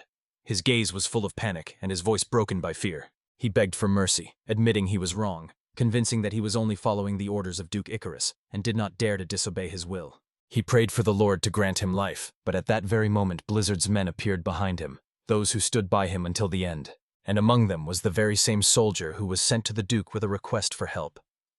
This became proof that the mustached man's lie instantly fell apart. Now the scoundrel finally understood that he was trapped in a real trap. There was no retreat, and the exposure of lies left him with no chance for justification. The Lord looked at him coldly and asked with a sarcastic note, "It must not be easy to lie, knowing that you yourself do not even believe it." His words cut deeper than a sword. "For daring to humiliate my people, you vile scoundrel," the Lord began, his voice filled with ice and judgment that hung in the air like a death sentence. "You will atone for this with your own life." Having said this, the Lord struck, but unexpectedly encountered the scoundrel who deflected his attack, revealing hidden power. The Lord sharply turned his head to the left, catching the presence and feeling the change in the situation. His instincts worked instantly. There he saw Jerome. His appearance at this moment could change everything, for he was the one who could tip the course of events with a single decision. For the Lord, it was extremely interesting to find out what this mustached scoundrel was really doing. His gaze watched every movement closely, because much more than just a personal insult was at stake. It was about honor and the fate of the people. Milord reminded that even the gravest crimes of an aristocrat do not give him the right to take life arbitrarily. Such a decision belongs exclusively to the king, and this rule solemnly stood above any self-appointed punishment. "If you kill Roxlin now, our situation will become extremely difficult," said Milord, emphasizing that premature execution could turn into a disaster for their entire position and political connections. After hearing these words, the mustached scoundrel only nodded and continued begging for mercy, as if trying to persuade someone with words could change what had already begun to roll toward irreversible consequences. Then he turned his head back, looking for reinforcements or evidence that his hopes were not in vain, and every movement simultaneously showed confusion and impatient expectation of help. The waiting ended. Volmer appeared before him, the very one he had been calling for so long, and the appearance of this figure instantly changed the tone of the conversation, for a new power could stand behind him. Understanding that the messenger had returned with an answer, the mustached man began to laugh aloud. This joy was a voice of relief, for he hoped to receive the long-awaited support that would restore his confidence. He emphasized the necessity to report the territorial war to His Majesty, and to conduct it under the supervision of a representative of the royal family, in order to insert legitimacy into his actions and protect himself from accusations. Since Milord did not report to the court, the mustached man sent Volmer there, hoping that obvious evidence and the right words would convince the royal court of the correctness of his steps. It cannot be, thought Jerome, heading to the capital. He imagined that on the way he would inevitably meet soldiers who were supposed to watch such couriers, and he did not believe that anyone could pass their patrols unhindered. But it seemed impossible, and meanwhile the smile did not leave the Lord's face. This silent satisfaction was a signal to many. He knows more than he reveals to everyone at once. Although others thought he had lost his mind, his endurance and calm seemed intact. It was a cold game that only the chosen could decipher, and every one of his facial expressions mattered. After these waves, he turned to the new guest and announced that he could now reveal his true face, because the moment of disclosure had come and the masks had to fall to show the truth. "Yes, my lord," came the reply, and the guest began to remove the mask, demonstrating that it concealed a completely different face than everyone was used to seeing. When the mask fell, Jerome and the hairy scoundrel froze in shock. What they saw crossed out their expectations and caused genuine shock among the witnesses. The whole essence sharply manifested. Under the mask was Miller, the very one who was considered someone else. His revelation was a coup in a game that had long been played on the edge of the abyss. This turn of events could only be described as checkmate. The Lord placed the pieces so that every move of the opponent led him into a losing position, and now there was only watching left. Then the Lord announced strict norms of the Code of Laws regarding territorial wars, and pointed to one clause that allows an attack on anyone who violated the royal order, even without warning. Now laughter turned into silence, because the essence of the accusation was simple and harsh. The mustached man was selling the inhabitants of Karalun into slavery, a matter strictly forbidden in the kingdom of Drake and equated with grave treason. This was no place for jokes. The ban on slave trade was inviolable, and now the former victories and steps of the mustached man turned against him because the law stood above private gain. When the truth came to light, the mustached man realized that all the sacrifices he made for ambition now turned against him. His intrigues returned in the form of accusations that could not be denied. He bitterly understood that left without lands and title, he would face inevitable punishment because the consequences of his illegal actions would have catastrophic effects on his life. Duke Karis, upon learning about these crimes, would hardly forgive the betrayal. For the mustached man, this meant only one thing. The former ally had now become a mortal threat that could cut off his last chance for salvation. Unwilling to die, he instantly turned around and rushed to flee in the opposite direction, hoping that movement and cunning would save him from the inevitable sentence. But the icy beam, cast upon the ground by the Lord, did not let him escape.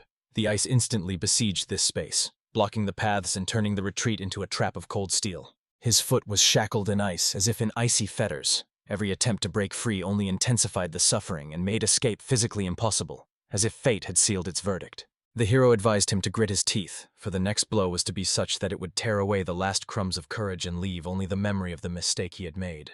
This advice sounded not like cruelty, but as a last chance to save face, so that the teeth would not fly out from the very first blow. One had to gather oneself, but even this did not promise mercy. The mustached man had no time left for reflection. The cold pierced his body and soul, and every moment reminded him of the decisions that had brought him to the edge of the abyss. Thus ended his short path. Not triumph, but a fall. Honor had lured him upward, and treachery and greed turned into ice, condemning him to be an example for those who still hesitate between honor and greed. Giving advice to a person who was about to receive such a powerful blow was a futile matter. At such a moment, no words can prepare one for the pain that will overwhelm like a wave, nor for the consequences that can no longer be stopped. The blow turned out to be so strong that the traitor was thrown a considerable distance, like a powerless puppet. The moment was enough to understand. In this clash, there had been no chance of salvation for him from the very beginning. And now, when the dust settled and the ice melted in the silence of victory, it became obvious to all present. The outcome of this war was decided. There were no longer any doubts about who emerged victorious. The victory unquestionably remained with Carolyn. This battle became the point that forever inscribed Lord Blizzard's name in the chronicles as the one who turned the tide of events and broke injustice. Over the field, a loud cry of joy rang out under the moon. The warriors standing nearby did not hide their emotions. They shouted, celebrated, and felt the sweet taste of victory won through a hard but honorable battle. Then everything went surprisingly smoothly. Roxlin was stripped of his title and expelled from his lands for treason. A few days later he disappeared without a trace, as if fate itself had erased him from the map of the world. Todd was annexed to Karalun as a new administrative district, and the Lord intended to entrust its management to Jerome, considering it the best decision for stability. But Jerome refused. There was already enough work. He even joked that if the Lord tried to impose district management on him as well, he would start a rebellion and go on strike. If not him, then who? The Lord pondered. The candidate had to be reliable, responsible, and someone to whom the fate of people could be entrusted. The choice was a difficult task. But suddenly a thought struck him. and a slight smile appeared on his face. He remembered a person who fit this role perfectly, as if fate itself had brought them at the right moment. On Jerome's advice, the former vassal of Roxlin, Wolmer, was appointed the new steward of Todd. This decision settled the matter and allowed order to be maintained in the newly annexed lands, but the Lord did not trust Volmer enough to leave him unsupervised. He assigned 2 knights to him, who were to send reports to the Lord personally every day to eliminate the risks of betrayal. And so the long-awaited day arrived, the birthday of Tommy Love III. An event awaited by the nobility of the entire kingdom, promising to be grand and memorable. The kingdom of Drake shone with grandeur. The streets were decorated, the castle gleamed with festive brilliance, and every detail emphasized the status and scale of the royal celebration. 2 guards at the entrance also dreamed of resting and having fun at the celebration. However, duty required them to stand on post, and they patiently waited for their relief. One of them comforted himself with the thought that enduring was worth it. An additional payment for working on the holiday would definitely come, which means the holiday would have its reward for him too. But suddenly a huge shadow passed over them. The heads rose up, and they saw a wyvern soaring above the gates in the sky. The sight caused alarm. An alarm immediately sounded. "Monster invasion!" echoed across the square. The guards were already preparing for battle to drive away the unknown intruders. But someone stopped them before the swords were drawn.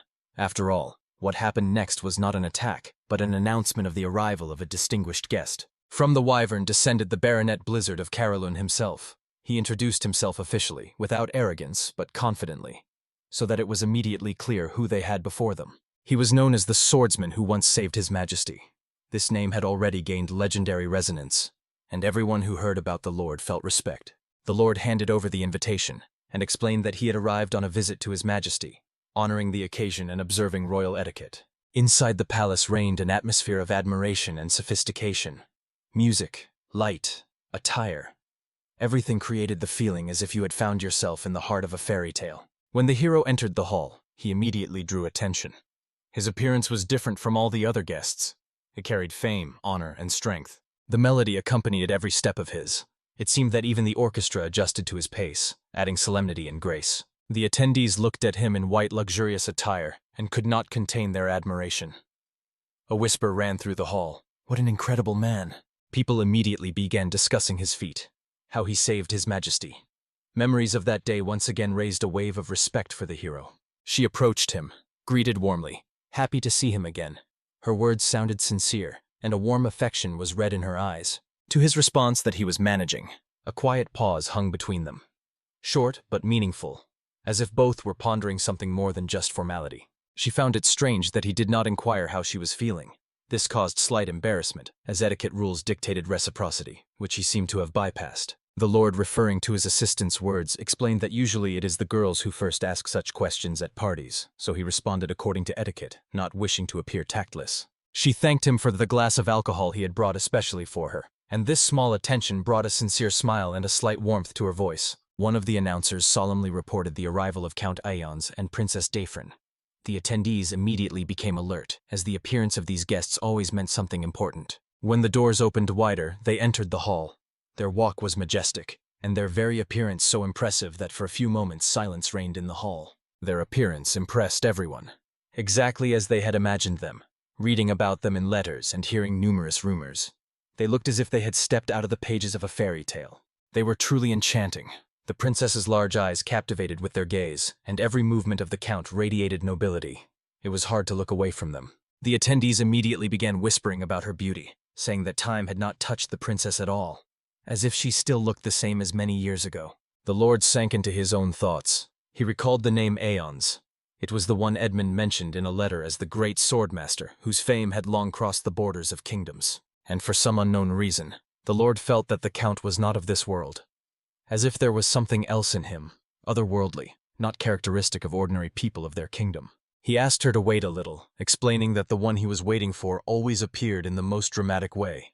His voice carried irony and anticipation of a spectacle. And indeed, soon the herald announced the appearance of the main star of the evening. His Majesty, King Tommy Love.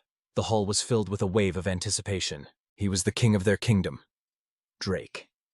His entrance was to be the climax of the celebration, and everyone stood up to greet the ruler properly. She whispered in surprise, "This girl, could she really be the princess of the kingdom?" Her suspicion was confirmed by every detail. She looked at the lord and asked if this was the dramatic appearance he had mentioned earlier. A slight joke was heard in her voice, hiding curiosity. The princess was preparing to take her seat, observing royal etiquette and composure befitting her status. But as soon as she noticed someone's smile, her facial expression immediately changed. She seemed to have lost some of the confidence she had a minute ago. The lord was smiling, the same one who waved to her in greeting. His gesture seemed both sweet and cheeky to her.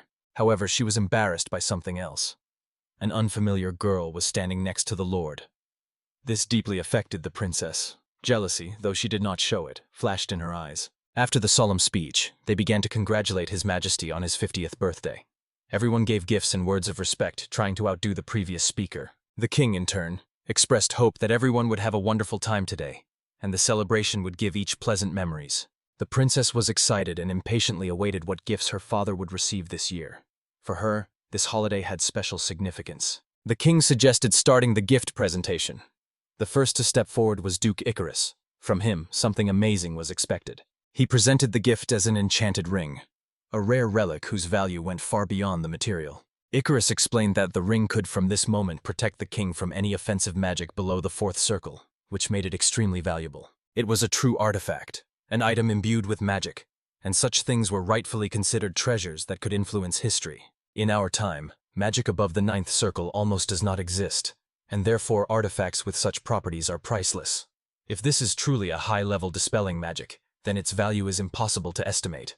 The king sincerely thanked Icarus for such an invaluable and rare gift, and in response, an approving whisper sounded in the hall. Icarus again congratulated the king on his birthday. Everyone expected an incredible gift from him, so no one was surprised. He once again justified his reputation. But after such a present, everyone had a question in their mind. Is there even a gift capable of surpassing this?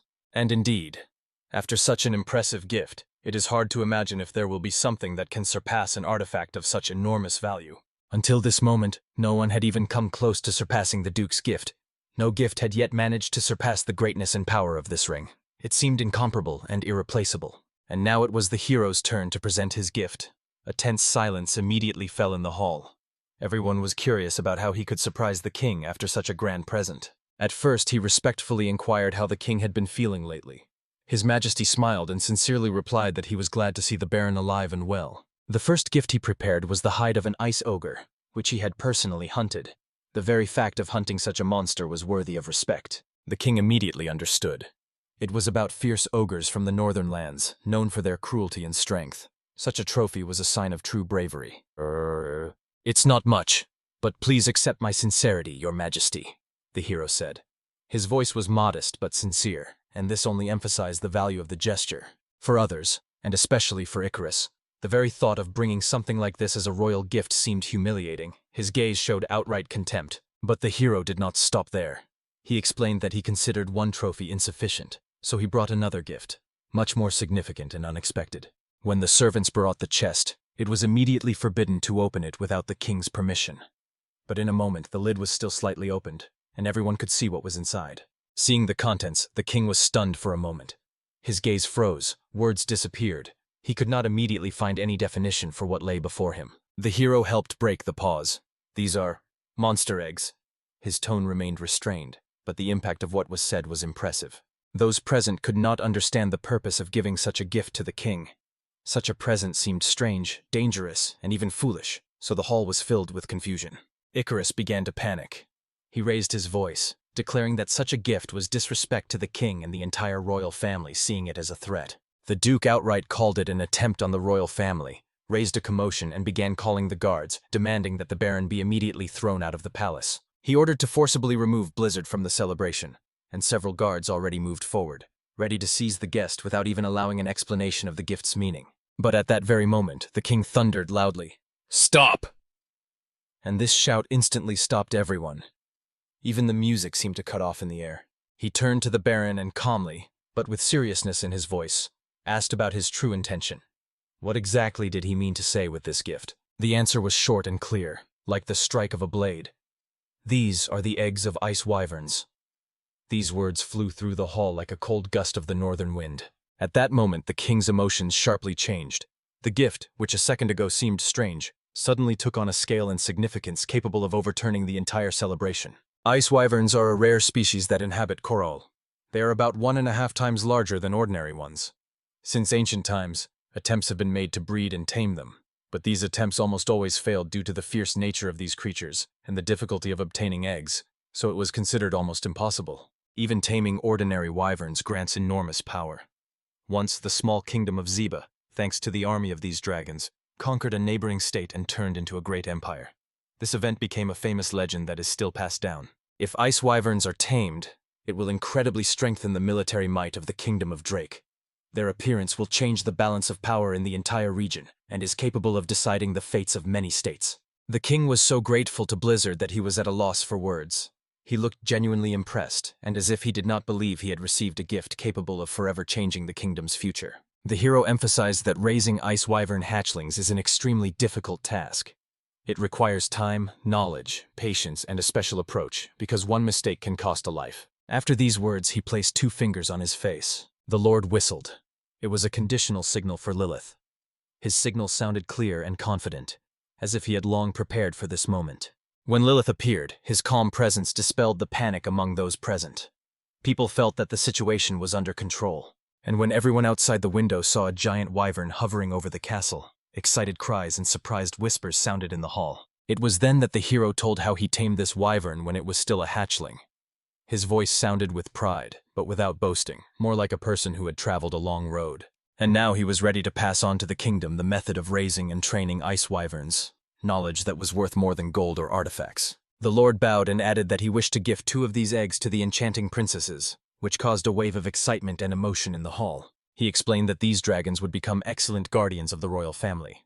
Their loyalty and strength could protect any fortress and any throne. The king, not hiding his delight, admitted that this was the best gift he had ever received in his life. No gift could compare to this. The idiot standing aside did not understand how Blizzard managed to get the wyvern eggs.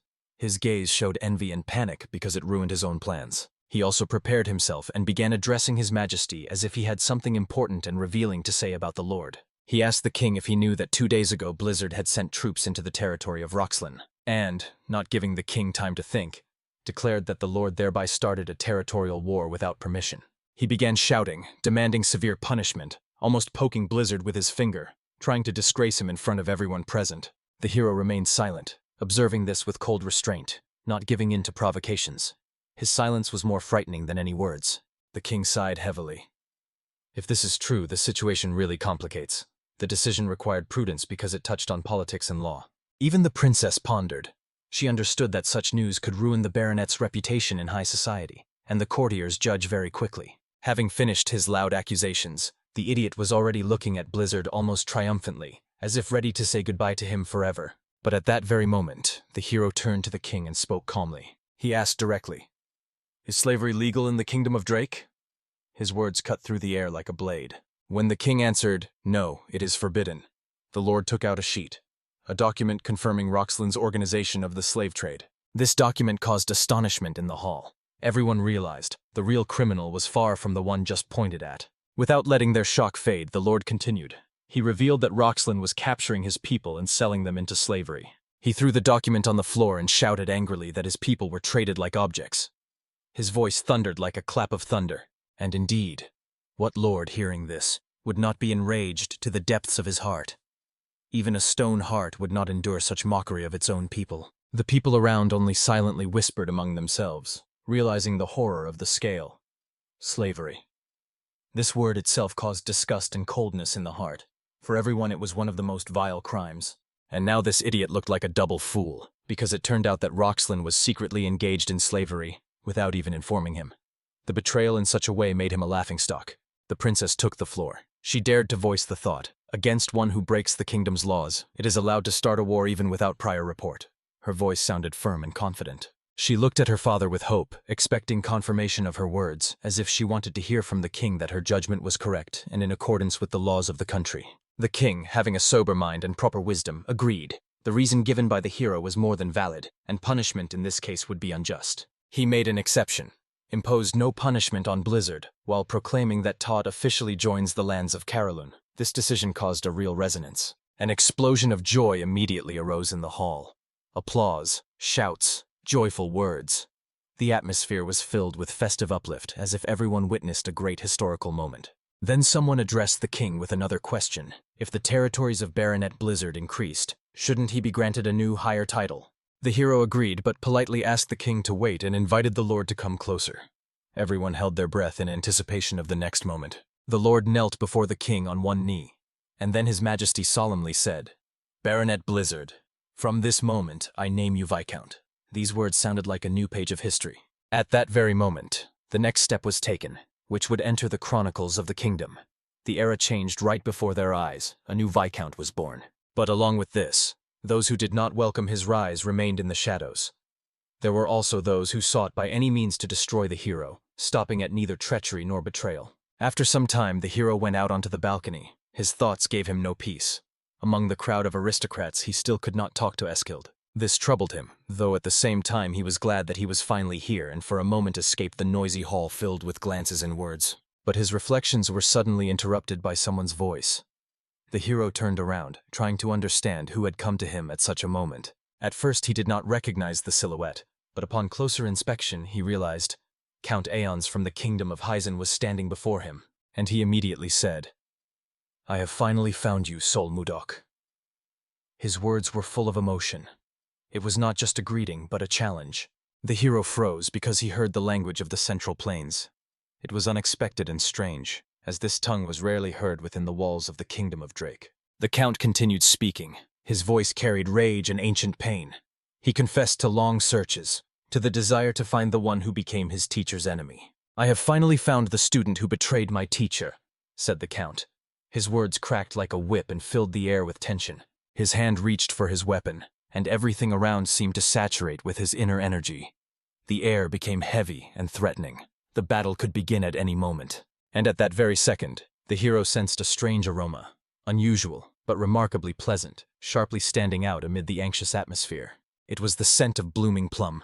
It was so pure and bright that for a moment it seemed to stop time. In his memory surfaced the words of that mad scoundrel, the victim who before death said that, if his student were here, everything would have turned out differently. And now the hero understood the meaning of those words. Standing before him was exactly the student about whom Chong Pungjin spoke before his death. His name was Li Chinchon, the best young talent of the Central Plains.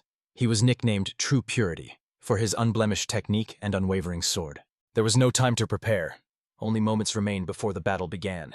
The tension sharply increased, as if the very air awaited the clash. A clash erupted between them.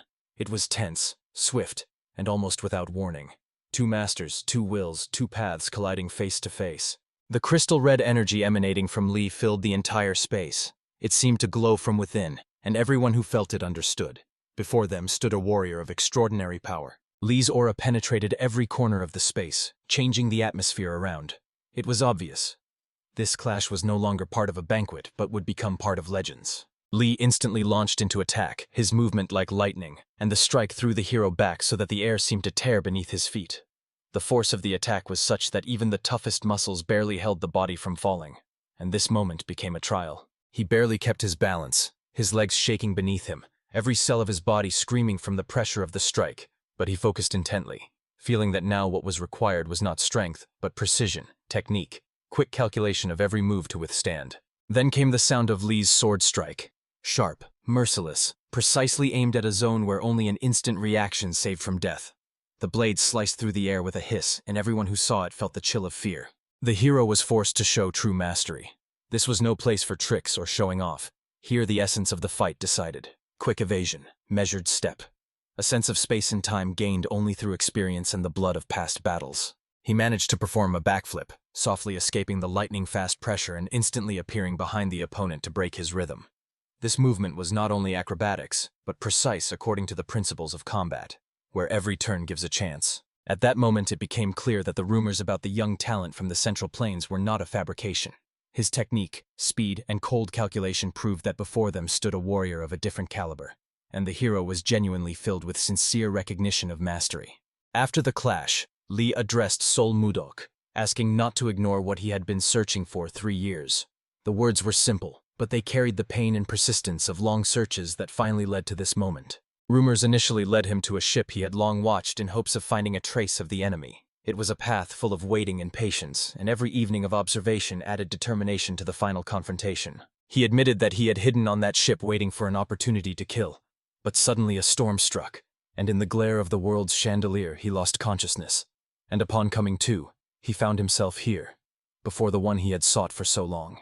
Fate, as if playing, had brought him. He did not forget about revenge for a moment. Every word, every movement was charged with the desire to atone for the teacher's pain, and in his heart pulsed a cold intention to prove the result, even if it required his last strength. After the speech, the atmosphere instantly changed.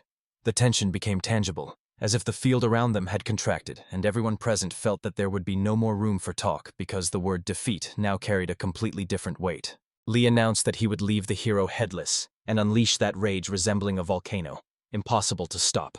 Merciless determination burned in his eyes, and it became clear. This was not a simple competition, but a verdict for the one standing ahead. The hero had never seen such technique before. Lee's movements were unique, like a combination of a dozen styles in one, and predicting them was practically impossible, which greatly complicated defense and precise parrying. He realized that repelling these attacks would be extremely difficult, perhaps impossible without an accurate sense of the opponent's rhythm, so he had to rely on intuition and years of practice to nullify the strike. At that very moment she appeared, the girl who initially wanted to say Baronet, then corrected herself and said Viscountess, and this inaccuracy in the word somehow emphasized the change of status and the seriousness of the moment unfolding. She wanted to hear what these two were doing here. The hero simply replied that for the first time in a long time he met a compatriot, and they talked a little.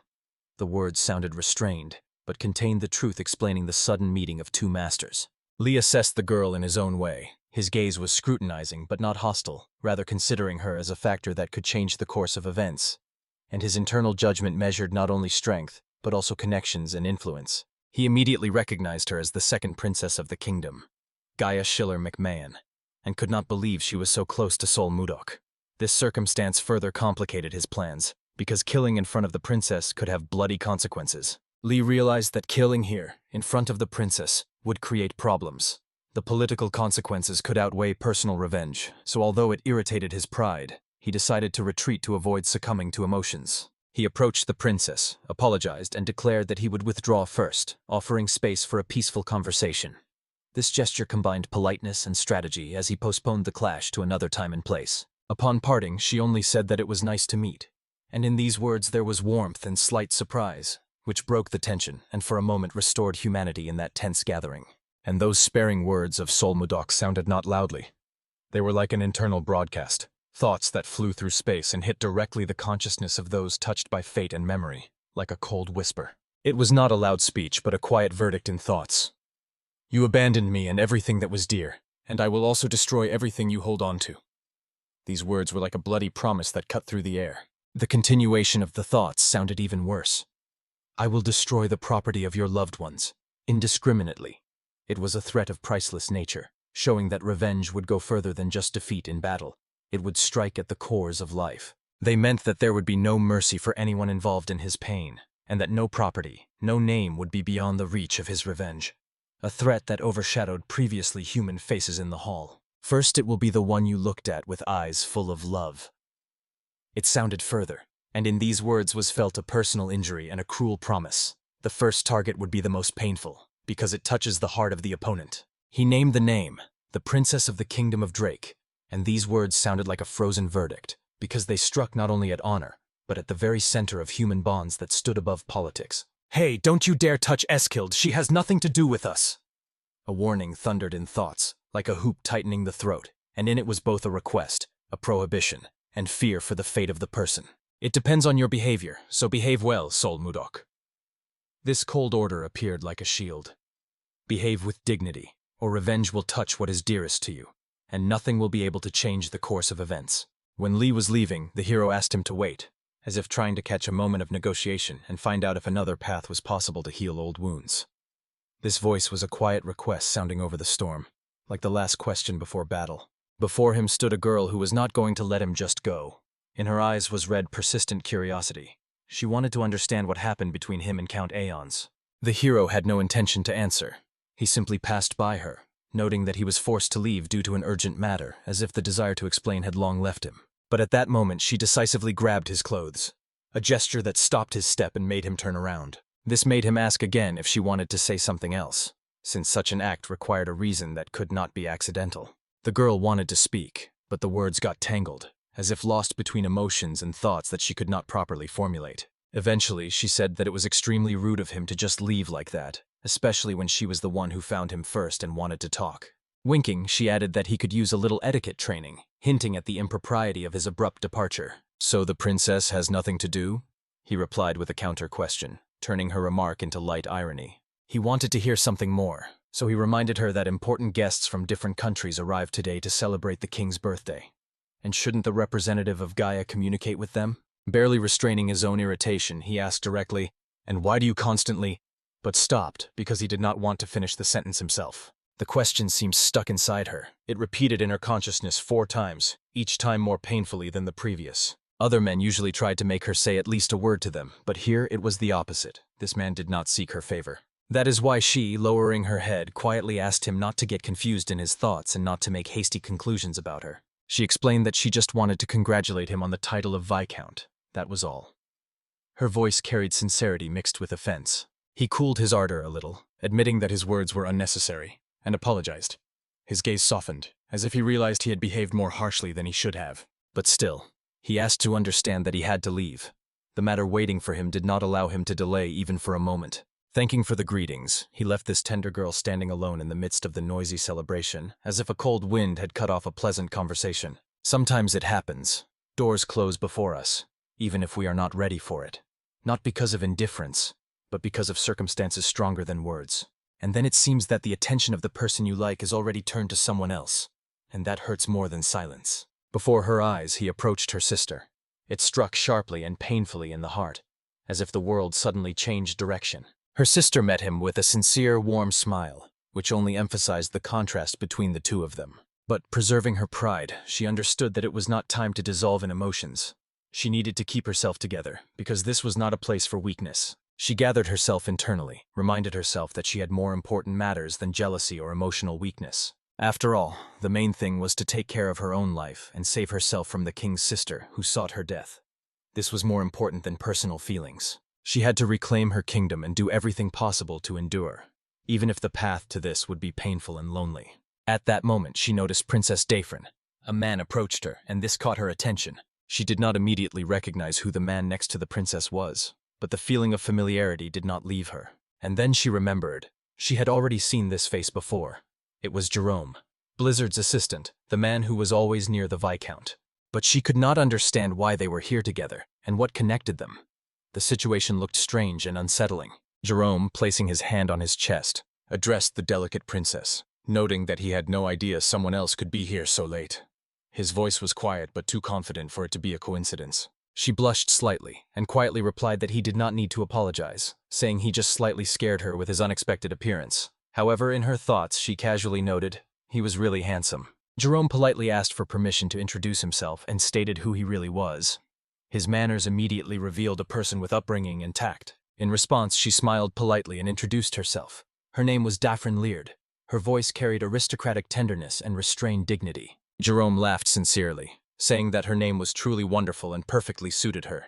His smile had a warm sincerity capable of quickly melting the distance. But his mood suddenly changed when he realized exactly who he was standing before. His face froze, and his gaze filled with anxiety. For this was Princess Dafren Leard, known throughout the continent of Hyzen for her unparalleled appearance and incomparable beauty, which both attracted and frightened. Realizing his mistake, he knelt before her and apologized for not recognizing her immediately. But the princess calmly replied that it was all right, and such things did not bother her. After that, she gently noted that she would go on, as if not wishing to create awkward situations or emphasize the difference in status. But Jerome involuntarily lingered his gaze on her face, carefully examining the expression in her eyes. Something in her did not match the image of the perfect princess. As a true strategist and a man of sharp mind, he instantly noticed a shadow of sadness in her gaze. This subtle detail did not escape his attentiveness. He timidly asked for permission to stay nearby and sit here with her. There was no insistence in his words, only a gentle desire to support. Jerome explained that he was waiting for the Lord's return from the banquet and therefore would simply like to spend some time in silence, not disturbing her. He added that he would leave if his presence caused her discomfort. After these words, the princess blushed again, not expecting such delicacy. A brief silence followed, only a few seconds, and then she quietly said that he could do whatever he deemed necessary. In these words there was permission and hidden sympathy. Thus began their long conversation, one of those that quietly draws you in when time ceases to be felt and words become a bridge between two people. Jerome spoke passionately and at length until he suddenly realized that he was almost the only one talking. Embarrassed, he apologized and heard her reply. On the contrary, she was very interested in listening to him.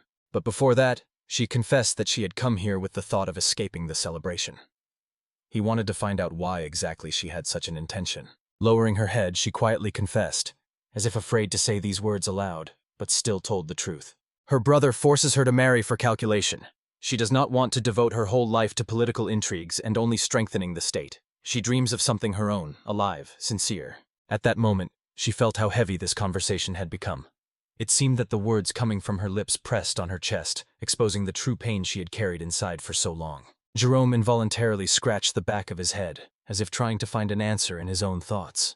He did not understand whether, being just a servant, he could somehow help her with such a serious problem. "If I can still do something for you, then I will use my mana to help," he said quietly, trying to say it as sincerely as possible, although he was not sure if he had the right to do so. After his words, the girl could not understand why her heart suddenly beat faster than usual, as if something gentle and warm touched her from within. She could not look him straight in the eyes, shyly lowered her gaze and, slightly stammering, thanked him.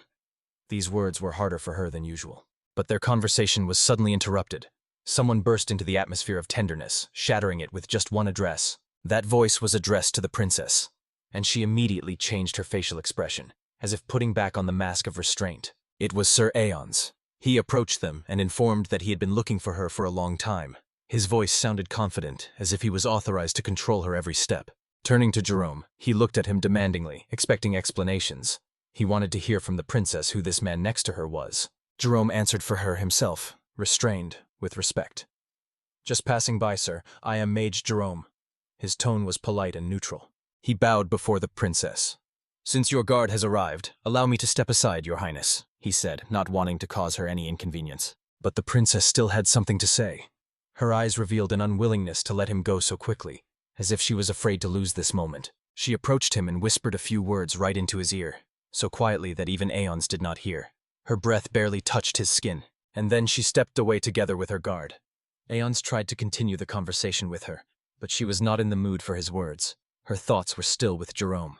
What Jerome heard sounded uneasy. Aeon said that His Majesty plans to hold a grand ceremony after the celebration, an event that could change someone's life. That is why he advised the princess to open her heart. There was something obsessive and troubling in these words, as if he was hinting at her duty rather than her choice. This deeply angered her. Her brother did not even consult her when deciding the fate of her life. However, she could not show her anger, so she only said calmly that she would go first. She preserved royal dignity, hiding the storm in her heart. Only cold politeness remained on her face, like a mask she was forced to wear again and again. Now Jerome understood the situation even more clearly. A political marriage was being arranged between Aeons and the princess. Her heart had no choice. Her fate was being decided without her. Stepping back a few steps, she still turned around. Her gaze slid to Jerome. A mixture of sadness, shame, and hope tried to break out. "In 3 days." She winked at him faintly, as if leaving a secret sign for the one who would understand. "We will meet again," she added, as if promising that this story was not over and there would still be a conversation between them. After these words, she proudly moved forward, as befits a princess. Her steps were confident, even if her heart trembled. After some time, all the guests had already returned inside the hall, where the celebration continued. The princess was exhausted. That evening she had to endure too many difficult conversations and tense meetings that drained her emotionally. But at that very moment, someone decided to give her at least a little warmth and lighten the heavy evening. The same young man with luxurious long white hair, Blizzard, politely invited her to dance. She could not refuse him. That would be too rude, and her heart urged her to accept the invitation. To a gentle romantic melody they swirled in a slow dance, as if at that moment the whole world disappeared, leaving only the two of them. On the second floor, watching them, stood the king. He turned to Cotton, who was nearby. The king asked whether these two were really that close, or if it only seemed so to him. He admitted that he had not seen his daughter so joyful for a long time, with such a sincere smile on her face. Therefore, he asked Cotton to answer honestly, without diplomatic embellishments. "What do you think? Is Eskild indifferent to Blizzard?" the king asked. "They say he shows himself quite well. But do you really believe that is possible?"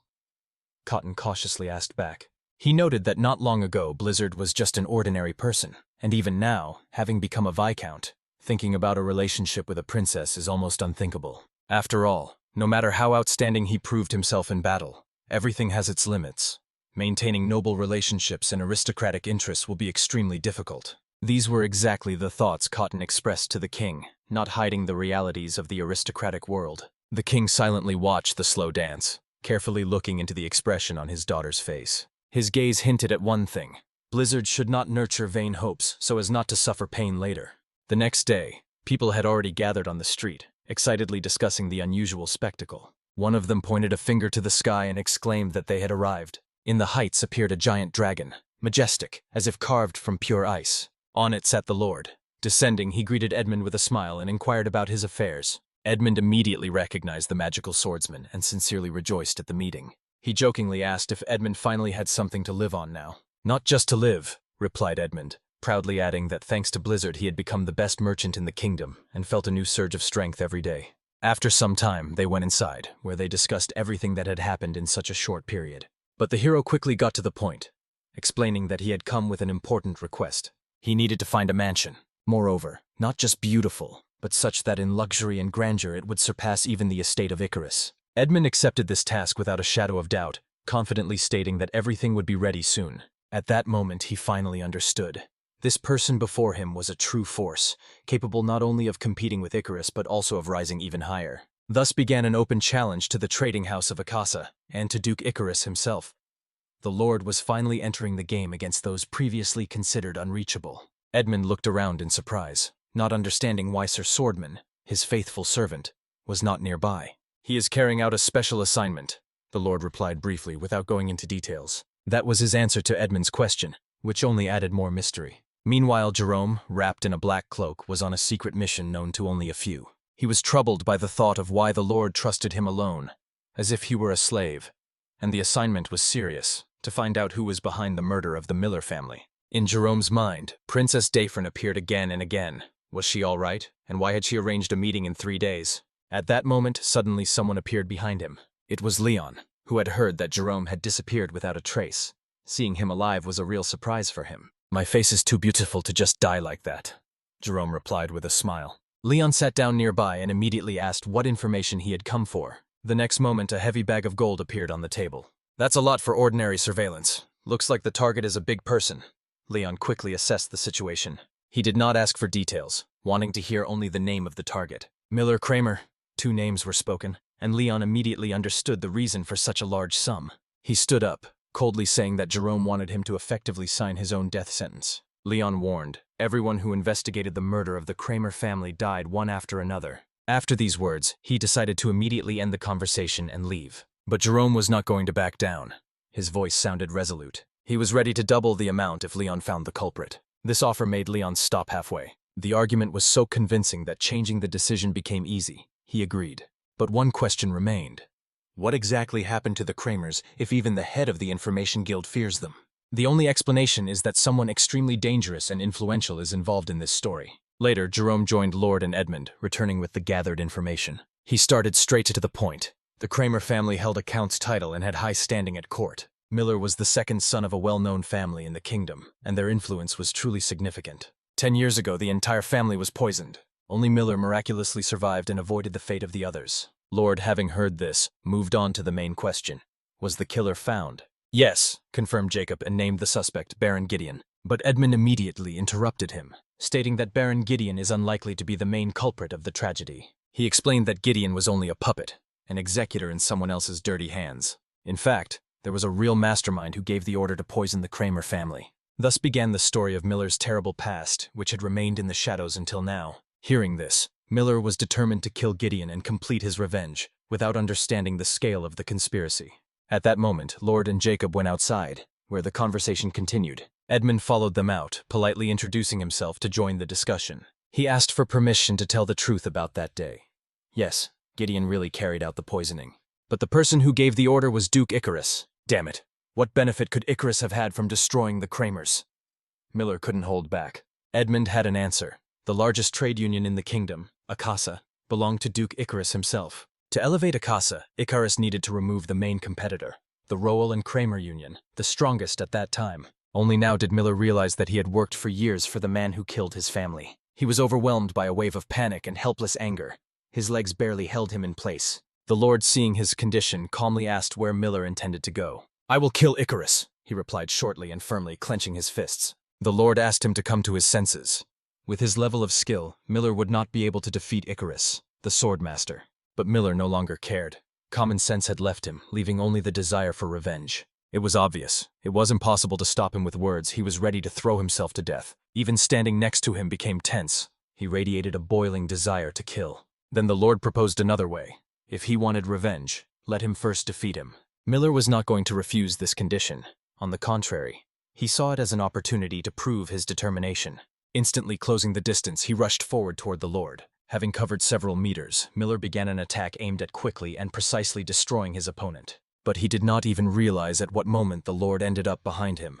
The difference in level was staggering. Miller attacked desperately, using strikes to vital points and economical, refined movements. Observing this, the Lord only noted how persistently he had trained all these years. But eventually he touched a certain point on Miller's body. This blocked the ability to move for half a day. Miller fell to the ground, his body trembling violently, and his eyes were full of despair and helplessness. Miller, gritting his teeth, tried to do something with his own body. He tried to strike himself on vital points to relieve the paralysis. But all efforts were in vain. His body only trembled from tension, and he could not move a single step. But suddenly something incredible happened. Even the Lord was surprised. Miller managed to activate a point that the Lord had not shown him. It seems he was able to replicate the technique only from a momentary observation, copying what he had seen a second ago. However, his movements remained too weak, and the phrase, "I still haven't finished," was lost among groans of pain. The next moment he fainted again, falling to the ground, exhausted to the limit. The Lord turned to Edmund, who was standing nearby and watching everything attentively. He ordered to take Miller to a room, and when he regains consciousness, to find him immediately. "Do you intend to punish the young master?" Edmund asked fearfully. "No," the Lord answered calmly. "From tomorrow, I will personally teach him the technique of strikes to vital points." As expected, his intuition did not fail. Miller's talent was genuine. He was like an uncut diamond. Just a little polishing, and he could become a brilliant master of killing. At that moment, someone unexpectedly made contact with the Lord. It was Eskild. Her voice trembled. Panic was felt in it. She begged for help, saying she was unbearably cold. Just hearing her weak, trembling voice, the Lord tensed sharply. Something was wrong. Without hesitation, he rushed to help, moving as fast as if erasing the distance between them. Not noticing anything around, he sped forward, completely focused only on her. The Lord only repeated in his mind one thing. "Hold on. Wait a little." Meanwhile, the fragile princess was almost losing consciousness. The cold completely paralyzed her body. In the Lord's thoughts, there was only one person left. Eskild. He kept repeating to himself the same thing. Where is she and what happened to her? He only needed to hear that she was cold to understand where she might have ended up.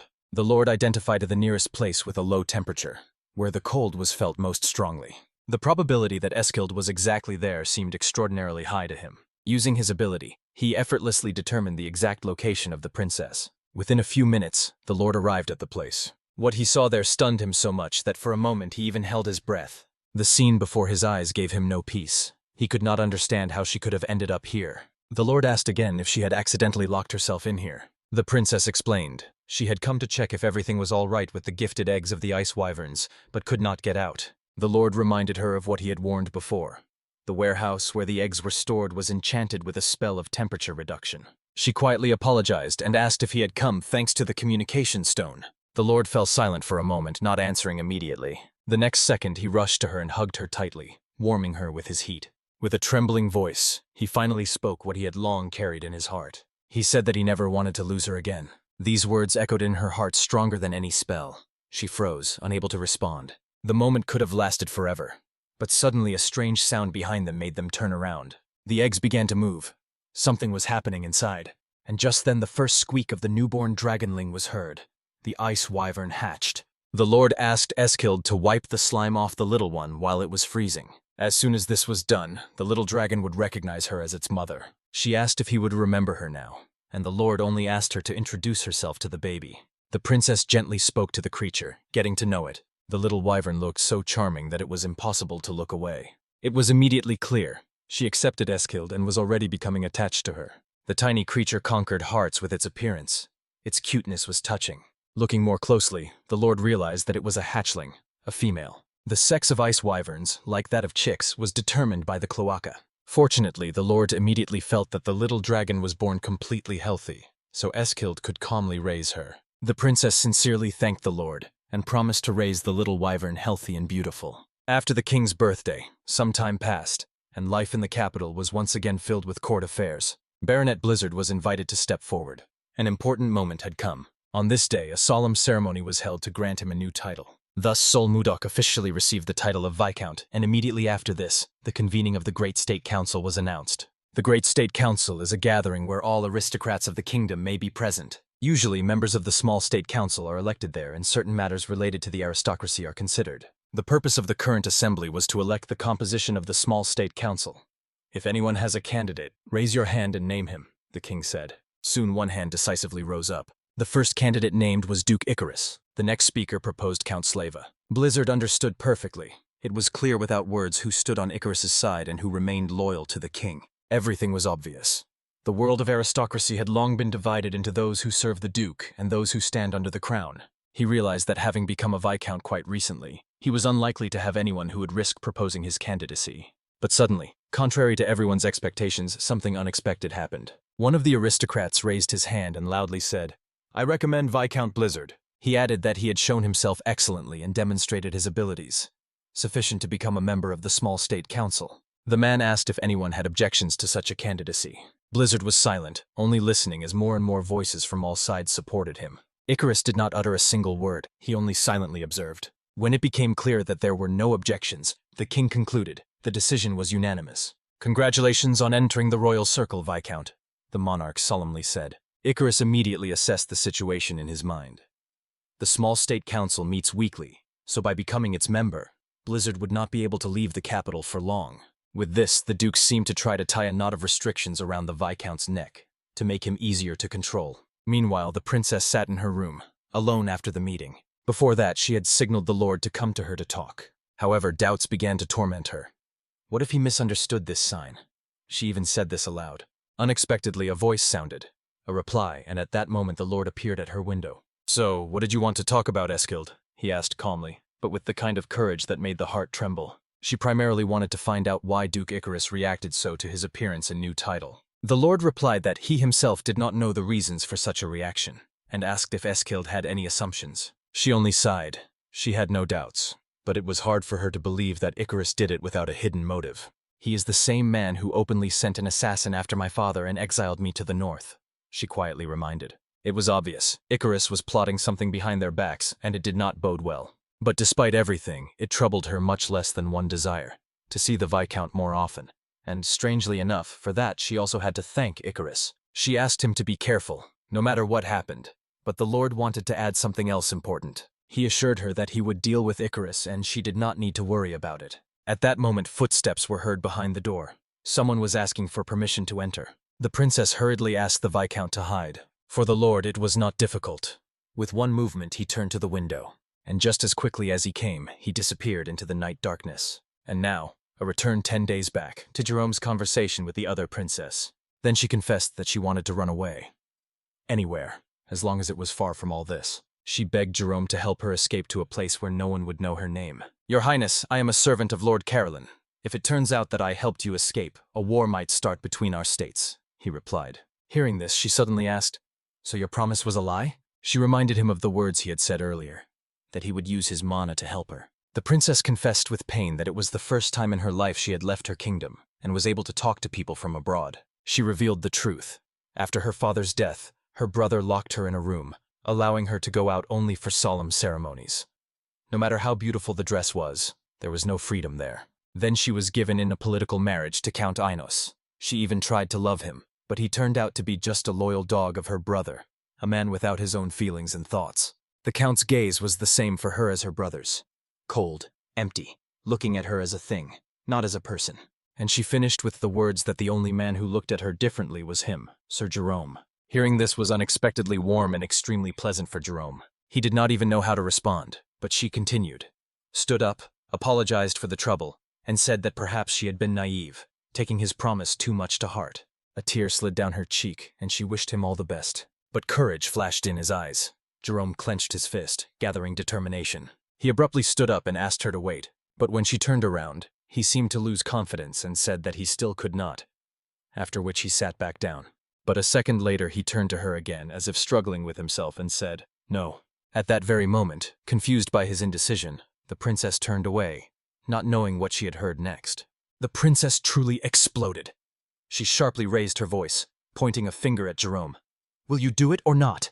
Just say it straight." After such pressure, he had no choice left. He could no longer refuse. Seeing his agreement, a sincere smile, warm and joyful, instantly lit up the girl's face. She thanked him, and Jerome, gathering his thoughts, said he would inform the meeting place in 10 days. "Wait until sunset on the 3rd floor of the tavern Deep Cat, east of the castle," he specified. Deep down, he fully understood what he was getting into, but he could no longer retreat. Meanwhile, Saul was sitting in his office when Jerome came in. The Lord immediately asked what had happened.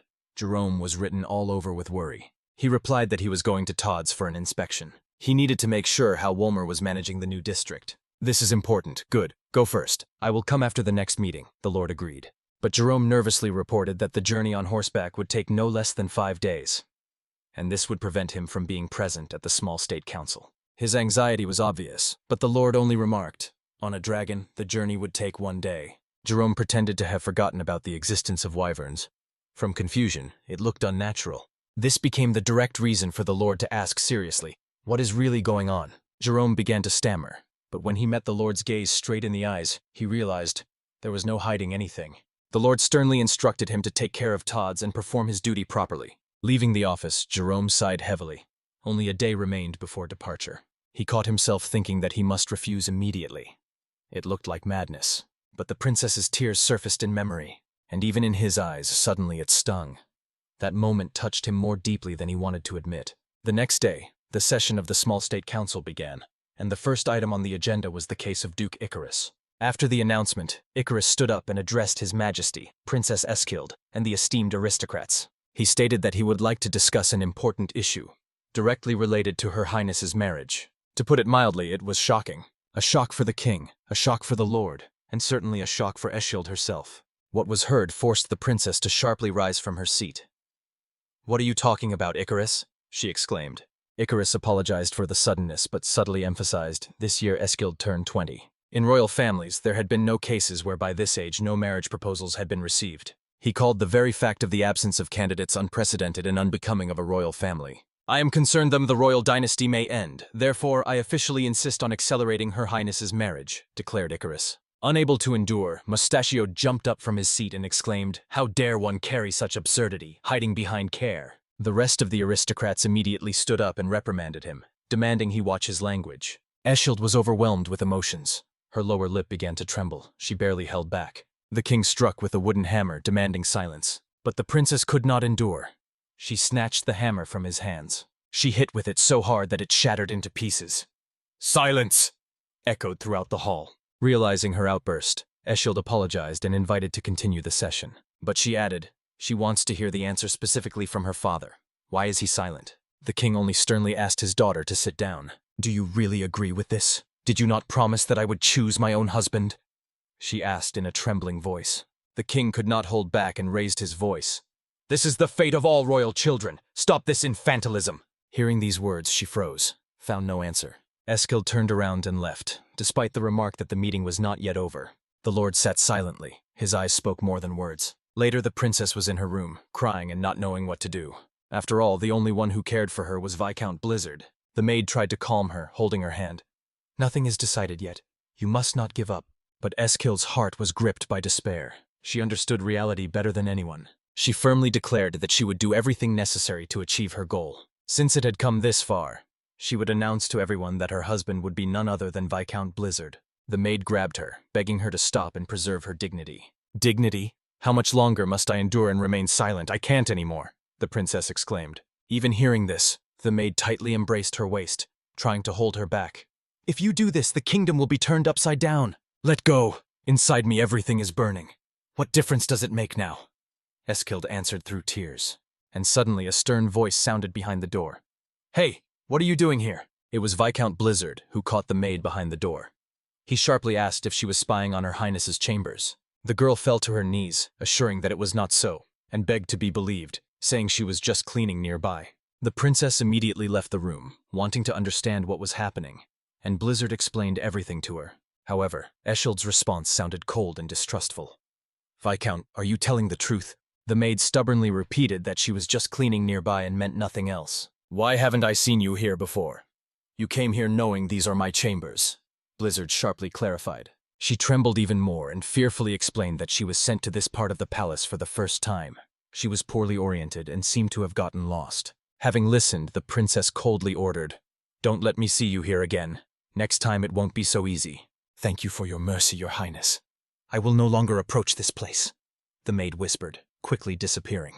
As soon as the stranger left, Eschild immediately entrusted Lanchi to discreetly follow her. The princess perfectly understood who could have sent her. Almost certainly it was Icarus. A significant part of the nobility and servants in the palace have long been bribed by the Duke.